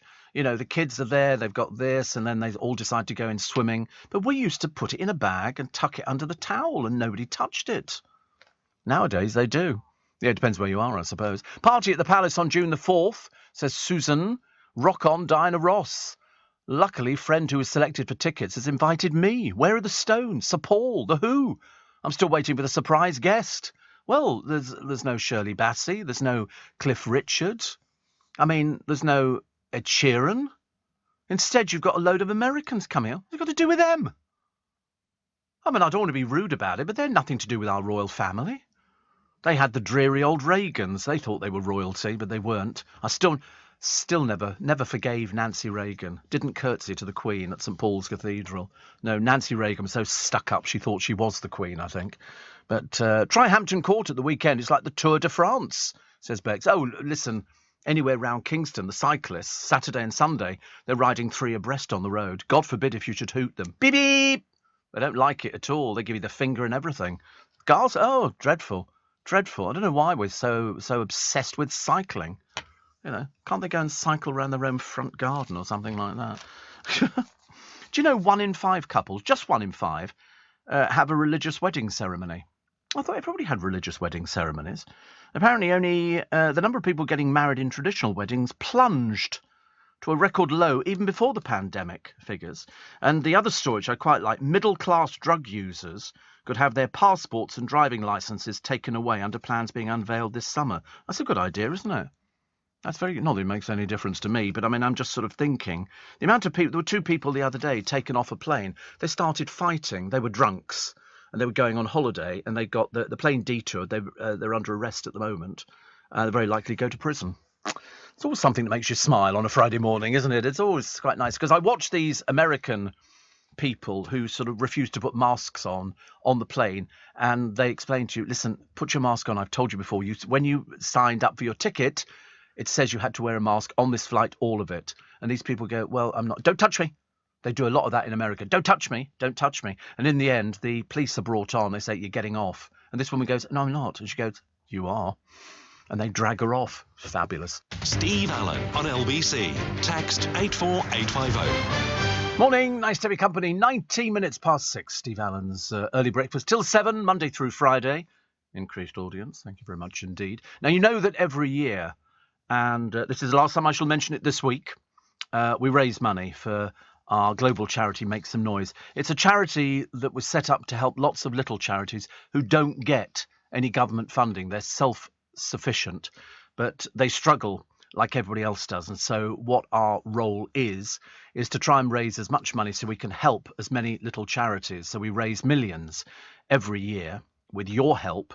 And I think last year, I forget how many millions it was, but lots of charities benefit from it, and it's charities that some of them break your heart, absolutely. And we have stories on the programme. And so what we do is we sort of try and offer you different prizes as we head up into Make Some Noise for this year. And at the moment, we're offering you the chance to win an incredible holiday for 2 to Bali. Strangely enough, they were talking about this on the television the other day. It might have been Andy Peters mentioned it on Bali. And I thought, isn't it funny, all of a sudden Bali's in the news? You know, and I thought, I wonder if they've been listening to us on LBC, because everybody seems to be. And so what this is, and you can check it out. You don't have to take my word that it's absolutely beautiful. This is the 5-star Cross Bali Breakers Resort. Okay, it is quite lovely. You will fall in love with this place, I promise you. and you will get a 7-night stay here. It's 5-star. You get flights, transfers, and breakfast each morning included. You'll be staying in a 1-bedroom deluxe pool villa with a private pool. I'm having a look at a picture of it now. They're all quite lovely. Seriously, it'd be like it's your own little world here. You don't need to go and join the rest of the people if you don't want to. You get an outdoor patio and a dining area, a luxury bathroom, and an extra large double bed. The hotel's also got 3 outdoor pools, a restaurant, plenty of bars, and a fitness centre. Now, for your chance to win, and somebody's got to, thanks to our friends at Flight Centre, all you do is text the word BEACH, BEACH, and send it to 84850. You can enter as many times as you like. BEACH, BEACH, and send it to 84850. Now, a voluntary donation of just £5 from every text supports our charity Make Some Noise. So you can see that we're tempting you with a fabulous holiday. But the ultimate aim is to raise a lot of money for Make Some Noise. You've got until 7 p.m. on the 31st of May to enter. Standard network rates apply. You've got to be 18 or over. And if you want to see the list of participating global radio stations and full terms and conditions, go to makesomenoise.com. So to be in with a chance of 7 nights in Bali, weather, I can almost guarantee, will be beautiful, including the flights, the transfers and the breakfast. The 1-bedroom deluxe pool villa with a private pool, an outdoor area, dining area, luxury bathroom, and extra large double bed. I don't know why I keep saying that. I've got no idea. There's 3 outdoor pools there. There's a restaurant, plenty of bars, and a fitness centre. So all you have to do is text the word BEACH, BEACH, and send it to 84850. And I thank you in advance for the money that we raise for our charity Make Some Noise. So BEACH, BEACH, to 84850. And good luck, because somebody's going to win. And I would like to think it'd be somebody who's listening to this programme, which is good. So good luck for that one. Pauline in Crowborough says, I had my handbag stolen in a hotel restaurant in Florence. The handsome leather-clad Italian police motorcyclist who came to take my details made it almost worthwhile. Honestly, you've cheapened it. You've almost cheapened it there. But actually, I remember a friend of mine going to Rome years ago, and Rome and certain places like Germany and Austria and things like that, people wear fur coats. People have fur coats, and they seem to wear them all the time. I don't know why, but it's just the way it goes. Anyway, this particular lady was walking on with a fur coat, and in Rome in particular, they have these little motorcycle gangs, and they'll go past you, and they will grab your bag off your shoulder. If necessary, they'll cut it with a knife so that they cut the handle so they get it. And she had to hang on to her coat because they were prepared to drag her along the ground. It's highly dangerous, highly dangerous. Of course, most people just give up and let go of it.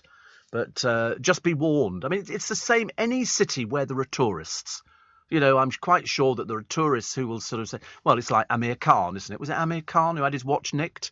You know, I mean, a more stupid person who'd be hard pushed to find walking around with a £100,000 watch on his wrist in the East End. I mean, it's not particularly indicative of the East End. It's just the fact that, you know, people go, because he's a bit flash, isn't he?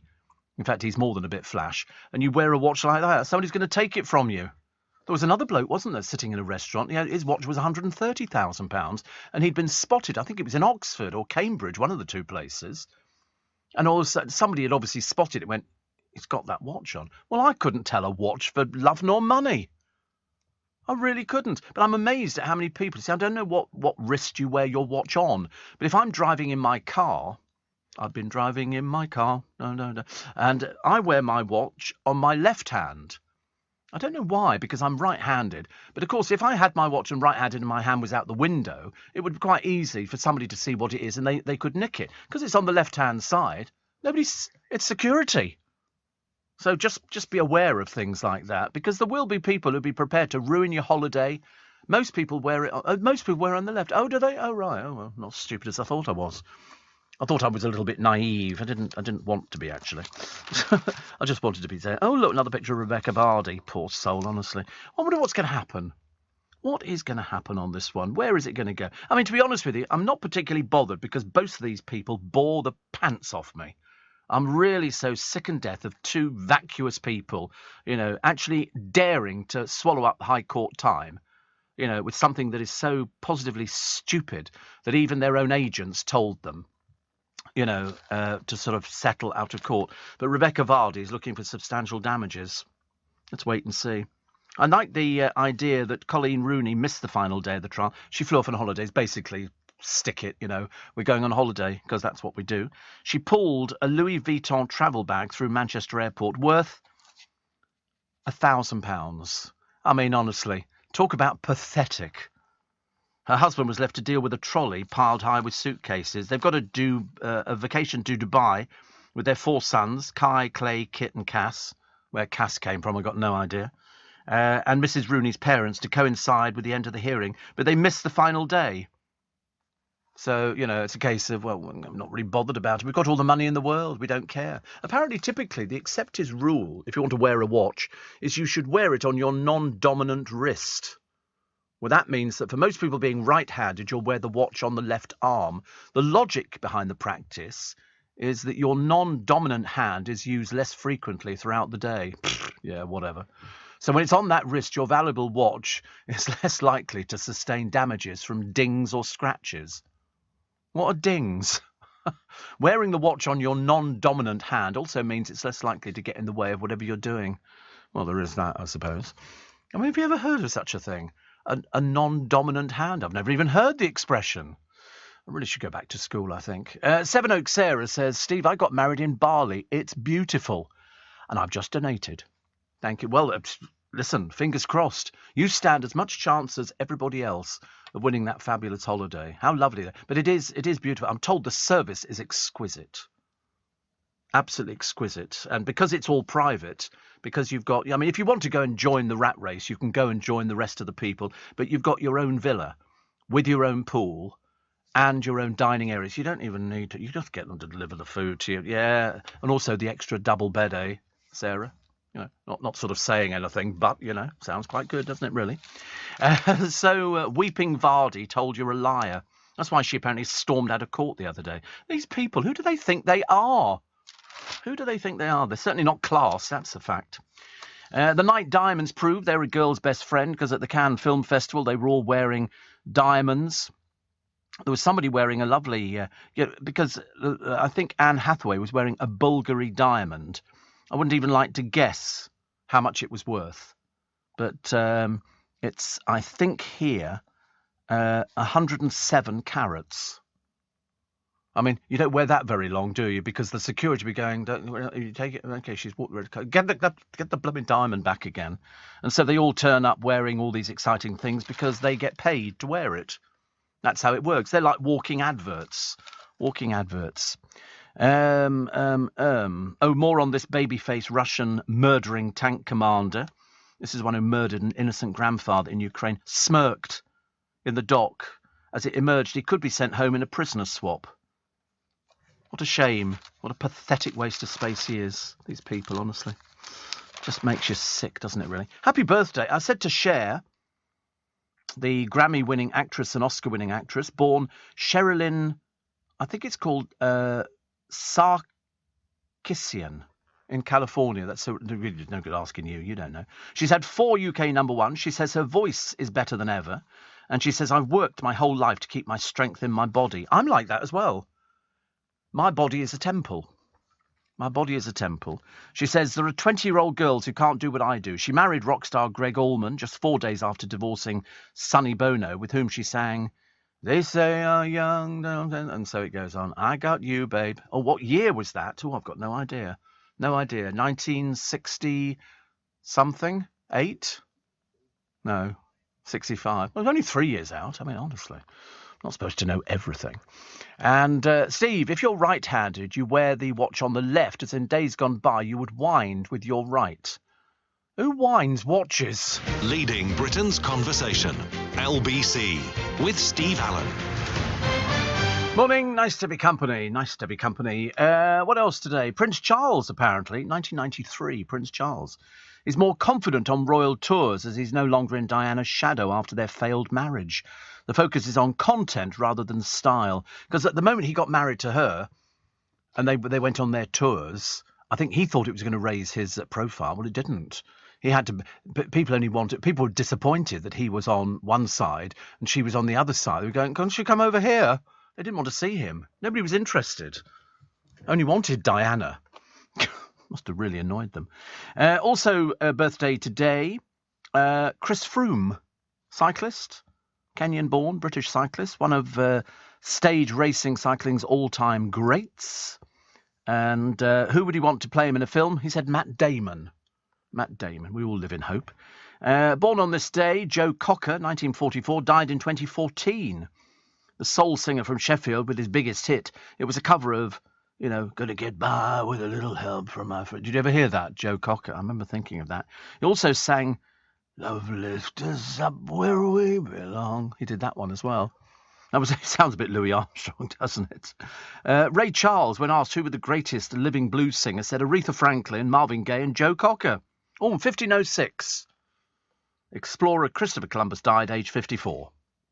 So I thought I'd mention it because I know you put it in the diary and you weren't too sure whether we would be mentioning it today. Christopher Columbus, wasn't it? And there was a poem that went along with Christopher Columbus. Christopher Columbus sailed the ocean blue in 1542 or something. Well, I can't remember what it was, actually. But it was something like that. What was it? In 1542, Columbus sailed the ocean blue. I can't remember what goes after that one. It'll come back to me in a moment. So in 1492, Columbus sailed the ocean blue. He took 3 ships with him, too, and called aboard his faithful crew. Mighty strong and brave was he as he sailed across the open sea. Some people still thought the world was flat. Can you even imagine that? Yeah.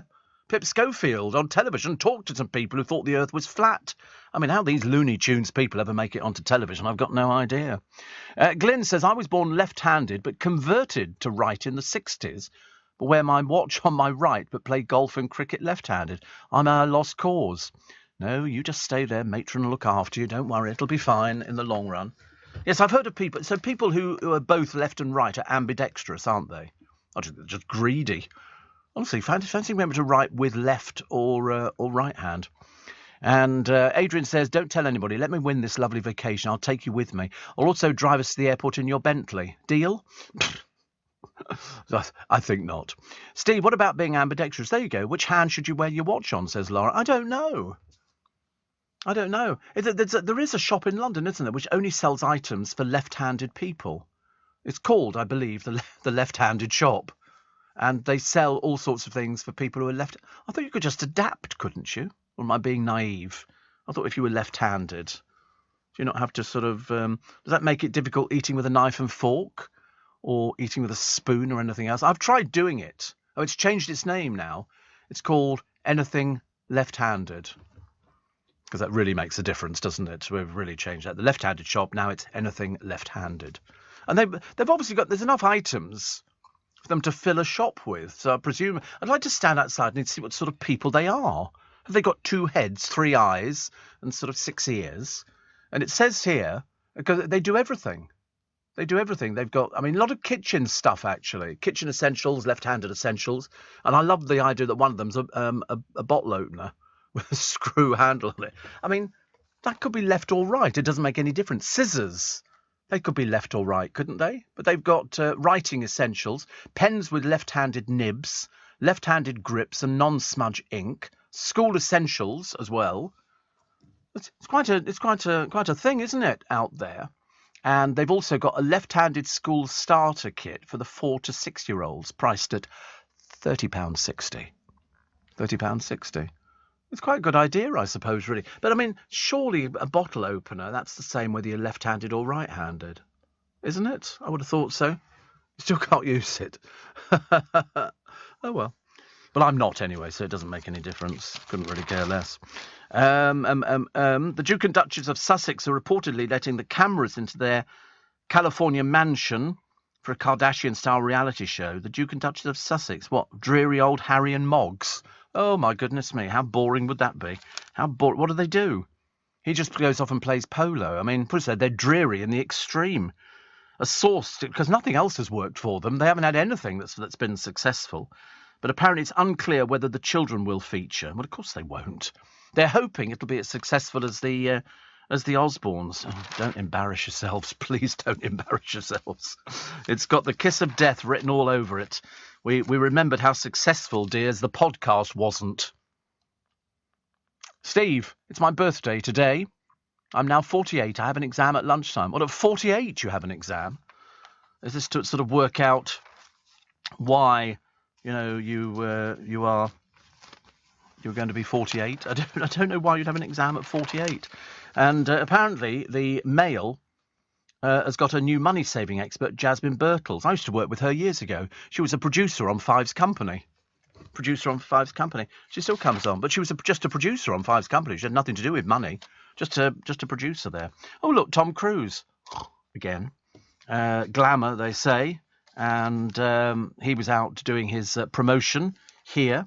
And Jan Moyer talks about people are struggling, but stealing is still stealing. Absolutely. That was after this police officer said, we should let people off because they're stealing because they can't afford to buy food. What a load of garbage. I mean, seriously. Both the Everly brothers were apparently, says Carol, left-handed, but their father taught them to play the guitar right-handed. So that must be quite difficult, because if you're right-handed, have you ever tried writing with your left hand? You might as well just give up now. It looks ridiculous. I've seen better writing from 3-year-olds. And she also, Jan Moyer, talks about what we were just talking about. It's reported that Harry and Moggs have let cameras into their home to film everyday life, Shea Sussex. Reality TV, here they come. That's it'll be interesting. It was 4 years ago this week the couple got married. 4 years since that glorious day, and 4 years since all that public affection was tossed aside in their bid for glory and Netflix deals. So what on earth can the pair of them say about the royal family they've not already said or flogged? Interesting. It's a little wonder that Netflix has axed 40-year-old Meg's animated series Pearl, whilst interest in Harry's Invictus Games documentaries appears to be limited to a minority audience. I know. Can you imagine what dreary lives they have? Can you imagine? They don't seem to have any friends. They've got nobody to talk to, nobody to play with. In fact, there was talk they were going to be leaving California, but I don't think anybody's interested. We really couldn't care less, actually. Apparently left-handed people's brains work differently to right-handed people. Is that better or worse? Oh, because I seem to... Wasn't there a study by Stanford University which concluded, as far as I can gather, that people indeed think differently to those who are right-handed, or at least they see the world a little differently. So the results of that study, which I think was back in, 2008, 2009, showed that when shown images and illustrations on a piece of paper and asked to make an assumption based on what they saw, people who are left-handed were naturally drawn to drawings on the left-hand side of the page, forming their opinions based on that. I don't quite understand that, actually. Does it? I mean, at one time, I suppose it would have been seen as being a bit peculiar, whereas I see it as actually rather clever. My father used to write backwards.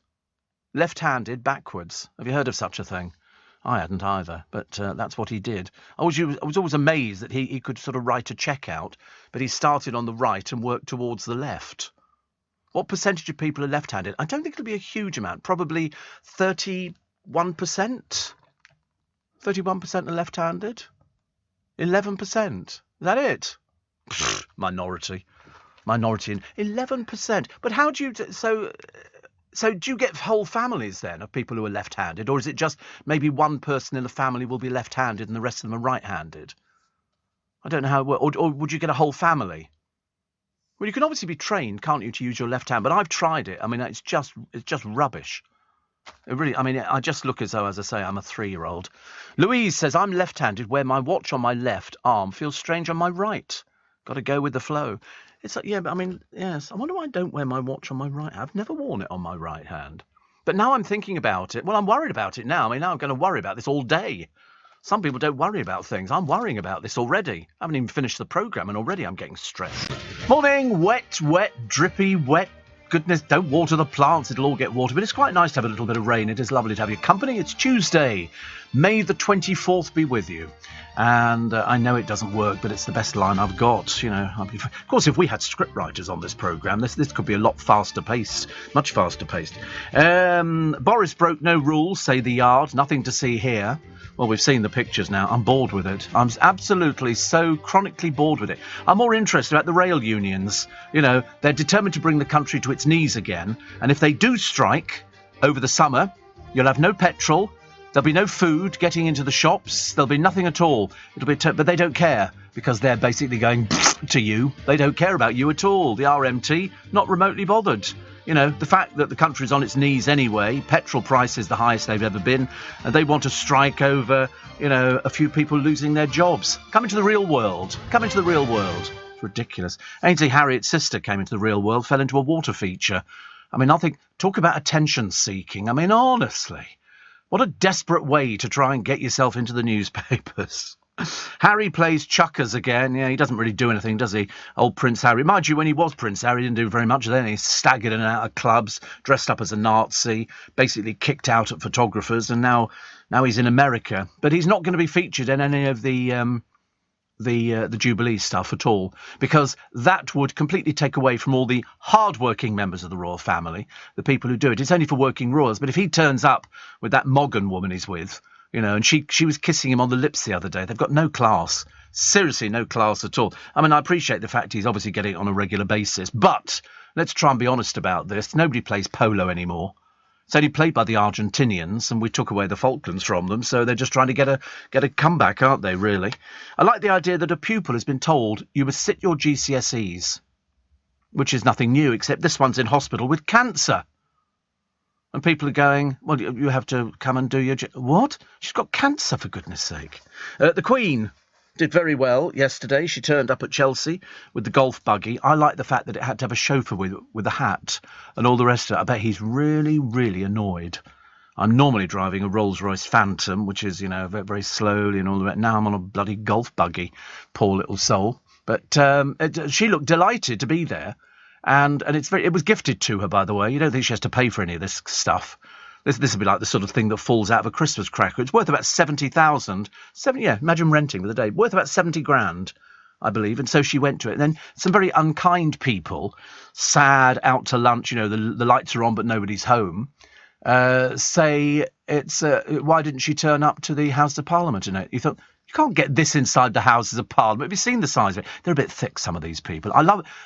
It looks fantastic. She looks amazing. She's very happy. But to be honest with you, I mean, some of the thick people, I mean, you hear them now, don't you? You hear them sort of, you know, Prime Minister's Question Time. I don't know where they get the audience from. It's obviously some agency or something for particularly stupid people. And then they sort of, I mean, you want to hear some of the BBC Radio Shropshire. Have you heard some of the callers? God, didn't have them. Seriously, small wonder they must be wringing their hands going, the sooner we're closed down, the happier we will be. The Russian soldier who shot dead the civilian in cold blood, jailed for life. He looks about 12. Going to die in prison. They don't mess around over there in the Ukraine. And Kurt Cobain's guitar was just sold, I think, for about 10 times the original price. 3.6 million. 3.6 million pounds for this guitar, which is not bad, is it? And or 3.5 million. He described it as his favourite. Not that anybody ever believed a word he ever said, because frankly he was off his face, wasn't he, most of the time. But it's not bad. Finished in Lake Placid blue. The electric guitar's been on display at Seattle's Experience Music Project. So $4.5 million. I mean, to be honest with you, it just looks like a guitar to me. Which, of course, that's what it is. But it's the fact that it was played by Kurt Cobain.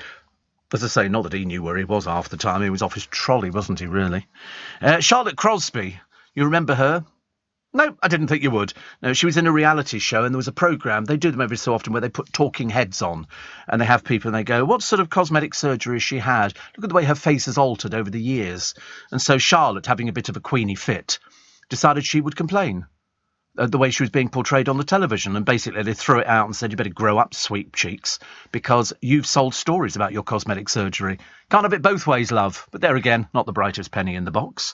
Also, it's been 5 months, 5 months since Danny Dyer announced he was quitting EastEnders. In fact, to be honest with you, he should have quit. He should have said, I'm leaving, and gone immediately, and then we could have tried to rescue the audience figures. But the audience figures are so dire, he's basically killed them stone dead. And finally, we think he's got a job. He had there was a game show and there was a couple of other bits and pieces. But we think he's actually got a job. Unfortunately, it means travelling to Australia to do it. So it's taken long enough, isn't it, really? The drug that offers instant relief for thousands of migraine sufferers, which is what Darren was talking about earlier on. The dog sitter who died after being attacked by a dog in a family home. This is the second dog. People are obviously not heeding the advice on these dogs that kill, these Japanese fighting dogs, and also you're not going to get sort of a chihuahua that's going to ravage you. It'll probably lick you to death, I should imagine. But these people went out and they got one. They're basically Neanderthals. Have you seen them going down the street with these sort of dogs on bits of rope? It's got a normal lead they'd have chewed through in about 5 seconds. No such thing as a bad dog. It's bad owners. Very bad owners. And so this bloke goes round to dog sit it. And this thing attacks him. And he dies as a result. This is only a few weeks after a little boy of 3 was savagely killed by another one of these dogs. And you begin to wonder why these people are not up in court. They shouldn't have dogs like this. You know, they're not fit and responsible adults. Complete and utter idiots. Oh, fancy fruit picking? Take my advice. You should go for it. You should go for it. You know why? Fruit pickers are being offered, because otherwise the fruit's going to rot, 20 quid an hour. 20 quid an hour. They reckon, you know, full time with no holidays, you could earn over 40,000 a year fruit picking. Not difficult. Not difficult. Go for it. Go for it. Definitely. Kylie's popped back in to record Neighbours, but that was a little while ago. And a terrified family in Russia, yeah, oh, comrade, we believe you, filmed Bigfoot chasing their car in the woods. They were so terrified of it that they carried on filming out of the back of the car. Again, another load of old baloney drunk Russians. There's nothing they can do about it. They just can't help it. They've all got issues and problems, and they've got huge problems over there in Russia. Shops are closing. Food is running out. Nobody wants to supply Russia with anything. But, of course, Putin doesn't care because he has everything, because he takes from you. He steals. That's what he does. He thieves. That's how he's got all this. Have you seen what he's got? Have you seen his palace? Have you seen his yacht? And this country is going to be on its knees very shortly. Dreadful. Calvin Harris and Vic Hope getting close at the Chelsea Flower Show. They all turned up yesterday. Even for some reason, and I thought she'd finished anyway, Gemma Collins turned up. Looking, I don't know, need to get a makeover due, darling. There must be a show you can go on. Although you've been on them all, haven't you, really? But I don't know what she was there for. Wearing ridiculous glasses. The hair has been bleached almost to non-existence. And the dress, I don't know the way you describe it, actually. What was the other one? Oh, yes, the creator of the Star Wars spaceships has died at the age of 90. He designed all the... They're not real. Yeah, Star Wars. I'm not a Star Wars fan, actually. I mean, I like the programme, but I wouldn't get excited over the bloke who died. It is just a programme, very cleverly done. Dun, dun, dun, dun, dun, dun, dun, dun, dun. All those very good things here. And his name was Colin Cantwell. He was behind the Death Star and X-Wing. Oh, he's very good. He's also worked on other little bits and pieces. It's very clever, isn't it, really? But, of course... it's entirely fake. He's also worked on Close Encounters of the Third Kind and 2001 A Space Odyssey, which is lovely. The Death Star turned up at an event in Japan in 2016. He studied animation, but I mean, he got to 90 and, you know, you get to see something like that. It's obviously quite clever. I don't want to diss it because I don't know enough about Star Wars and Star Trek and all the other bits and pieces. But he also acted as a go-between, giving live updates to the US newsreader Walter Cronkite during his famous moon landing broadcast in '69. Walter Cronkite was, in American media terms, a giant. A giant. I think he was also the one who announced the death of Kennedy. The news from Washington, the president has been shot. I do remember the moon landings, yes, of course. All I remember is the film footage was very ropey because it wasn't as clear as we get nowadays because it was fake. It was all made up, you know, the Looney Tunes people. Oh, I think you'll find they never actually went to the moon. It was filmed in an aircraft hangar. And you think to yourself, you know, I bet you don't work. I bet you spend all your time reading Bunty or Playtime, all those sort of things. Moon landings, the only major news event that ITV got higher ratings for. Yeah, than the BBC. First time. Because people were fascinated by it. You know, I always loved the people, though, that thought it was fake because they were so thick.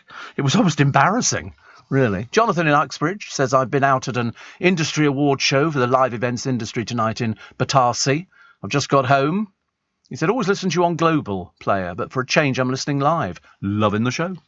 An industry award. Do you know, every night of the week there is an awards ceremony that takes place in London. All the hotels are fully booked. for ages and ages and ages with, the sort of best milkshake award or the best, this or that or everything. And you start thinking to yourself, yeah, there's an award for everything, isn't there? Funniest person, Gemma Collins. Worst dressed person, Gemma Collins. Badly bleached hair award, Gemma Collins. Ridiculous sunglasses. I mean, really so stupid you've never seen anything like it. But I mean, that's Gemma Collins. Poor old Putin. I don't think he's real. I think he looks a bit like Lenin, who was embalmed, but of course there's nothing left of him. So what you're looking at is like a wax image of him, and so people queue to go and see him lying in state. But they have to repair him every so often as bits fall off. So there's hardly anything left of Lenin at all. Putin's looking the same. He's got that, what I call that waxy look. When you look at him and you think, you're not long for this world, are you? Apparently, according to Ukraine, there's already been an assassination attempt on him when the war first started. But obviously they weren't very, very successful. Holly Willoughby's TV quiz binned after one series. I think she's blown it. I think she's blown it. And I don't say that lightly, because she's very popular on This Morning and people like her on that. But then she thinks, everything I do is going to turn to gold. Sadly, it hasn't. 2 TV programmes cancelled. What she should have done is stuck to This Morning, done her clothes. And so what she's done with her husband, who is behind Celebrity Juice, I believe, they've set up their own production company, and she thought she was going to cream it. But she hasn't. They're collapsing like a pack of cards. What are we going to do? We're going to take a break, which is good, isn't it? I think it's occasionally we do this, It's one of those rare moments where I get to sit back and enjoy everything. Steve Allen on LBC. Morning, nice to have your company. I trust you are well this morning. So the Elizabeth line, have you noticed they've done it in different colours?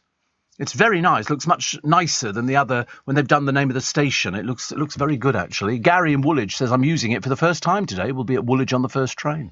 How lovely. Jenny says, thank you for saying you're fed up hearing about Partygate. I couldn't care less. I seriously couldn't care less. So he's broken the rules. Nobody's dead. I quite understand where everybody's coming from. But at the same time, for God's sake, give it a rest. Give it a rest. Opens this morning, the Elizabeth line. It looks lovely. Have you seen the pictures of it? It does look nice. Shouldn't be long before you... It's got the different things, to stop you sort of falling down the track. So 39 minutes direct line to and from Heathrow would be a game changer. That's from Canary Wharf, 39 minutes. You'd think, actually, if it didn't stop at the stations, you could do it a lot quicker. Apparently, prior to the pandemic, commuters faced peak hour overcrowding on the Jubilee line, particularly to and from Waterloo, or had to rely on the DLR or riverboat to reach Canary Wharf. Only about 4% of workers walked or cycled. But this one, because all the different colours on it, it's got the doors that close and then the train doors. It's sort of separate. They've got it up at one of the airports, I think at Gatwick. At Gatwick, they've got the same thing. We've got to wait for the second doors to open. The Jubilee line's got it as well. It's lovely, isn't it? I don't like the underground. I don't like it. I've never liked it, actually. I don't feel safe on it. There's some very odd people that are allowed to travel. I appreciate the fact they don't vet everybody, but for goodness sake. What was the other one? Oh, so the good and the great turning up at Chelsea. There's all sorts of people. As I say, how on earth Gemma Collins got an invite, God alone knows. They must have been scraping the barrel on that one. 25 clues that Silent Witness is TV gold. I love Silent Witness. So good. I've got the box sets. Love it. And Kate Moss will take the stand in Johnny Depp's bitter trial. We're still waiting on the results of the 2 old screaming hags. You said this, I said that, you sold this story, I didn't do this, you did this, I'm going to see you suffer and all the rest of it. And at the end of the day, you hate both of them. Nobody likes either of them. I couldn't really care less. Colleen, who can struggle keeping her marriage together, and Rebecca Vardy, who just doesn't seem to be pleasant at all. Oh, yes, on the Elizabeth line opening, the thing is, they've done a piece in the paper today. How many bodies did they find whilst they were building it? And the answer is they built sometimes through plague pits. Now, plague pits in London were built or dug during the plague time because there were so many people dying, they didn't know what to do with them. And so people didn't get the proper funerals with coffins and all the rest of it, because they didn't know how the plague was spreading. So they thought it would be easier to dig pits just on the outskirts of London, fill them with bodies, and then each layer of bodies they would then cover with lime And lime would sort of, hopefully, they thought, stop the plague from spreading. But these plague pits were it's like Victorian rubbish pits. You'll find rubbish dumps all over London, some by the side of rivers and things like that, where you'll find old bottles and stuff like that. A lot of people go down, and that's why you see people with their metal detectors on the side of the Thames, because the tide brings in stuff, and because the Thames is tidal, it's constantly changing on the actual bed of the river. But the plague pits were very famous. I think actually Dawn Neeson said she was investigating plague pits because they would hold thousands of people. I think they were sort of enormous, absolutely enormous, because we had a big problem. I bet old James O'Brien's Russia, and he'll be listening now. He'll be listening now, and he'll be saying, "Oh God, Steve's just reminded me, I've got to go and get a birthday card today." Because otherwise, I don't think he's got one with him. Whereas I keep birthday cards at home, so if somebody says, "Oh, it's so and so's birthday," I can go, quickly put a stamp on it. And today, James will be writing out his birthday card because it's the birthday today of his favourite person, Jacob Rees-Mogg, and so he'll be writing out to Jacob, lots of love, O'Brien, and it'll be the O-H and then Brian.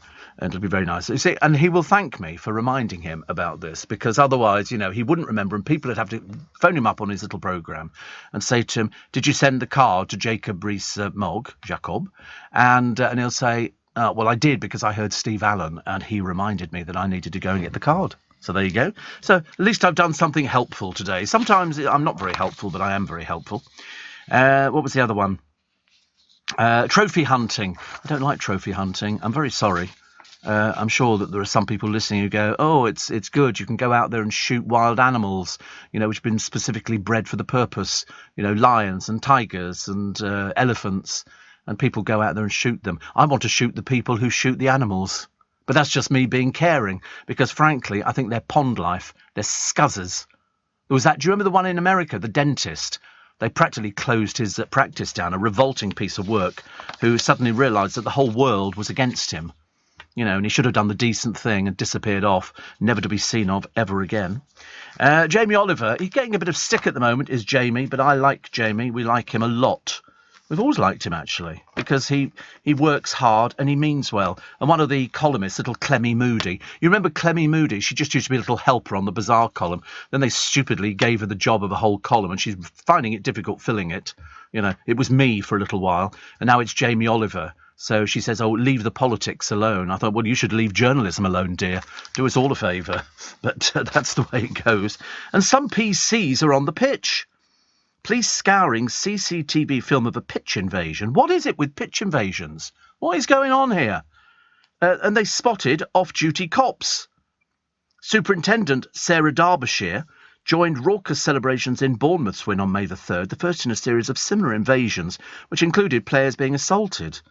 Well, I'm hoping Sarah Derbyshire is not true, this story. I'm hoping it's a look-alike or something like that, because, you wouldn't be that stupid, would you? Surely you can't be that stupid. I like to err on the side of caution. Dawn Neeson's just tweeted, "Wet, wet, and yet more rain.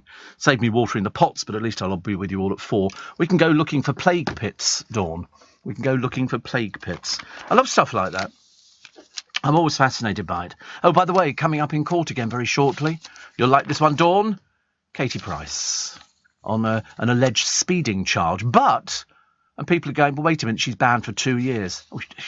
Well, she is banned for 2 years. But this occurred before she went out drunk and with a little... sorry, it's a bit of a sniffy cold today. But anyway, and she flipped over the car. This was 2 weeks prior to that one. She really is bad news. She shouldn't be allowed anywhere near a vehicle forever. So it's... she avoided jail because she went to rehab. This is 6 times drink driving. 6 times. Dear God in heaven, you have to thank the Lord above, don't you, that she's not killed anybody so far when she goes out drink driving. Because if there's one thing the police hate, it's drink drivers. Ask any of them on the Interceptors and on any of those programmes, and they'll tell you the same thing. Drink drivers should be locked up for a long time. Poor old Brooklyn Beckham and his wife Nicola fed guests £3 burgers from her dad's fast food chain at their wedding. They brought in a Wendy's truck to dish out the snacks, including £4 chicken nuggets, to A-list celebrities. There weren't any A-list celebrities. They keep trotting out the same 3 people. The same 3 people. You had Gordon Ramsay, but nobody cares about him. God's sake, the bully of bullies. But in fact, I've lost the. They had 2 of the Spice Girls, only 2 of them, and then I think there was somebody else. I don't know. I can't remember who they were. Could have been somebody off Desperate Housewives. Eva Longoria. So she's obviously a real close friend of Brooklyn and Nicolas. But fancy, I mean, how cheap. How cheap, honestly. But poor old Beckham, they put him down the other day as an amateur chef. He's not. He can't cook for toffee. He's an amateur. That's what he is. He's an amateur. He's got no talent in any department. They do worry about it. So this superintendent, I mean, I don't really understand. Can't be right, can it? 2 colleagues joined thousands of Bournemouth supporters in a mass surge onto the turf with smoke bombs let off. I mean, it is illegal for fans to enter a pitch without lawful authority or lawful excuses. But, oh, shut up. Blooming thing, honestly, my phone. It does make noises. And, strangely, Dawn says Discovered lived almost on top of one of East London's plague pits. A combination of sad and spooky. It is, isn't it? But you tend to forget how many there were out there and how many people died during the plague. You know, there was a phenomenal amount of people, and they used to do that, bring out your dead. It was a case of they had carts pushed and pulled by people with these hoods on, which made them look a bit like the Elephant Man, and they would go out there and they would be ringing their bell going, bring out your dead, because the idea was you wanted the dead out of the house just in case you could do it. In 18 months, 100,000 people were killed in London alone. And it was, I think they said it was spread by rats or something like that, because you would see, I mean, nowadays you see rats in London. Over the road from here, Chinatown, you can see rats running up and down the corridors every day in daylight. Yeah, outside in daylight. Seriously, we get foxes, all sorts of things, you know. To anybody else, it's a case of, it's a veritable zoo out there. But you want to see the size of some of the rats.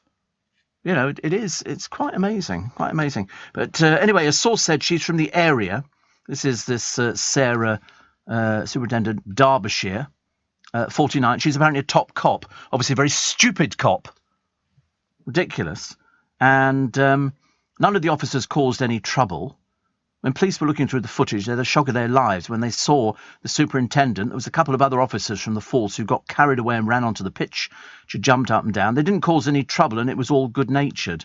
But the law is the law, and clearly, of all people, they should have been aware. It's illegal to run onto the pitch. Either she's that stupid and she doesn't realise. I understand how people get excited over football, but, she's currently on attachment to the Inspectorate of Constabulary. Previously ran a major crime team investigating murders and serious offences. She's from the area. She's very well respected. She's an idiot. How's she ever got that high in the police? Small wonder the police force is in a dreadful state. You know, she's the real deal, but still only human. Yeah, but she's supposed to be above things like that. She's a superintendent. Goodness sake, honestly. And another one here is Steve. Metal detectorists on the River Thames are licensed. No, they're not. No, they're not. Absolutely not. What a load of old cobblers, honestly. They're not called mudlarks. Mudlarks never had metal detectors. Gosh, honestly, the rubbish that comes up from some people. You don't have to be licensed at all. You can go down to the banks of the Thames. You can sort of run your thing along Whitehall if you've got a metal detector. I see them on a daily basis. No licensing. And in fact, there really wasn't licensing years and years ago when the original mudlarks were there. They were people who scrabbled around. They didn't have a metal detector. Ridiculous, honestly. People come up with absolute garbage nowadays. Perhaps they expect us to believe it. Perhaps they're sort of... It's like, who was it who said something the other day? There was somebody who'd heard something, and they said to this person on the... Oh, it might have been James O'Brien. He said to this bloke... I think it was James O'Brien. Sometimes running a business can feel like cycling uphill with square wheels. But Xero online accounting software can help predict the future cash flow of your business, so you can stay one step ahead. Soon it'll feel more like freewheeling downhill. Woohoo! On a tandem. All right, mate. With a masseur on the back. Oh, that's nice. Search Xero with an X, because healthy business is beautiful business. Leading Britain's Conversation, LBC, with Steve Allen.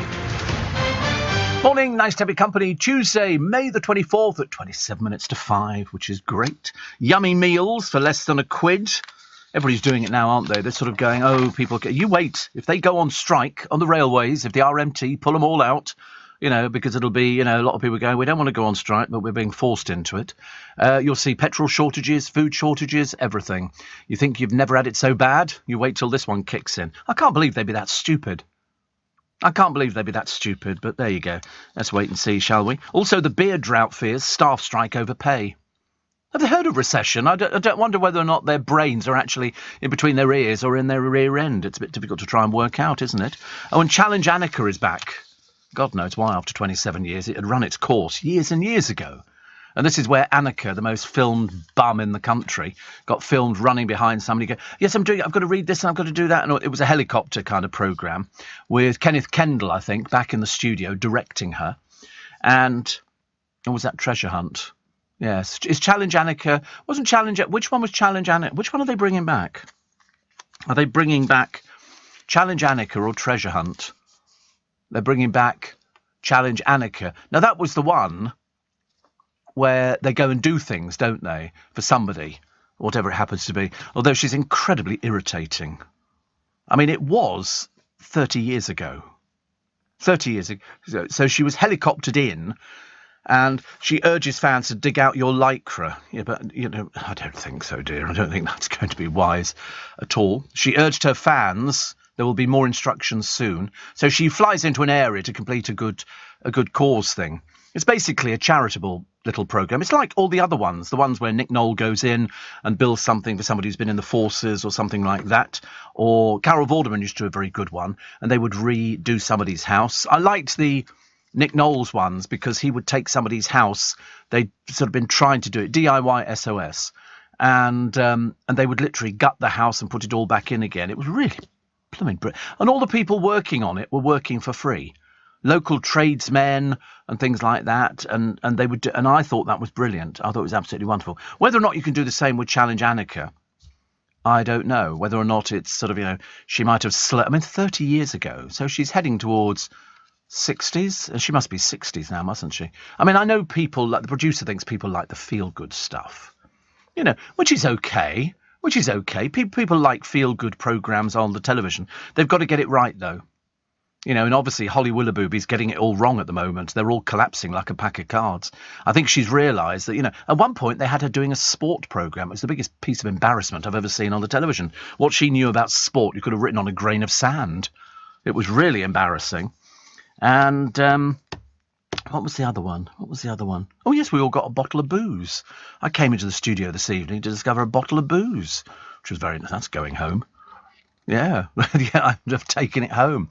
And Ashley says, you were talking about Soho House the other day. Which one did you go to? Are you a member? No, I go with my friend Gavin. In fact, there were 6 of us we went in. We've been to all of them.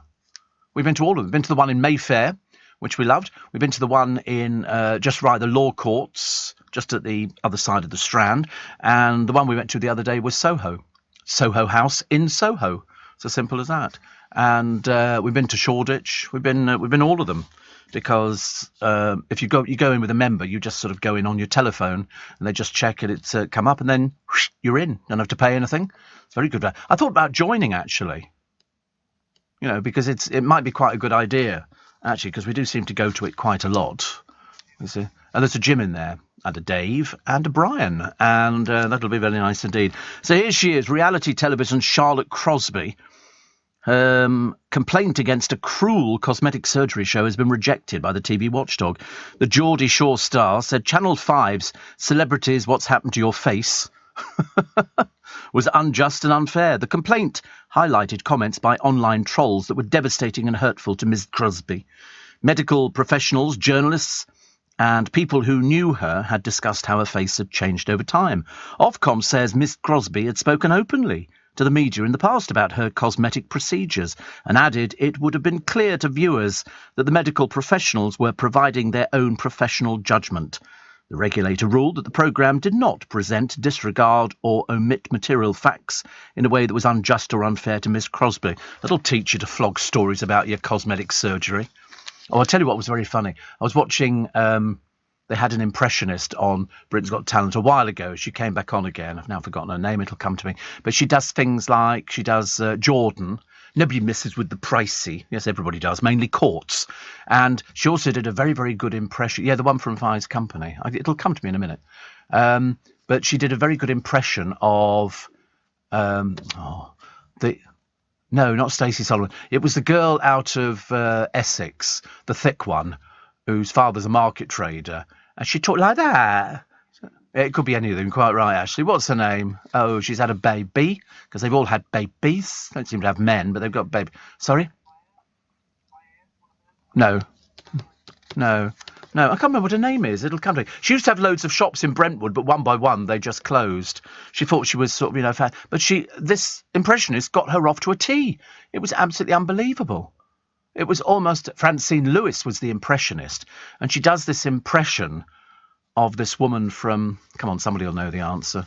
From Towie, who's... oh, God, what is her blooming name?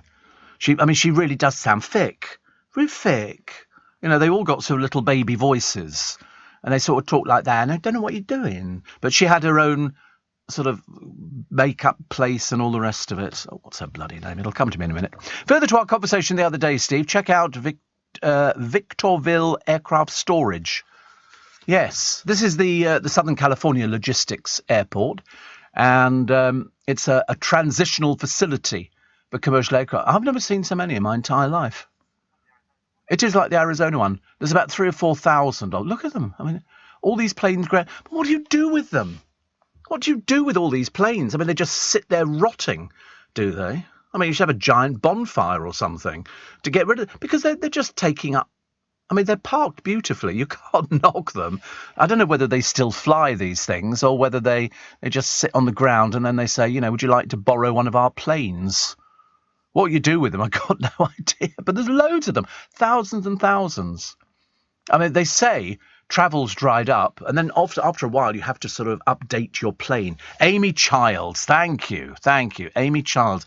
And what a child she is, with a little sort of voice. But Francine Lewis does such a good impression of her, you could almost believe that it's very, very good. Have you heard it? Very, very good. And she was on one of those talking head programmes the other day. They put her on with Bobby Cole Norris. Difficult to tell who sounded more stupid. But it was a case of, she sounded like a little girl like that. And Francine Lewis hit it off to a T. And Francine was on with us on Fi's Company. But I think she was on Britain's Got Talent. And she does, she's got an act. But she sounds so much like, she's got children and all the rest of it. It's just that she likes doing this, and the kids liked it. And she was very good. We'd have her on, but nobody messes with the pricey. And I used to look at her and think, yeah, everybody messed with the pricey. Mainly churches, husbands, things like that. But we haven't had any good new impressionists. There was one bloke who he was on an American one, might have been Americans Got Talent, and he did lots of cartoon characters, but so that you knew who they were, they flashed a picture up behind him so that you knew. Yeah, it defeats the object. Whereas with Francine Lewis, and thank you, Lorna, she did the impressions, and she just she had the facial expressions off to a T as well. Poor old Katie Price. They don't even refer to her as a model anymore. It's too embarrassing. They just refer to her as that drunk. But it was the Amy Childs bit that was so good. It really was uncanny. And in fact, even the panel was sort of going, it's amazing. Very, very good indeed. So they all turned up, the Kardashians and all the rest of it, to some other naff wedding with some bloke called Travis, who was swigging from a bottle. He's got tattoos all over his face and everything. And, it's mutton dressed as mutton, I'm afraid. It really looks bad. And unfortunately, the other one was wearing a short corset-style dress with a cathedral-length veil and looked like trailer trash. Seriously, look at this bloke. How many tattoos on his body? What does he do? Is he a singer or something? Well, they're not going to be putting him in Les Miserables anytime soon, are they? You can just tell. And the goth girls turned up, and Chloe and Kylie. They really are a naff family. God in heaven. But they turned up, and it was all wonderful. And it'll last about 5 minutes. That's all they like. They don't last very long as well. A little bit embarrassing. Carol Kirkwood's going to get married. How old is she now? How old is she? She's 60. She said, I got engaged She let the happy news slip. She reported from the Chelsea Flower Show, because that's what they do with the weather. It's supposed to, what a waste of money. All she's got to do is just give the script to the people who are actually presenting the programme and let them just say, today it's going to be sunny, today it's going to be a little bit of rain, whatever. You don't need somebody, having to send her to that. What a waste of money. God knows what it must have cost. Oh, look. That's lovely. Liam Gallagher admitted he was on a downward slide, so he's managed to get his plank of children dressed up. All wearing silly dark glasses. He's a bit naff, isn't it, really? Lennon has a temper, he says. I just feel they're a bit sad, aren't they? Your father was a bit of an old has-been, even when he wasn't a has-been. And Harry Styles fans are so intense that the O2 Academy in Brixton had to put signs outside to stop them queuing until 12 hours before the concert there tonight. He's going to play a one-off show. Oh, I'll tell you, got fantastic reviews. Pet Shop Boys. Fantastic reviews. I mean, could not have been better. Neil Tennant, they say, sounding better than ever. Absolutely better than ever. O2 on Sunday night.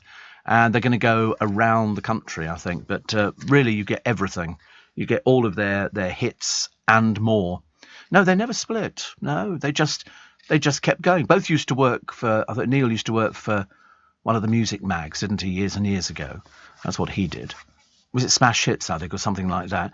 And he was great. We did him for In Conversation ages ago. The Pet Shop Boys were touring, and we got to sort of what I thought would have been the end of the interview, and it was going so well. I said, can I be an absolute pain? I said, can I keep you a little bit longer? He said, sure. Couldn't have been more gracious. But of course, their one big disaster was are you going to tell me when it was? West End Girls was 37 years ago, was it really? Oh, God, how depressing. I loved it when they did the Brit Awards and they did Go West, but what they had was all these miners, all these Welsh miners who were obviously in a choir with all pit helmets on, with lamps on the front of it. Go West! There they were, confronted. I thought it was fantastic. It was wonderful. But they did actually, do tremendously well. They got amazing reviews for the show, and the fans absolutely loved it. So well done all round. Steve, I see our favourite theatre, the Queen's Inn Hornchurch, says Chris in Brentwood, is being recognised by Historic England as part of the Queen's Jubilee celebrations as being listed Grade 2. Jan will be pleased. Yes, that was one of the first places that we did the Steve Allen on Tour show. And we sold out the Queen's Theatre really fast. Really, really fast. It was a case of people were queuing hours before the box office. Don't ask me why, but people were queuing before the box office had even opened for hours. So when the box office opened, apart from all the people queuing up on the telephone lines, there was a queue of people outside, and it sold out. I think it was their fastest selling show. I think we sold out the Queen's Theatre it was something like less than an hour. We sold out because I remember getting a phone call and somebody said, you've sold out. In fact, every theatre that we did, we sold out. Absolutely amazing. Even the one here in Leicester Square, which is only a 400-seater, we sold out really quickly. And in fact, somebody took a picture outside of all the people queuing around the block. See, next time we do a show, you don't want to miss out. I mean, it's not intellectually stimulating, I have to tell you. It's a bit sort of, it's just a nice opportunity for everybody to get together, which is what we do. This is LBC with Steve Allen. Morning, nice to have your company. Welcome to Tuesday. So, 6 historic sites that have been Grade 2 listed to mark the Jubilee, and recognised the Queen's Theatre in Hornchurch. The theatre opened in 1953, and the year of the coronation, which inspired its name, and its purpose-built building is regarded as a classic example of 1970s design. The chief exec, Matthew Russell, said, we're so proud the Queen's Theatre has been Grade 2 listed, and to celebrate such a very special occasion. I've played it, I think, on about 4 times. I think the building. I loved it, and we sold out every single time. In fact, we've never not had a show that sold out. In fact, we also now get sort of queues. It's been visited by the Queen, who celebrated its 50th anniversary in 2003. Also listed, the Imperial Hotel in Stroud, which opened in 1863 and was refurbished in 1950 when the then Princess Elizabeth visited. All Saints Church in Shard End, Birmingham, the first church built in the city, after the Second World War, one of the first to be consecrated during the Queen's reign. Which is lovely, isn't it? So all those things. So the Queen's Theatre, we know it so well. Yes, and I think you're right. Jan will be very delighted, because we really sold out fast there. And we used to get trays of sandwiches. They'd say, do you want anything on the rider? And we go, can we have sandwiches? Which it was very good, actually. Steve, they store decommissioned aircraft in deserts as they rust more slowly because of their dry atmosphere. So in other words, in years to come, we're just going to have lots of rusting aircraft falling apart. Sounds a bit odd. One of my hobbies, says Dale, used to be aviation photography. I visited California, Nevada and Arizona many times in the 80s and 90s. Because of the high humidity, the planes wouldn't rust. Many are broken up for spares. Back in the early 90s, when there was the big economic meltdown, you could buy a Boeing 737 for about $4,000. Let's go buy one now. Let's go buy one. Yeah. There must be a park we can stick it in and sort of people could go on there. I quite like that idea. Supermodel Kate Moss set to testify for Johnny Depp at his defamation trial tomorrow. Another pair of deeply unpleasant people. I can't stand Amber Heard, and I'm not warming to Johnny Depp anytime soon. But this one's worth millions. Millions. Another one here says, I'd love to book in, Steve. Have any agreed dates for your show this year? Early next year. I think you're a darling.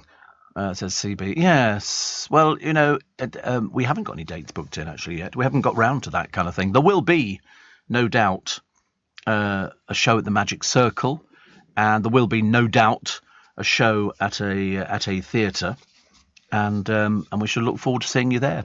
You mentioned the Queen's coronation in 53, but how come the Diamond Jubilee is 2022? Says Paul.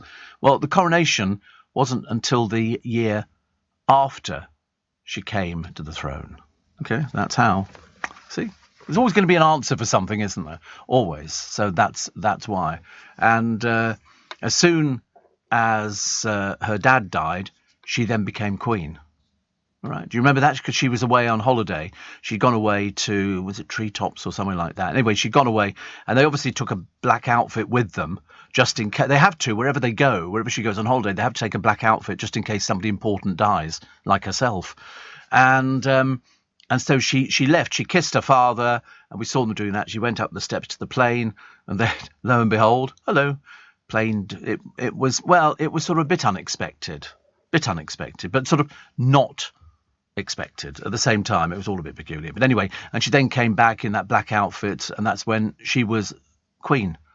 They told her when she was over there that you are now queen, and she's done the job ever since, and she's done it very, very well.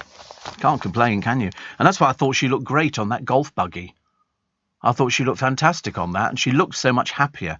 And there's also an exhibition going on at 3 places. I think one is Windsor, one is Buckingham Palace, and one is Holyrood, of her diamonds.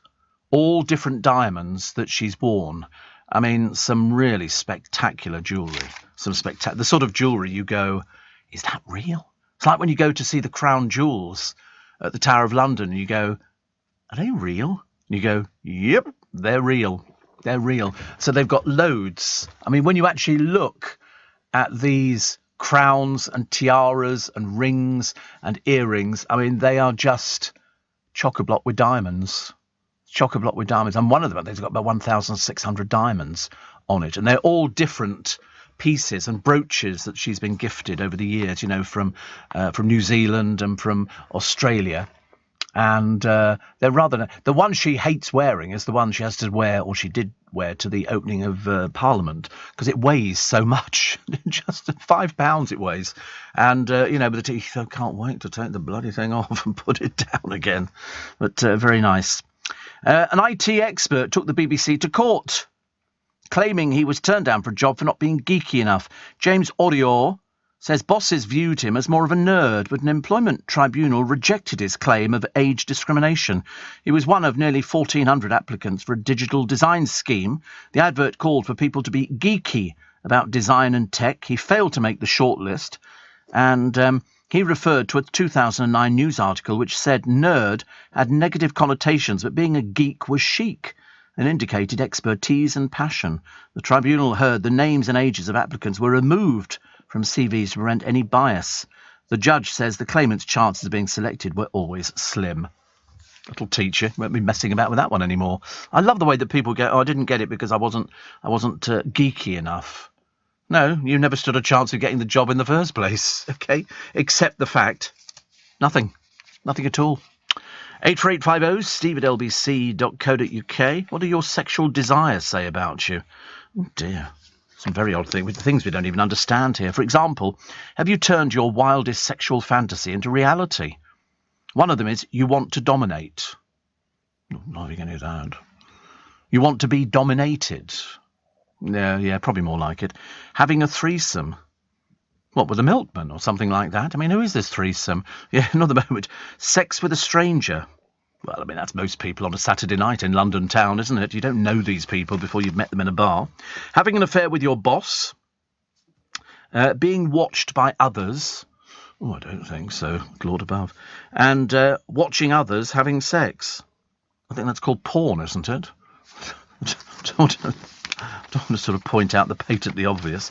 Lord above, honestly. I think we spend far too much time faffing around with sort of sex things and all the rest. I mean, who can be bothered? You know, as far as I'm concerned, cup of cocoa and some KFC, and I'm quite happy. What do those things say about this? It's too complicated to read. It's too complicated. You've obviously got issues.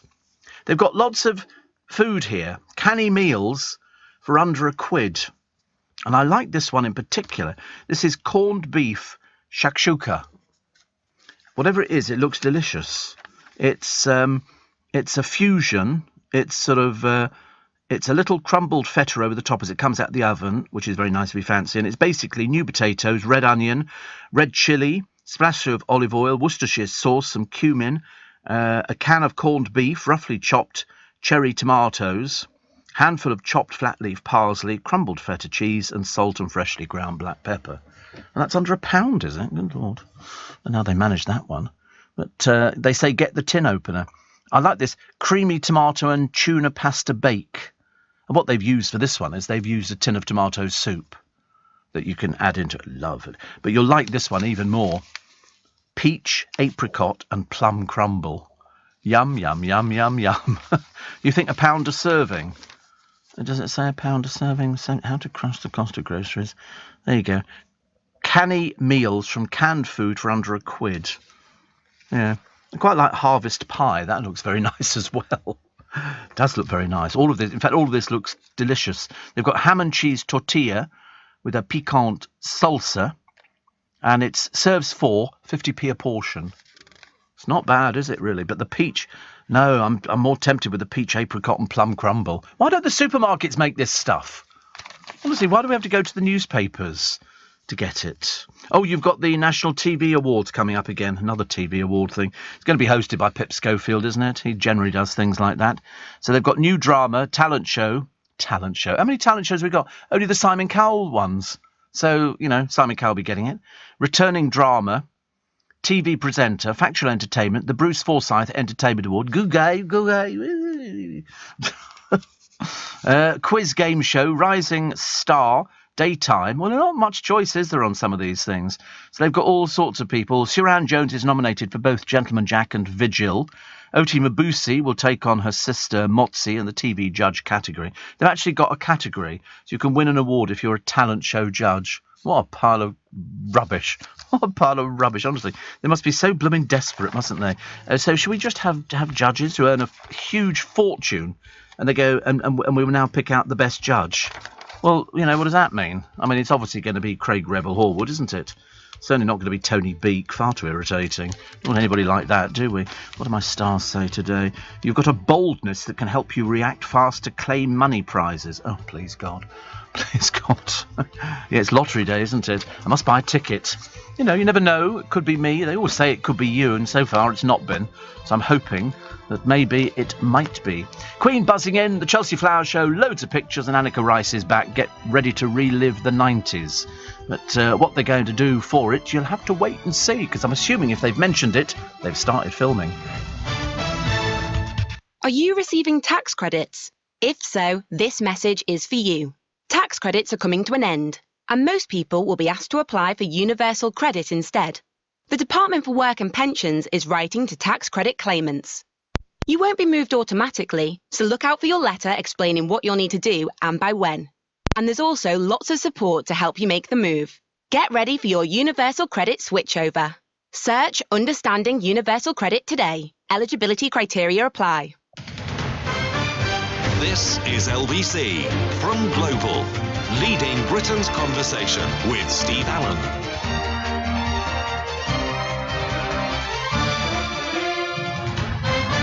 Morning, nice to have your company. It's Steve Allen's Early Breakfast. It's LBC. I'm with you till 7 o'clock this morning. It's Tuesday, May the 24th, and the Chelsea Flower Show. In London, we see this as a bit of a ritual. People like wandering in and out of tents. People like discovering who's got the first prize, who's done the best thing. But what everybody's waiting for is the last day when you can buy all the plants. People stagger out of there. You know, literally, they picked up a fuchsia tree or something like that. The only things you can't buy are the bonsai, because they take years and years and years. So all the rest of it you can buy. People literally bring down, you know, all sorts of vehicles so they can load up all their plants. You see them staggering down the road. It's hilarious. And you get them really cheaply. Like, really, because the people who've put them on display at the Chelsea Flower Show don't want to take them back home again. They'd much rather sell them to you. Much easier. Much, much easier. Stephen Fry says he might get the red card from the BBC soon due to his age. They've got a thing at the BBC about age, and yet they're still employing Hugh What's-his-face to read the news. And he's fair. Oh, no, he's not as old as he looks, is he? He's one of these people. He's only 60-odd, yeah. Whereas I don't know how old Stephen Fry is. But is he 70? Would he be 7? He's not as old as that, is he? No. Oh, I'm sorry. That'll get me into trouble. Is he 68? Oh, 64. Oh, blimey. I'm older than he is. Good Lord above. Who'd have guessed? You would never guess, would you really? What was the other one? Oh, the pictures of Putin and the stories from Ukraine to say that there was an assassination attempt on his life just after the war started. Danny Dyer announced 5 months ago he was quitting EastEnders. Well, hurry up and go. You know, I mean, I don't know. They're not going to replace him. That would be ridiculous to replace the character. I suppose it's the way they have to write somebody out. But at the moment, it's hemorrhaging audience. It's getting, I mean, it really isn't doing very well at all. I should imagine the Queen's Jubilee will probably do so much better. November 21, says Roger, the Sudanese Airport Authority auctioned abandoned planes with prices starting as low as $700. What are you going to do with it? I mean, unless you can, I mean, presumably you'll have to go round. I mean, I'm presuming they're all full of petrol or whatever they have in there. No, it's not petrol, is it? But fuel. There must be fuel in there. Yeah. Well, do you think they will actually take that out? How do they then move them? They can't, presumably they just pull them out, don't they? As opposed to, you know, World's Strongest Man. That's a ridiculous. Have you ever seen that? The World's Strongest Man. Worst pile of rubbish you've ever seen on the television. Who cares? Who cares? And Mark says, off to Farringdon to try out the new Crossrail, which starts shortly after 06:30, currently on Thameslink from Purley. I'm hoping for a goodie bag. Am I sad? Yes, very sad. And this is the limited edition oyster, is it? He said, separately, I agree with you, regards vile people putting their feet on the train seats. It's not just the train. They do it on the buses as well. I see no end of buses going past me in the morning when I'm waiting for my car to bring me to work. And people you want to get on the bus and go off the bus. No, we're not putting you on the bus. You're too dirty. So the Elizabeth line opens today. So from Heathrow, Elizabeth line trains will take up to 29 minutes to reach London Paddington, where you'll need to change for other Elizabeth line trains to continue to Farringdon, 44 minutes, Liverpool Street 46 minutes, or Canary Wharf 53 minutes. Once the full service starts running in 2023, these journey times will drop to just 30, 32 and 39 minutes respectively. Paddington will be just 25 minutes away. Wow. I was thinking about Paddington the other day, and I went wistful. Because do you remember there was that lovely bloke on the television? He used to do a programme. It was an art programme, and he hanged himself in Paddington Station, and I can't remember what his name was. It was Mark Spate, wasn't it? And I just thought, I don't know why I was thinking about him, but I was sort of thinking, because his father went on television, and I thought the programmes that he did on telly were fab. I thought they were really good. Was it an art type programme? Kids art, wasn't it? Really good. Really, really good. And that goes back to all these things that we've spoken about over the years. People who suffer from deep, deep depression that nobody knows about. And that's why it comes in, as such a shock. But I thought he was great. I thought he was really, really good. So only here for the cheers. Yes, Boris, plaster all over the place. I mean, how much longer are they dragging this out for? Is it gonna go another 6 months or year or whatever it happens to be? I can't believe it. Seriously, it has gone on a long, long time. So we've accepted the fact that, it looks like a proper knees up with booze and party food. But, he's not going to quit. He's not going to quit. We're now waiting for Sue Gray's report, either today or tomorrow. I thought it was going to be today. I really thought it was going to be today. But now, well, my sources have said that, well, in fact, actually, it was interesting because Theo Usherwood was talking about this the other day and saying, we're waiting on that thing now because it's going to name names and, people will be suffering. But, they've got loads of pictures. Obviously, yeah, all right. I mean, surely you would have thought that when they have these parties, don't let anybody in with a camera. Because, I mean, somebody must have taken all these pictures. Dawn, they're on everywhere. Then you have to check your phones in at the door. When I go to a screening of a film, they used to, now they actually trust me, because they realise I'm not that stupid. I know how to do it. And got the camera built into a button. And they confiscate your phones. You collect them on the way back out again because they don't want you filming anything. And the same should happen, all these other people. Thames looking suitably moody this morning, says Dawn, taken whilst discussing East London plague pits with the Steve Allen Show. Which I love. It does look very moody, doesn't it? But I like that. I like that. I think that when we look at the Thames, it's just... I don't know, I just think it's amazing. When you think it's half the size of what it used to be, it was twice, yeah, it's a lovely picture, isn't it? She's got a great view, but look at those things there. Look at the bottom of the picture on the left-hand side. Those wooden bits, I bet you anything, they could be anything. That used to be obviously a quay that went out, that people could walk on. And there's lots of those wooden stakes driven into the Thames. What they were, I've got no idea. I'm assuming it would be some sort of things you could pull a boat up next to them, but they survive over the years.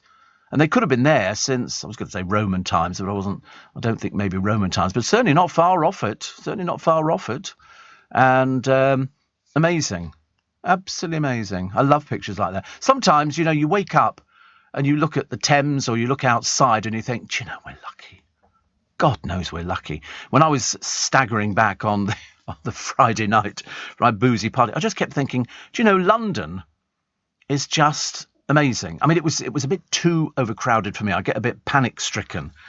And there were buses and taxis and football fans all over the place. And I remember thinking, gosh, I mean, it looks... we think actually Dawn Neeson's around Rotherhithe. So much history down there. But how lovely.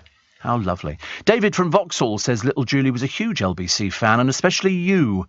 Sadly, passed away recently. We had some great chats over the years, and he will be sorely missed. How sad, David in Vauxhall. At least we're talking about you, David. I always like to say that, just in case there might be that situation where somebody goes, so-and-so passed away, but he could still hear you. Louis Theroux did a programme, I think it was an old one. It was on a man who'd basically been allowed to take his own life in America. And it showed his end-of-life care with all the family around him, hugging him in the bed. And he'd taken these tablets. But the doctor then came back and surprised Louis Theroux. It doesn't seem to take much, actually. There's a lot of cod acting going on.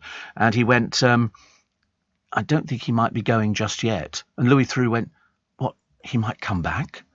And they went, yes, he might come back. So... But he didn't, actually. So it was one of those things. And then they sort of tested him, because they went, I think he's gone. But they were all hugging him on the bed, which is the best thing you can do to somebody like that. Somebody he'd had enough. He'd had enough. They did, I think, 2 or 3 people on the programme. And this particular guy had enough. And he said to Louis Theroux when the family went out of the room for something, he said, I think I'll only go for another 3 days or something like that. And you think to yourself, it's very brave to do that. You're facing end of it. It's not like you're popping around the corner or you're moving to another country. This is the end. This is it. But they all hugged him, and I think that helped. It's like that lovely lady how much has she raised now? It's a huge amount of money. It was over, I think we were pushing £7 million. We've not heard from her in the papers for a few days, and I suspect that she's sleeping a lot now because she's been incredibly brave as well, and also stunning looking. Not that I think that makes any difference, but when I go, I want to make sure I look quite nice. I've decided I want somebody to sort of, better start now. Put him in a nice shirt, I think. And Wayne says, I'm up early travelling with my teenage son Alex, who is so excited he was up early. How come he struggles to get up for college every day then? Wayne is in Hornchurch, just round the corner from the Queen's Theatre. Well, you've got status on the Queen's Theatre, and I think there should be a plaque to Steve Allen because we played it so many times. We were the fastest selling show. I don't think there's been one faster. Dawn is on the telly later this morning, says Roger. I like her because she knows what she's talking about. Well, she does her stuff. She works hard. She's not one of these people who sort of does it and gets away with very little. No, she works hard at it. But you've got to. You can't get away with this sort of stuff, can you, really? What was the other one that I quite liked? Oh, Silent Witness. The producer's never seen Silent Witness, but there again, he's probably never seen Andy Pandy or Blue Peter. And I said Silent Witness was brilliant with Amanda Burton, who was in... What was she in? Brookside. She was brilliant. She was brilliant in it. And then she decided to leave, and I didn't like it as much after that. They still had a few of the original people. It was very good. It was very, very good. What these pathologists have to do... I realise she's acting and, they're not really pathologists, but I thought it was very realistic. They'd have people... And then people could overlook, police officers would sort of watch over to see what they were going to sort of turn up. Amazing, really. Quite amazing. So I have a lot of envy for people who do a job like that. I think it must still be going, but I think it's probably changed its cast, or they're going to bring it back. It was very good drama. Very, very good drama. I like it a lot. So do we believe the terrified Russian family filming Bigfoot chasing their car in the woods? As usual, you won't be able to tell it is Bigfoot. It's just some blurry thing. It's quite clear they're liars. They're liars. I mean, I think we can say that quite clearly. They're not going to be suing us anytime soon. We see Bigfoot. No, you didn't. No, you really didn't. It's like people who say, I saw a UFO. No, you didn't. We know that there aren't any UFOs because now the man who knows about the skies has told us that they might be out there, but they're so far away and that it's going to take 25 billion years to get here. So not in your lifetime, Sonny Jim. Chris says, I don't go to London often, but whenever I do head out there, the place always feels like it's a living organism of its own. I think you're on medication. I think so.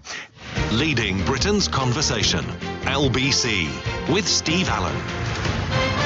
Morning, nice to have your company. It's Tuesday, May 24th. So this terrified family, wait, you'll get this one in a minute, who filmed a Bigfoot chasing their car in the woods. The chilling clip shows a black ape-like figure, it'll be somebody in a suit, running alongside their vehicle through the long grass. Igor Berskev, who is a Sasquatch expert, for that read, Looney Tunes.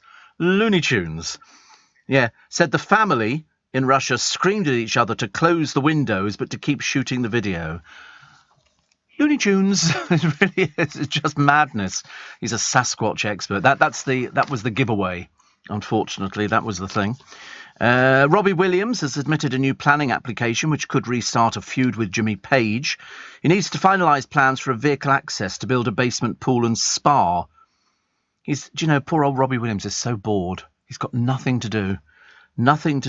Led Zeppelin legend Page, this is Jimmy Page, who's 78, lives next door in Holland Park, fought the building over fears that vibrations could damage his home. Williams was given initial permission in 2019 after a 5-year battle. He's just bored, isn't he? He's just so bored, doesn't know what to do with himself. He's not touring, he hasn't written anything in God knows how many years. It's all just sort of going on a little bit now. Glenn Hoddle believes there's no such thing as death. Yes. He was a singer. Bad news there, actually. He was a singer, wasn't he? Diamond Lights, I think. Hoddle and Waddle. They appeared on Top of the Pops. A little bit embarrassing. But anyway, the ex-England boss, he's only 64.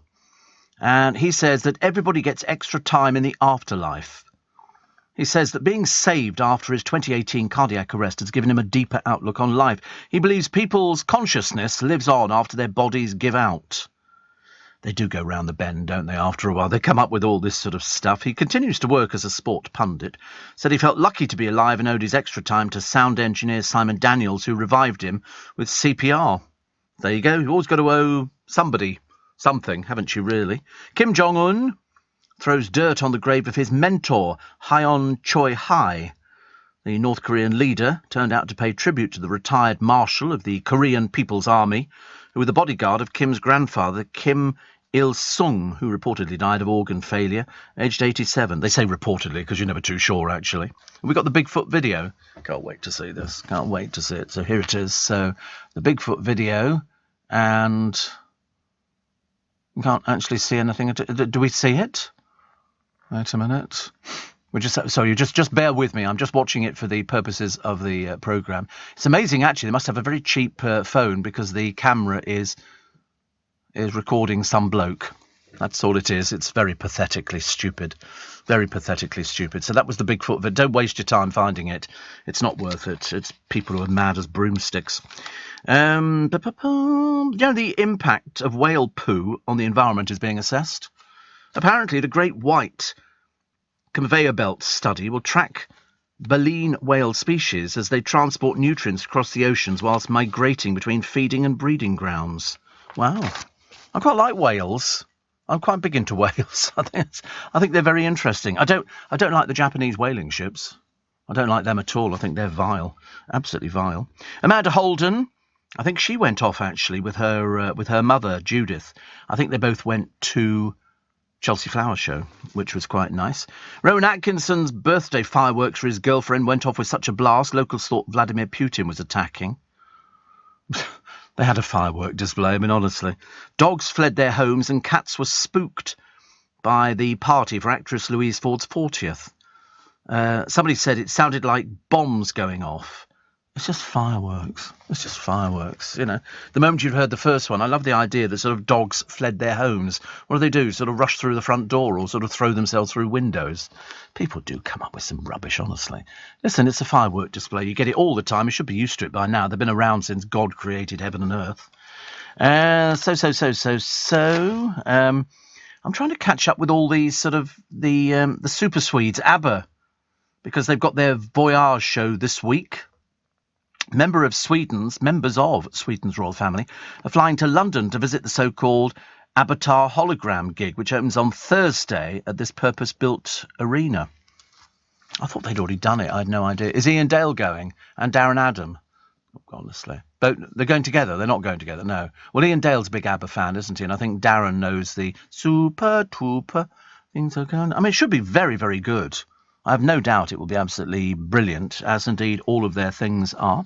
Harry Styles' new album, Harry's House, is the fastest-selling LP of 2022. It's racked up more than 61,000 chart sales. When you look at it, that's not very many. People used to sell millions years ago. Now, 61,000 gets you to the top of the charts. Yes. It's a weekend of sales and streams. Yeah, now it'll ease off. You watch, promise you. That's always the way it goes. I know the feeling, Steve, says Kim. I haven't watched Coronation Street since the wonderful Anne Kirkbride, Deirdre Barlow, sadly departed from it. One of the true old characters. Was never the same when she went. No, wasn't, was it really? I mean, Ken's still going. Or Ken, she used to go. Ken. You know, Deirdre's mum went. Blanche. Quite a number of people have actually gone, haven't they? Hilda Ogden's gone. And Stanley? He went a long time ago. It's interesting. I did catch a little bit of it the other day, and it's not... it's okay. I prefer Emmerdale. Given the choice, I was always the one who backed Emmerdale because I thought they worked really hard. The stories were good, and it's got a few old people in there. Betty's not in it anymore, because she's sort of retired. And I love the repeats. The repeats are fantastic. You know, there's so many people that you see in there. Carl Davis turned up, because I'd forgot that he was in it. Seth, behind the... He never used to say anything at all with that huge moustache.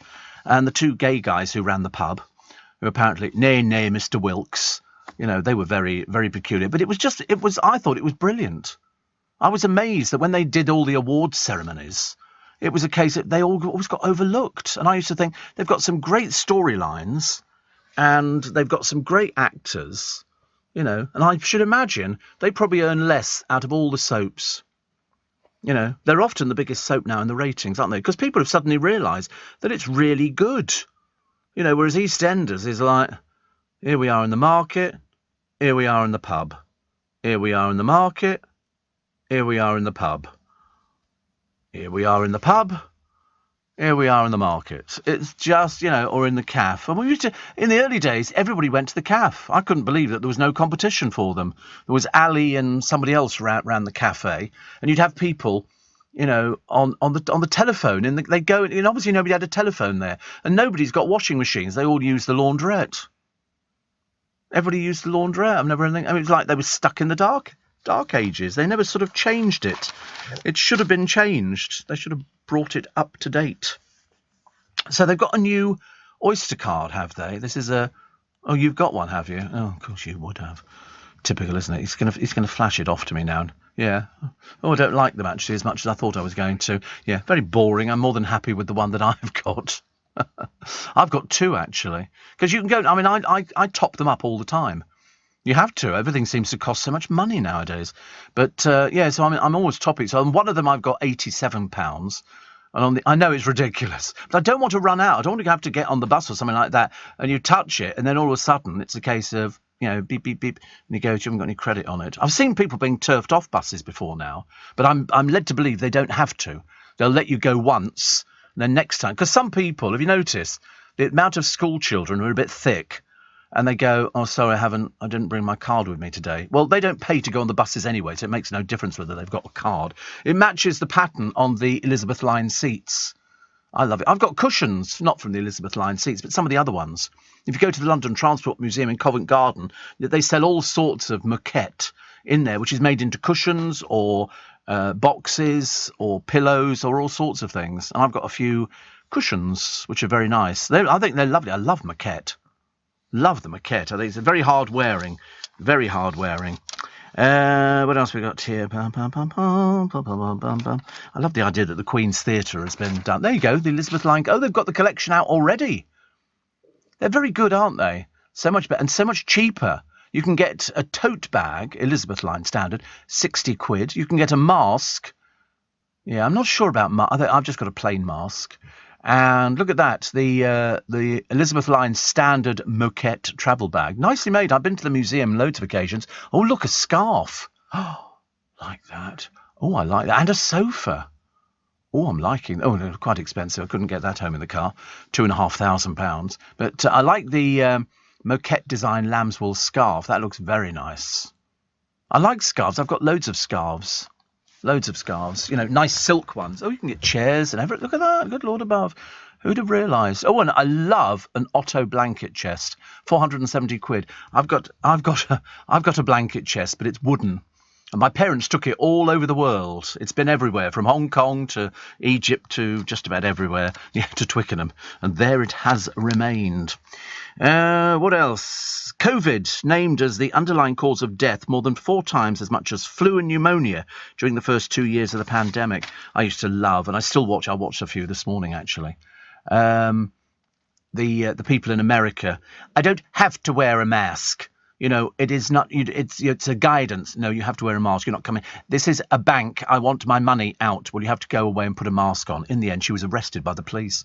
That's right. You're arresting an old woman. Yes, because you're stupid. Who played Betty? Who played Betty? Says it was Paula Tilbrook. Betty. In which one? In Emmerdale? No, it wasn't. No, it wasn't. No, definitely wasn't Paula Tilbrook. Definitely wasn't. Her name was it Betty Egerton? Her name was. Oh, it was Paula Tilbrook. So she died in 2019. I thought she was good. I didn't think she was a great actress. I mean, some of the things I think she was sort of, because the trouble is she looked so good. You couldn't accept the fact that she was sort of getting on a bit. How old was she when she died? Doesn't say, does it? 89. Was she really? God, you see, the trouble is she looked brilliant for 89. Betty Egerton. I wanted to live in a place like that. Here in the UK, we sell amazing products and services the whole world wants. At the Black Farmer in Devon, our produce is enjoyed on both sides of the Atlantic. We're McKinnon and Saunders from Manchester, and our puppets are watched on 6 continents. So whether you're new to exporting or experienced, explore global growth for your business with free support from the UK government. Access information, training, events and expert advice to help you find new customers overseas. Visit great.gov.uk to get started. This is LBC with Steve Allen. Morning, Denise says, I love you, Steve, but those cushions sound terrible. They're fab. They are really, honestly, they're really nice, I promise you. If you travel on London buses and London trains, you'll see this maquette and all the different patterns over the years. I love them. Seriously, I remember when first time I went to the London Transport Museum shop in Covent Garden, I did buy four of the cushions matching. Maquette is the pattern on the seats. You know that. That's where they come from. They're not sort of made up.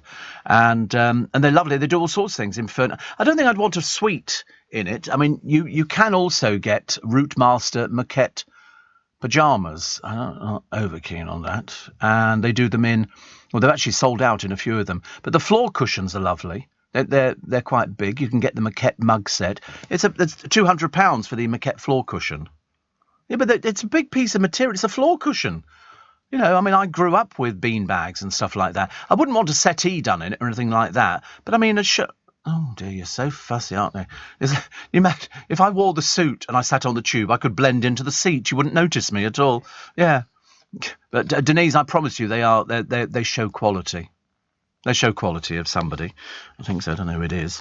The Twitter account, I'm not sure about this story. This is really peculiar. This is the Twitter account of a Tory candidate. His name is Jonty Campbell, and he said that 16-year-old girls smell creamy and buttery. A probe has now been launched by the party following the post from Jonty Campbell's account. The post was in response to a story about a man who was leaving his girlfriend for a 22-year-old Ukrainian refugee. And one lawyer said, "What did I just read? What a sick, disgusting perversion about young women." Anyway, Mr. Campbell's Twitter account has now been deleted. Is there something the matter with MPs at the moment? Are they going through sort of some strange... I don't know, really. But Andrew Pratt of the Conservative Association in Preston in Lancashire said the tweet was being investigated. He said, "This language and opinion about women and girls is completely unacceptable. Mr. Campbell's been a Tory candidate 5 times in election for Preston City Council." The row comes after a series of Tory scandals, including a rape allegation against an MP, and Neil Parish, the Devon MP, who quit last month after admitting watching porn in the Commons. What are you voting for nowadays? Attempts were made to reach Mr. Campbell for comment. What a buffoon. What a pervert. Really? I love the way they say, "We are investigating." What do you need to investigate? Thank God it's been deleted, but it shouldn't even have been up there in the first place. Absolutely awful. I've got a castle for you. Castle? Would you like to buy a castle? It's got a ghost called Betty. Obviously the in-word for Betty today, isn't it, really? Yeah, from Emmerdale. It's gone back on sale for a second time in a year at a cut price. Carbidsdale Castle in Sutherland, once a youth hostel, is up for sale at 1.2 million. It would have been 1.5 million, but they dropped 300k on it, which is quite nice, isn't it? Quite nice. And you ladies are worried about cutting or colouring your hair yourself over fears it will look a mess. A lot of people I know cut their own hair. Bald patches, uneven cuts or strange shades are among the top factors putting ladies off self-styling. I don't think you should be doing that. I think you have to go to an expert place where they actually do it. Because that's a little bit better. Steve, can I be the first to call it the Lizzie line, says Robert. You're going straight to the Tower, aren't you? You won't be surviving the weekend. Did people always go to a hairdresser? Yes. Oh, God, yes, always. There was always a hairdresser. When I was little, I would go to the hairdresser and they would put a plank of wood across the chairs. You sat on that because you were little and you didn't... Most kids hate having their hair cut. It is absolutely amazing. They absolutely hate it. Chris is working night shift at Holland Park Station. He says, don't you have a freedom pass for free travel? Oh, don't even go there. I'm not going down that route again. We're still waiting at the moment. He says, thankfully, the fares are ridiculously high. If you have a free pass, it's great. Yes, I mean, I seem to top up my Oyster card. I thought there was a maximum that goes every day, isn't there? Isn't there a maximum on your Oyster card? So it's sort of, once you've reached £6, you're all right, or something like that. I always get confused with these sort of things, but I like to find. Does it depend where you're going? They always tell you at Waterloo Station, just remember that your freedom, sorry, not your freedom pass, but your Oyster card does not take you beyond Feltham. I thought, who the hell wants to go beyond Feltham? What is the beyond Feltham? There isn't anything, is there? Staines. You can't go to Staines. So it depends which zones you're in. But honestly, another one here. Buying something expensive and claiming it was cheap is the top relationship fib we tell partners. So you tell somebody it was cheap when it was really expensive. A hefty 16% of us admit our partner would be shocked if they went through our bank statements. Yeah, well, I mean, I can understand that. Well, don't let them go through your bank statement. Simple as that. Top fibs include how many lovers they've really had and saying they like their partner's cooking when they don't. Yes. And white lies don't stop at just money matters. 58% admit they sometimes keep other secrets from their partners. The research found almost a quarter of Brits are guilty of being more honest with their pals than their other half. Well, I don't think you really want to tell people, do you? It's like somebody, somebody phoning up and going, sorry, how are you? And you go, started on a Monday. I started with a headache, and then I tripped over and fell down the stairs. And, after you've bored the pants off them for about 15 minutes, they'll never ask you ever again. I mean, you're supposed to share everything with your partner, but frankly, it's not advisable. That's why that Eddie, whatever he called, was going out with Denise Van Outen, had to sell his little story to the paper, a more pathetic example of manhood you'd be hard-pushed to find. I sent 20 sexy texts behind her back. So quite clearly people don't tell the truth in relationships. They really don't do things like that, which is a shame, isn't it? A 22-year-old learner driver died after crashing into a tree whilst having a lesson. I'm frightened by learner drivers. I don't like them coming up behind me at all. If I see a learner driver in the rear mirror, I'll do, whoa, let's get out of the way first of all, because some of them, I mean, it is quite frightening. This one was behind the wheel of a grey VW Transporter van whilst being supervised by another man, and they're now appealing for any witnesses in the moments leading to the incident. I saw somebody one morning. They were obviously drunk, and they were coming down from Heathrow Airport, and ahead of them was a roundabout, and they completely bypassed the traffic lights and went straight in the middle of the roundabout, got stuck in the middle of it. And I remember thinking, I think I'll go away from this one. I don't think this one's worth talking about. So as the Elizabeth line opens, we reveal the spooky goings-on in the underground at Liverpool Street. More than 3,000 skeletons were found by archaeologists. It sits on a mass burial site called Bedlam. Now, I thought Bedlam was the hospital for the criminally insane or insane people. The Victorians used to go there as a day out. They would go and watch people. And it was the Bethlehem Royal Hospital, known as St Mary Bethlehem. And it was a psychiatric hospital. And it means uproar and confusion, derived from the hospital's nickname. And it was apparently historically representative of the worst excesses of asylums in the era of lunacy reform. And a lot of people used to go there and watch the mad people. That's what it was. It was a Victorian day out, which was really tragically sad, very tragically sad. But they found 3,000 skeletons because, again, they just would have been buried in pits. They wouldn't have worried about anything else. Also, Bank, a stink and a feeling of sadness in the air has haunted that station. Built on top of a mass grave since the 19th century, reports of a spooky-looking figure wearing black stalking passengers. She's said to be Sarah Whitehead, a.k.a. the Black Nun, mourning her brother who was hanged for embezzling money at the Bank of England. Also, Aldgate. Now, Aldgate's very famous. It's the final resting place of victims of the bubonic plague, which tore through London in 1665. Over 1,000 bodies were unearthed when the station was built in the 19th century. The ghost of a woman who fell on the tracks during the World War II air raid is also said to haunt there.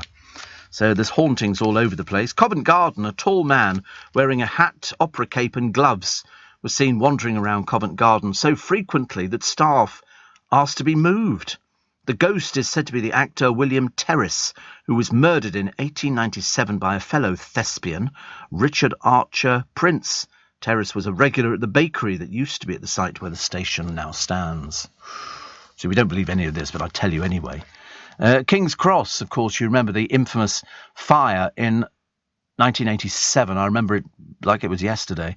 31 people died. The ghost of a distressed young lady asking for support has been spotted there.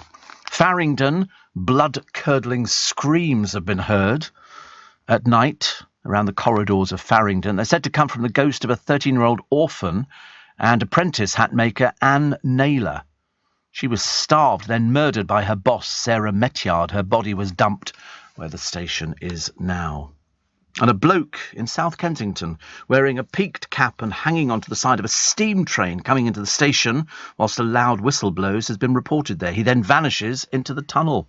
In Holborn, so excited, I hope you're remembering all of this. In Holborn, a secret tunnel connecting the Egyptian room at the British Museum to the nearby station is said to be responsible for the presence of the cursed mummy of the Egyptian god Amun-Ra. The ghost was blamed for 2 women vanishing from the station in 1935 and has been spotted wearing a traditional headdress and walking the platform. Ooh, goodness me, honestly, there's enough stuff under our feet without sort of worrying about anything else, really. It's not good, is it? And apparently, even at Elephant and Castle, there are loads of sounds of footsteps where there are no passengers walking. I thought that was just an echo. But apparently they've actually seen somebody getting on trains but never leaving the train. Apparently at night time they have the fluffers who go down there and they clean the fluff off the tracks. And apparently that's where all the mice come out to play. Ooh, let's go and play. Wee, wee. Trying to frighten everybody. So Charles and Camilla are going to appear on EastEnders. Somebody's written to the Daily Star saying, so what next? Reading the news? Are the BBC looking to replace Dan Walker at breakfast? I think they've already replaced him, haven't they? They just haven't used. Yeah, he has actually gone. And when I say gone, I mean gone. Simple as that. Steve, you can use your debit card. You don't need an Oyster card, says Jilly. Oh, no, I like using the Oyster card. I like seeing people stopped. I like people being stopped on the train when they try to go through a thing and the bloke goes, you haven't got any credit. I haven't got any credit on it because you've been fiddling it. And some people used to jump the barriers at Twickenham station. They were building. Yeah, people still jump the barriers now. They should be arrested. Thrown in prison, 10 years, I think, absolutely. Steve Allen on LBC. Text 84850. Morning, everybody. Nice to be company. 12 minutes to 6. Now, you know that every year, and if you're a regular listener to the programme, you'll have heard this before, but it's always worth a mention, because every year with our charity at Global Make Some Noise, we try and raise as much money as possible to help lots of little charities that don't get any government funding. They don't get anything. They have to rely on donations from the public and bring and buy sales and all sorts of little things that they can get money out of people to help them keep going. And some of them are absolutely fantastic. So every year we always have either a competition or a car or something like that to give away. There's always a piece of Steve Allen merchandise. You'll have to wait to find out what it's going to be this year. In the past, we've had tote bags, tea towels, glasses. And this year, I wonder what it's going to... Oh, the tray, of course. We've had all of them. So you need to collect all of it. And wait until you hear what we've got for you this year. But today I'm giving you the chance to win an incredible holiday for 2 to Bali. Now, this competition will run just for a few more days. And what is on offer is a 7-night stay at the 5-star Cross Bali Breakers Resort with flights, your transfers and breakfast every morning included. You'll be staying in a 1-bedroom deluxe pool villa with a private pool, an outdoor patio and dining area, a luxury bathroom and an extra-large double bed. How big it is, I have no idea, but it's a feature point. The hotel's also got 3 outdoor pools, a restaurant, plenty of bars and a fitness centre. So go and check it out. Just go to Google and have a good look. I mean, you've got your own pool. You're not overlooked by anybody, which is the nice thing. I mean, you could probably swim naked, I should imagine, in your own pool. But in fact, looking at the other pools is beautiful. It really, you can eat there. The bathroom is absolutely beautiful. They've got a number of these villas there, but your one is the 1-bedroom deluxe pool villa, and it really does look lovely. You've got an outdoor dining area. It's all yours. All of the. Of course, I'm looking at it. I've just remembered, actually, you can't see it, but you'll love it. You really will love it because it's got the outdoor pools, the restaurant, bars, the fitness centre, everything else. The weather will be gorgeous. I'm almost guaranteeing it. Almost guaranteeing it. Now, for your chance to win, and somebody has to win this prize, thanks to our friends at Flight Centre, you text the word beach, B-E-A-C-H, and then once you've done that, you send it to 84850. So beach, B-E-A-C-H, and then send it to 84850. A voluntary donation of just £5 from every text supports our charity, makes some noise, and can be an absolute lifesaver. You've got until 7 p.m. on the 31st of May to enter. Standard network rates apply. You've got to be 18 or over. And to see the list of participating global radio stations and full terms and conditions, just go to makesomenoise.com. So to be in with a chance of winning 7 nights at the 5-star Cross Barley Breakers Resort, flights, transfers, breakfast, your 1-bedroom deluxe pool villa. You'll see all the pictures on the internet. You won't be disappointed, I promise you. You've got a private pool, an outdoor patio and dining area, a luxury bathroom and an extra large double bed. You could basically lock yourself away and have food delivered to the room and just sort of sit there. Sounds delightful, doesn't it? So just text the word beach, B-E-A-C-H, and send it to 84850. And as I say, every time I mention the competition, I say good luck, because somebody's got to win, and I would love it to be you. Judith says, Steve, on this day, May the 24th, 1862, the opening of Westminster Bridge by Queen Victoria had to be abandoned as she was still in mourning for Prince Albert, who died 5 months prior. Instead, it was officially opened quietly at 4 a.m. on the day and hour of the Queen's birth. Oh, and one of the things, when they laid the stone for the Albert Hall, she didn't even get out the carriage. She was having a mare of a day. I mean, she didn't, it was, she was a bit reclusive. In fact, if you watch the film The Mudlark, which we talked about the other week as being one of my favourite little movies, and in it, they want to persuade her to come back to London. No, I'm not doing it. I won't do it. And they said, no, you should. The public want to see you. And strangely enough, history repeated itself on the death of Diana. The Queen, if you remember, was on holiday. She had no intention of coming down to see them, and it was the newspapers that said, your country needs you. They want you to come down. And if you watch the film about it, she was quite adamant, we're on holiday. When we're on holiday, we don't do things like that. And they went, well, you will. And the headlines, I remember, on the Express, it was, show us you care. Also, the Mirror, your people are suffering, speak to us, ma'am. They literally bullied her to come down. The Sun was running the headline, where is our Queen? Where is her flag? The Daily Mail was saying, let the flag fly at half-mast. They didn't do any of these things. They were pushed into it by the press. And eventually, the royal family came down. Eventually, the Queen wanted to look after William and Harry at Balmoral, and they went, you come down to London. The papers were they were getting to the point of going, get down there. It's as simple as that. There are all these acres of flowers outside everywhere. Whether or not you liked Diana, or you didn't, it makes no difference at all. Makes no difference at all. It's a case of they didn't understand how upset people were. When you looked at the turnout for the funeral, that's when they should have realised. £30 million was spent on flowers. I remember that week very, very well indeed, because we also got the script of what her brother was going to say at the funeral. And when he'd finished making his speech, the one thing that was so recognisable of how the country felt was inside the cathedral, you could hear the applause from outside. People applauded that speech.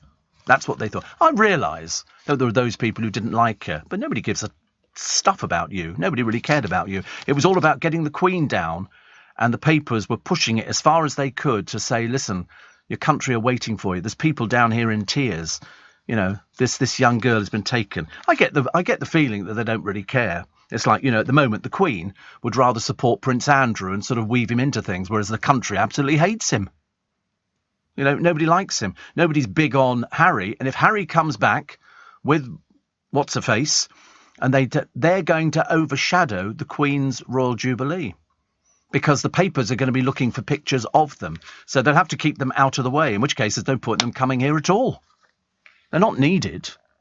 Brit says, Steve, as you know, I'm a driving instructor, and I feel for the reason you just read, no learner should be able to go out unless they're with a proper driving instructor. I, for one, would never go out with a learner unless I had a clutch and a brake. Such a sad, unnecessary loss. Puppy doing well too, Steve.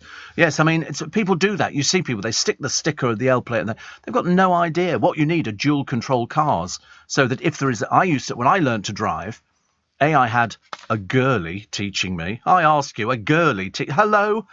Horse and cart it was, says the producer, thinking I'm very ancient. But they had dual controls. Because I always remember we were going through Newbury and there's a little tiny bridge at the end with a butcher shop on it, a little tiny bridge.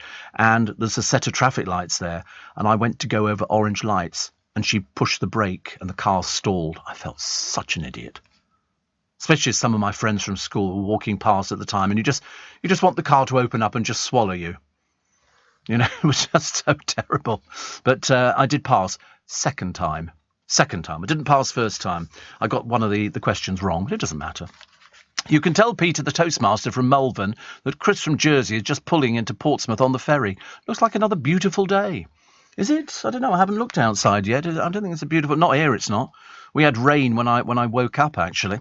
Steve, I can't wait to find out what the next Steve Allen merchandise is. I have all the previous, so I will need to extend my Steve Allen shrine, says Big Frank. Oh, I wish I could tell you. It's only in the early stages. And I'm not going to give them that clue. I thought about it, and then I thought, no, that would be too obvious. But no, you have to wait for it. I hope it's worth waiting for. But we are in the early stages of sort of seeing prototypes, and I'm saying to them, listen, I mean, you know, how many batteries will it take? And everybody else is going, I don't know, could it be rechargeable? Yeah, could you recharge it? Yeah, I mean, it's so complicated. But don't worry, you'll be the first to know what the Steve Allen merchandise is before even Steve Allen, I shouldn't wonder. But do go in for the competition, because it does help us raise a lot of money for... You've heard some of the clips that we've run. We've had people in the studio talking about different bits and pieces. And, you know, we raise millions every year. And that's all due to your help and your enthusiasm. I think you get caught up with it in the same way that we do as well. But a holiday to... I've never been to Bali. And surprisingly, I'm not allowed to enter the competition. I don't know why. No idea why we shouldn't be allowed to enter the competition. Let me enter the competition. But it's a nice holiday, and because check out what it looks like on Google, and then you'll appreciate just how beautiful it really is.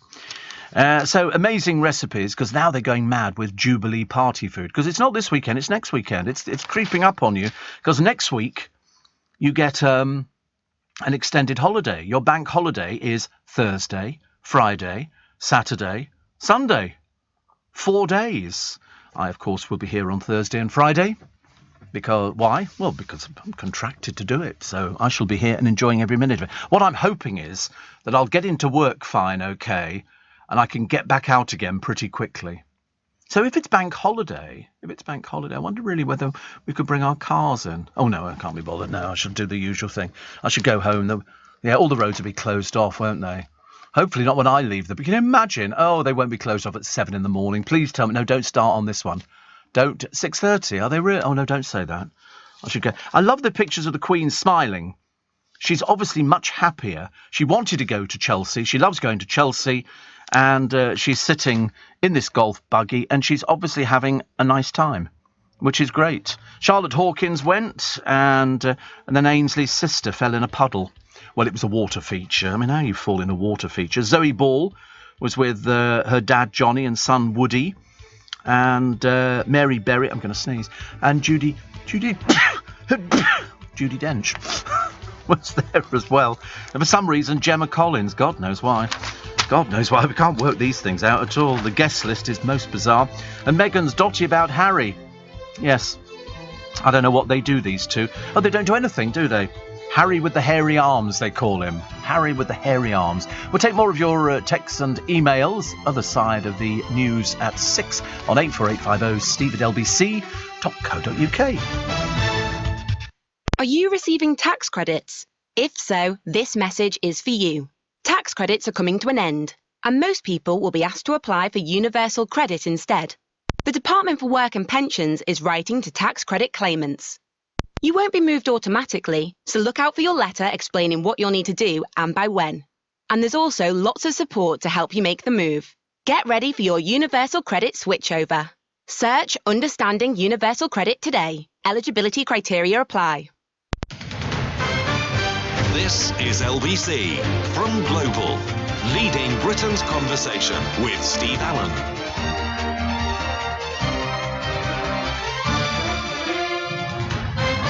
Morning, everybody. As we get ever closer to the Jubilee, we're all a bit excited. There'll be street parties and road closures. In fact, there's going to be thousands of road closures, mainly out in the burbs, where people will be holding... I mean, you can't have a load of trestle tables running down the middle of a road and people trying to drive through it. I mean, that would just be crazy, wouldn't it?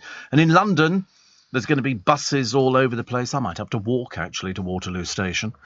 And Chris says, is the next Steve Allen merchandise an extra large double bed? My lips are sealed. I couldn't tell you anything at all. And apparently, says Ron, the Bridge and the Butcher are still there in Newbury, but the traffic lights have gone, so you're safe to visit.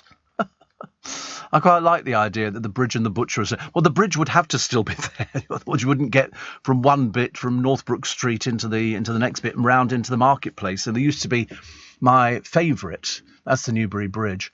And my favourite was a shop called Benion's, which used to be in the marketplace. And there used to be a place called the Plaza, which me and Dave Maskell hired out on a few occasions to put on discos, which was good fun. And next to that was the Corn Exchange. And then there was the bus garage as well, which was down there. It's funny when it all sort of slowly floods back. But I can remember that butcher on the bridge very well. Toomer's was a shop that you walked all the way through. They used to sell lawnmowers and everything else. And then at the very back was a record shop. And that's where, I mean, I would have been 15, 16, something like that. I can't remember what age I learned to drive, but I learned to drive down there. Which was an experience. So I would have been about 16, 17, I should imagine. Mary says, Steve, could we please have a Steve Allen Christmas tote bag to match with your love and many of your listeners' love of Christmas? My much-loved Auntie Rose, who loves your show, is now downloading the little bit extras along with the podcast. She's listening now and laughing away. Well, that's what we like to hear. The more people that podcast, the happier we are. Well, the happier we are. I mean, obviously, we're very happy for anybody.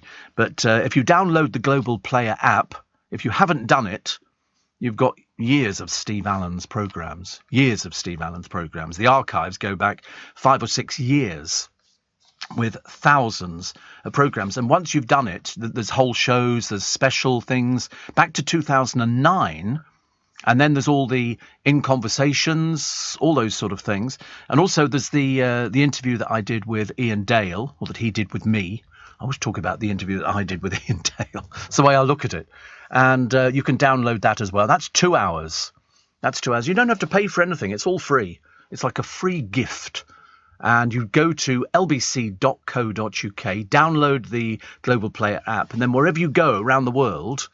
As little Julie will tell you, you just turn on and you get LBC.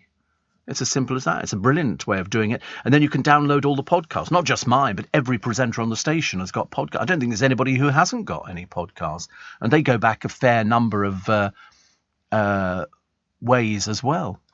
Becky in Croydon says, can I ask you how do you, or what is the correct way to pronounce the word Fenwick? I pronounce it Fenwick, but somebody corrected me and told me you pronounce it like Fenwick. No, it's Fenwick. Definitely Fenwick. I mean, can't imagine it being anything else, could you? Definitely Fenwick. You talk about the shop, or there was a very good shop called Fenwick's, I seem to remember. So Annika Rice is zipping up her jumpsuit again. It's being bought, but oh my God, this isn't just a series. This is a 4-hour special. 4 hours of Annika Rice. I don't think we can cope. She'll be reunited with her companion, Dave the Soundman Chapman. The show involves the star rushing around to complete big projects in tight timeframes for good causes. She's wanted to reboot it for years and said in a video, I can't believe it's happening. And so challenged fans to dig out their Lycra gear. We didn't have Lycra gear. I wouldn't be seen dead in Lycra gear. And revealed she was already wearing hers in bed. Channel 5 boss, who's somebody called Guy Davis, says there's never been a better time to bring back a loved series. No, it means you run out of ideas. That's all it comes down to. Annika had previously said, it's been my life's work. I'd love to see it back, but they better not tweak the theme tune. Well, I couldn't even tell you what the theme tune was. Better not tweak the theme tune. Unfortunately, Anarchy won't have anything to do with it at all. But so she's going to be doing this challenging Anarchy. She's going to get nice, Arse of the Year, which she was in 19... Rear. Oh, sorry, yes. Arse of the Rear. Rear. What is it? Rear of the Year. What a peculiar... isn't that just the most awful thing ever? Because she had a most photographed bum, they decided to call it Rear of the Year. Men are awarded too. Really? Oh, I don't want anything like that, thank you very much indeed. I don't like the sound of that. I don't think it goes on now. That would just be sexist. So I'm terribly sorry. So here is my brain, and now you're dealing with my bottom. Good grief. Prince Andrew's visiting the Queen every day in a bid to make amends. Yeah, it's not her you need to win over, pal. It's the rest of the country, because nobody likes you. He was dramatically snubbed from the Platinum Jubilee. We don't want him anywhere near anything at all, thank you very much indeed. We really don't.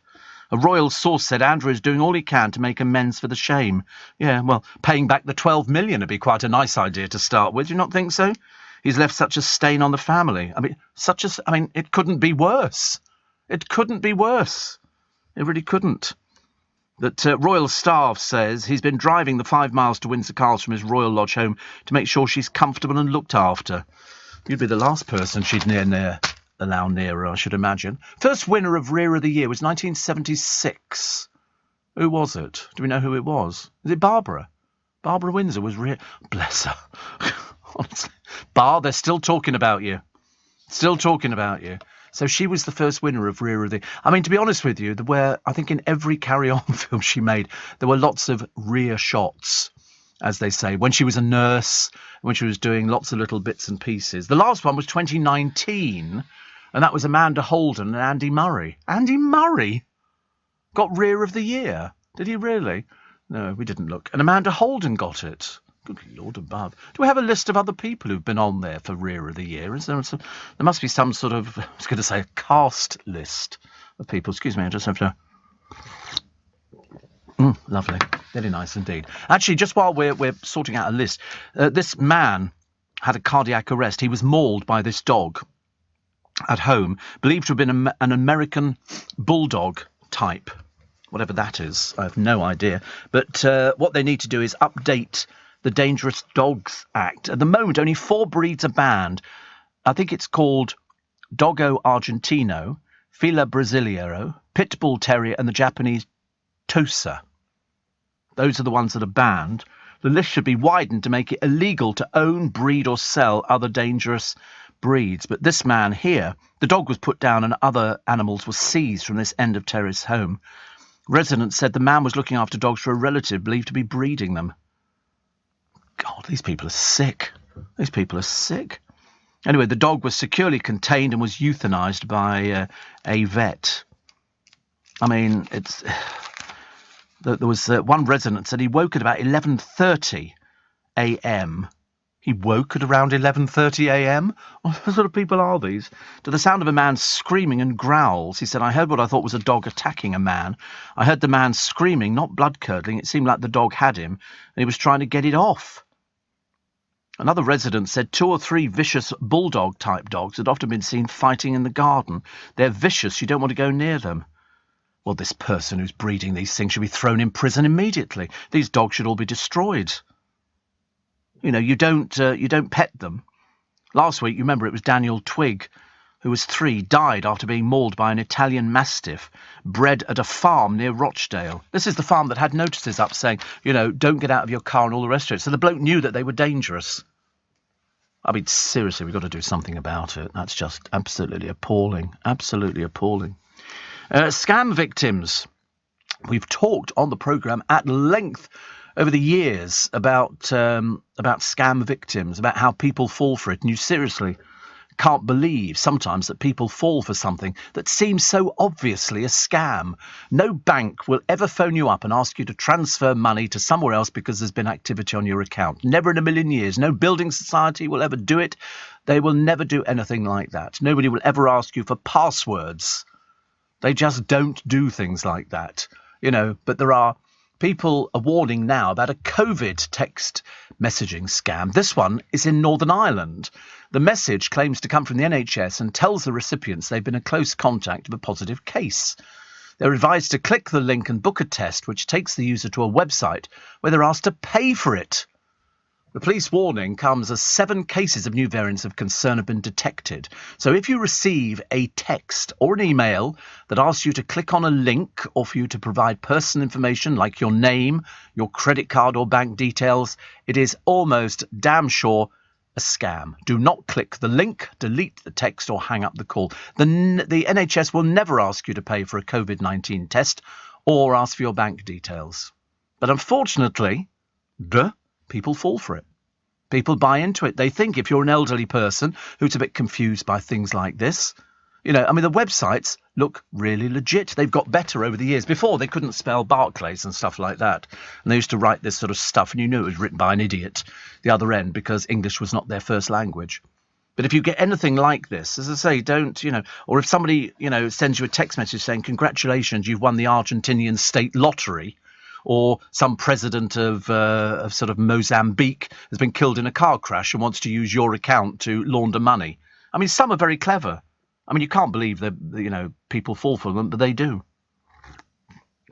And that's the problem. And that's why these people will send out millions of these things on the hope that, even if 0.5% of people cough up, it involves billions of pounds. Billions of pounds. It really does. And people fall for it.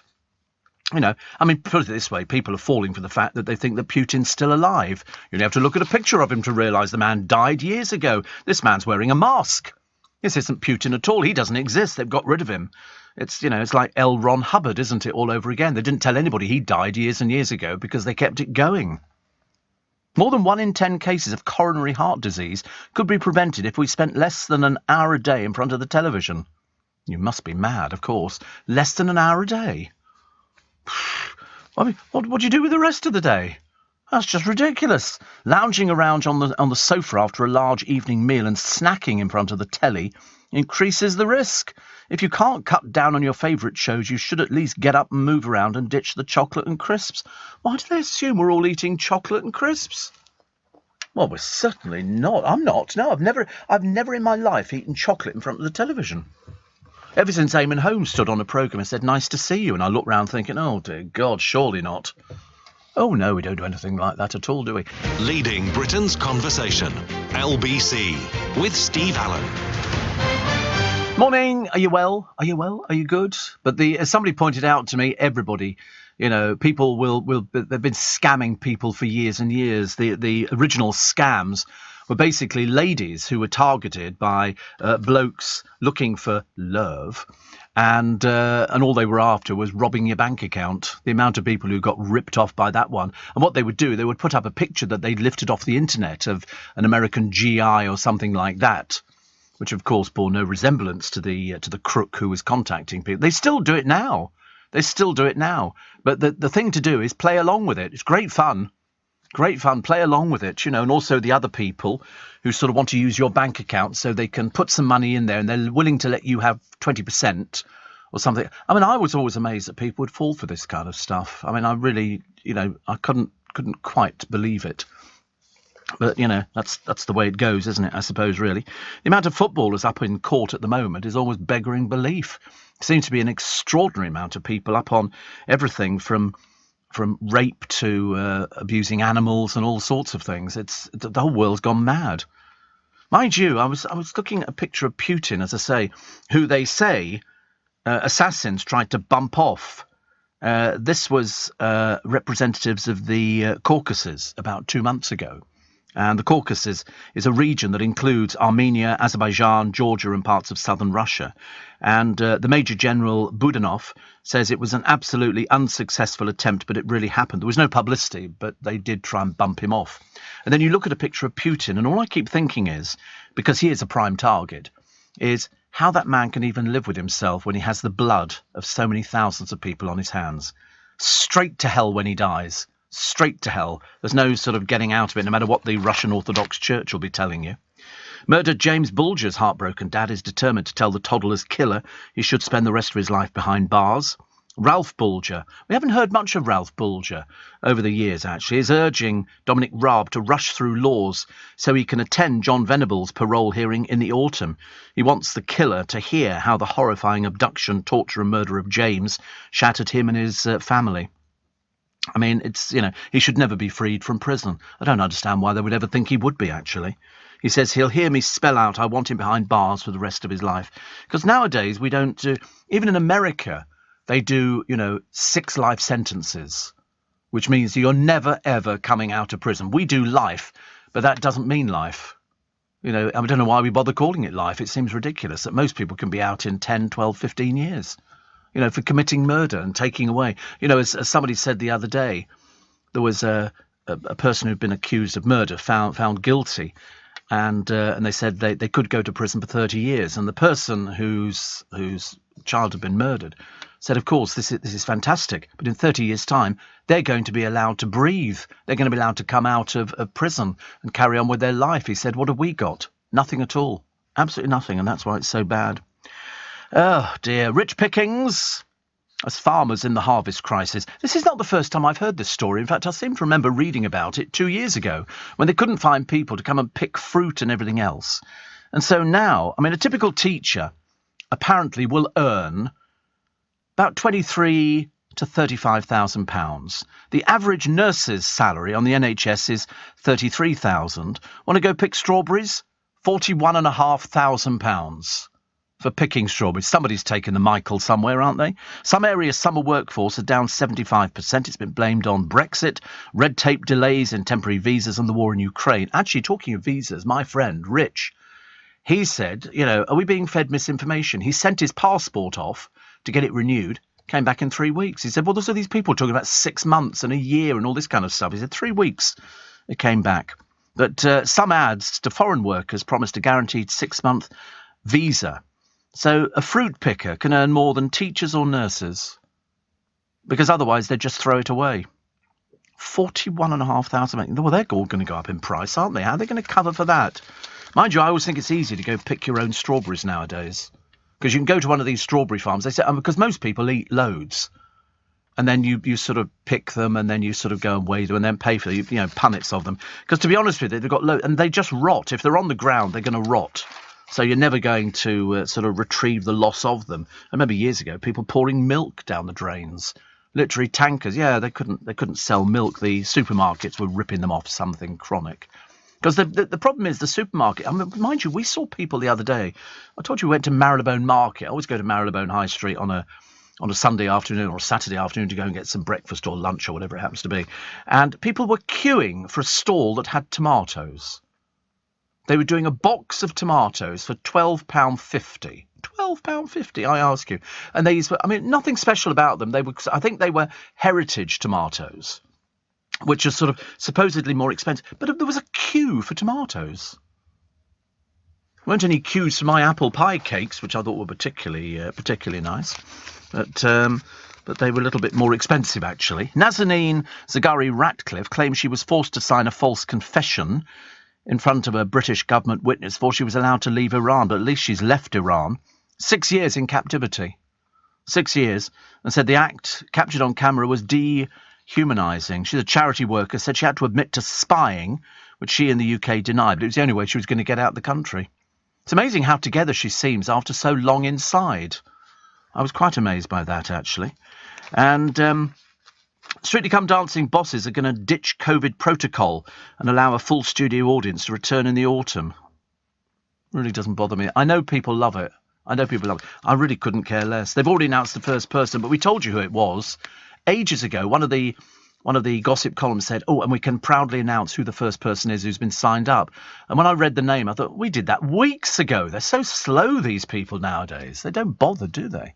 Joni in Potter's Bar says, is there, I just hate to ask the question because I'm going to feel a bit daft here. Is there really a Potter's Bar? Is it, does it mean anything? Is it sort of like a bar that crosses the road, or is it in a park, or, what is it? I don't know what the Potter's Bar must be something. But wish my brother down in Kent a very happy birthday. Sadly, Joni doesn't tell us what her brother's name is. Doesn't really help, does it really? Could be anybody down in Kent. Steve, unfortunately, a lot of people are taken in by fraudsters. And the post office missed parcel scam, says Jason. Yes. Did you see the little dancer on Britain's Got Talent, says Kath? I didn't, but have you seen how many people complaining about putting young kids on there? They had a little 9-year-old magician and various other little people, and then they've got a little 7-year-old called Skylar Blue wowing with a contemporary dance. But she's just a little girl. And, of course, little children do very well, don't they? They do. I mean, personally, I don't buy contemporary dance. I'm not really into contemporary dance at all. It's very sweet, and you get to wear a pretty sort of frock with sort of diamantes sewn into it, and your mother watches you. But she's obviously going to do very well because she's a child. And audiences fall for children because you've got two mums. And I just don't get it. I mean, she's 7. Is it not exposing children too young to the showbiz world? Is it not? I mean, am I getting it wrong? Oh, the bar, by the way, is thought to refer to the gates leading from the South Mimms parish and into the Englefield Chase parish, or possibly a toll on the Great North Road, said to have been by what is now the disused Green Man pub, or at the current entrance to Morven House. In other words, we're none the wiser.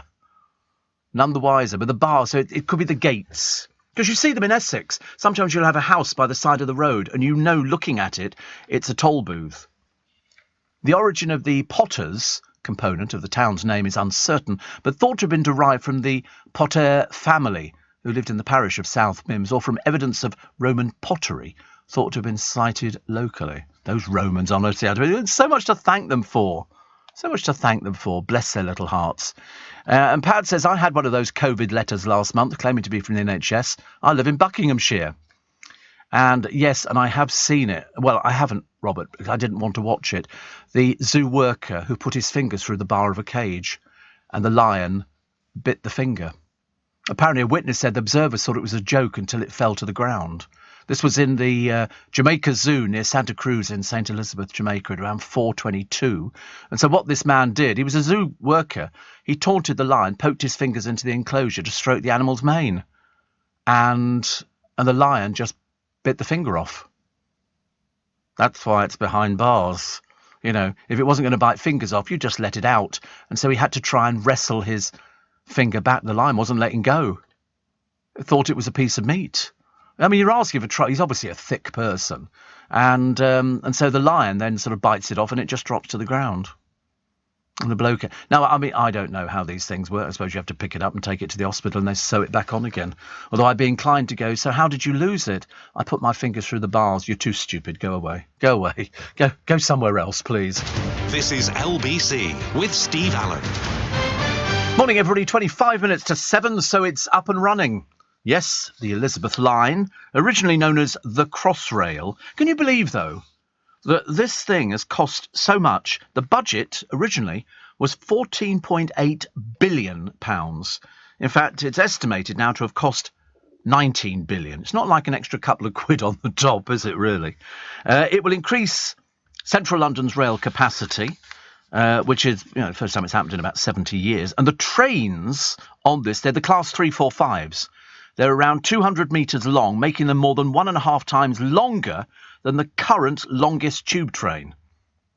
I mean, half of you will be in the tunnel and half of you will be sitting on the platform. You have to try and work it out. They've got 100 kilometres from Reading to Heathrow in the west, through central London to Shenfield and Abbey Wood in the east.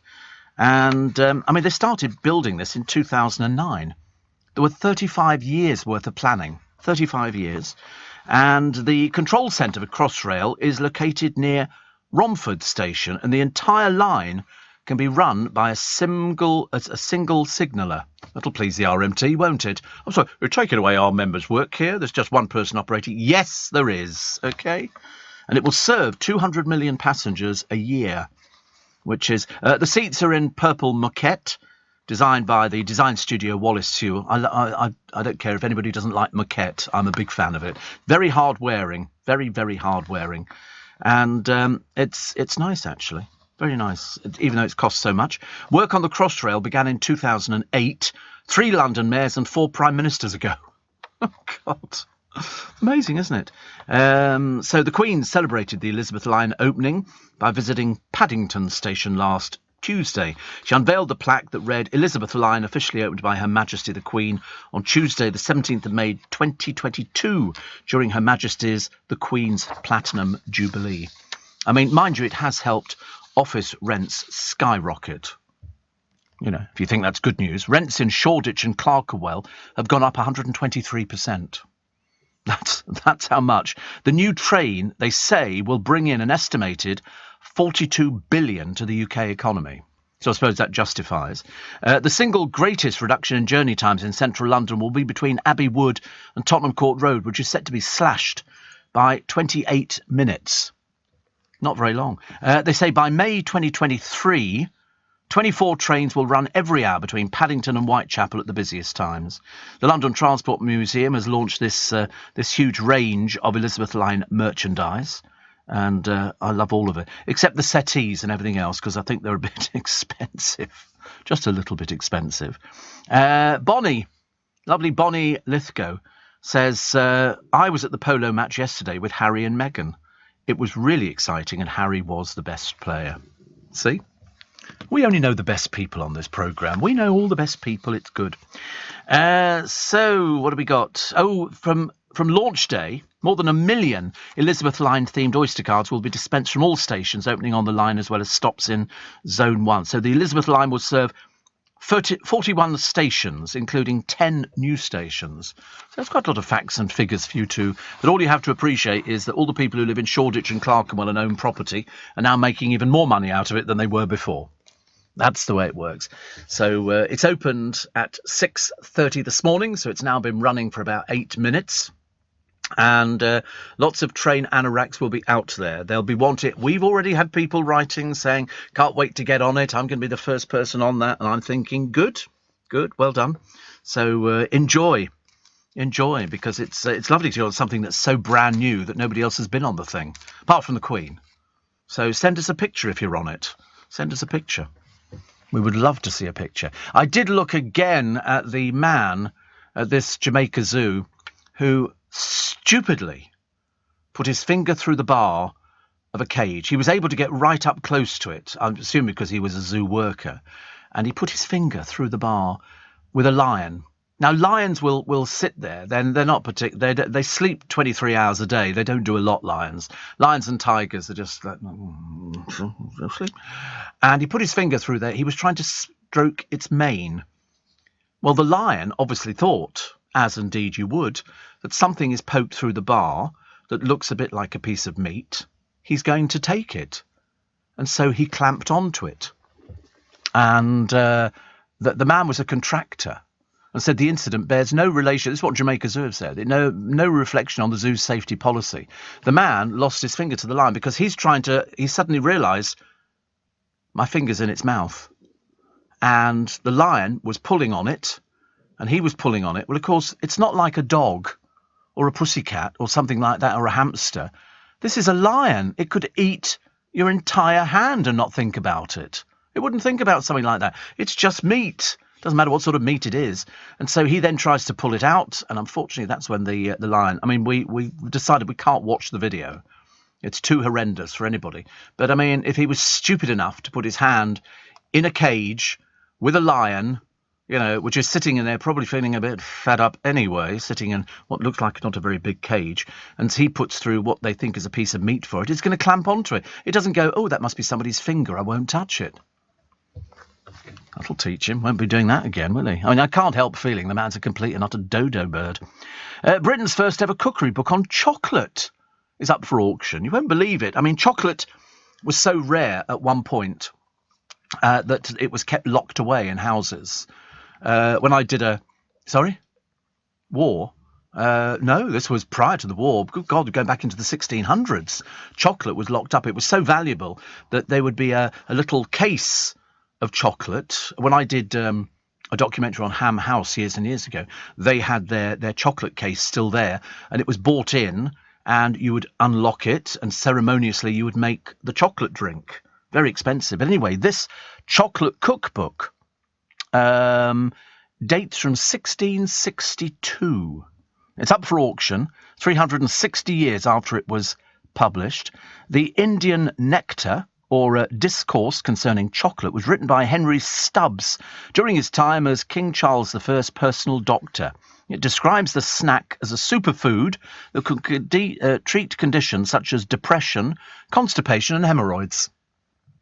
Not necessarily in that order. It lists recipes and their surprising medicinal benefits based on the writings of Spanish travellers who'd visited South America. One practitioner said chocolate helped keep his body soluble and never failed to give him... Anyway, the book is being sold by a private seller, expected to fetch 5,000 quid at auction. Blimey, I would have thought it'd be worth more than that. But there again, if two people in an auction want something, then the price can go through the roof. Like that guitar we told you from Kurt Cobain. They weren't hoping that it was going to reach that much money. It went 10 times overestimate, 3.5 million. 3.5 million. So breaking news. The first Elizabeth Line train has departed on time. Actually, I never thought about tube trains not being on time. I just assumed they had to be because they're all running around on the same lines. You can't afford to just sort of sit there, can you, really? But so that's good. So if you're on it, enjoy. I wonder how much... So you just use your Oyster card, do you, on it? How lovely. And they're giving away Oyster cards. Well, there you go. So Harry Styles, everybody getting very excited about his album, and also the fact that on CBeebies Bedtime Stories, he wore some dashing dotty pyjamas to boot. He never stops working, does he? He just doesn't stop. He's one of those sort of people who, in fact, even when One Direction were sort of first going, everybody was saying Harry's going to be the one. And they weren't wrong. He was the one who's just done everything. He's made the most money out of the group. And he gets to wear a big chunky necklace with a pair of spotty pyjamas. No doubt if you ask around, they'll tell you who makes them. Because I don't believe that Harry Styles wears pyjamas at all. I mean, not many men do wear pyjamas in this day and age. I don't think so. I don't know. Probably speaking out of turn. I mean, I do, but mine are Winnie the Pooh pyjamas, and I've got a nightcap as well, which is very nice. In fact, I used to wear... it wasn't pyjamas. It was like what they call a nightshirt, and it was sort of just an all-in-one thing. You just sort of put it over your head. It was like sort of, like a caftan kind of thing. I thought it was quite nice, actually. Steve, how long before we hear, says Roger, of traffic reports about delays on the Elizabeth line due to staff shortages? Oh, dear me, dear me. And Sarah from Southwold says, love it when you talk about Bonnie. She was one of my wonderful teachers at Italia Conti. Loved my classes with Bonnie.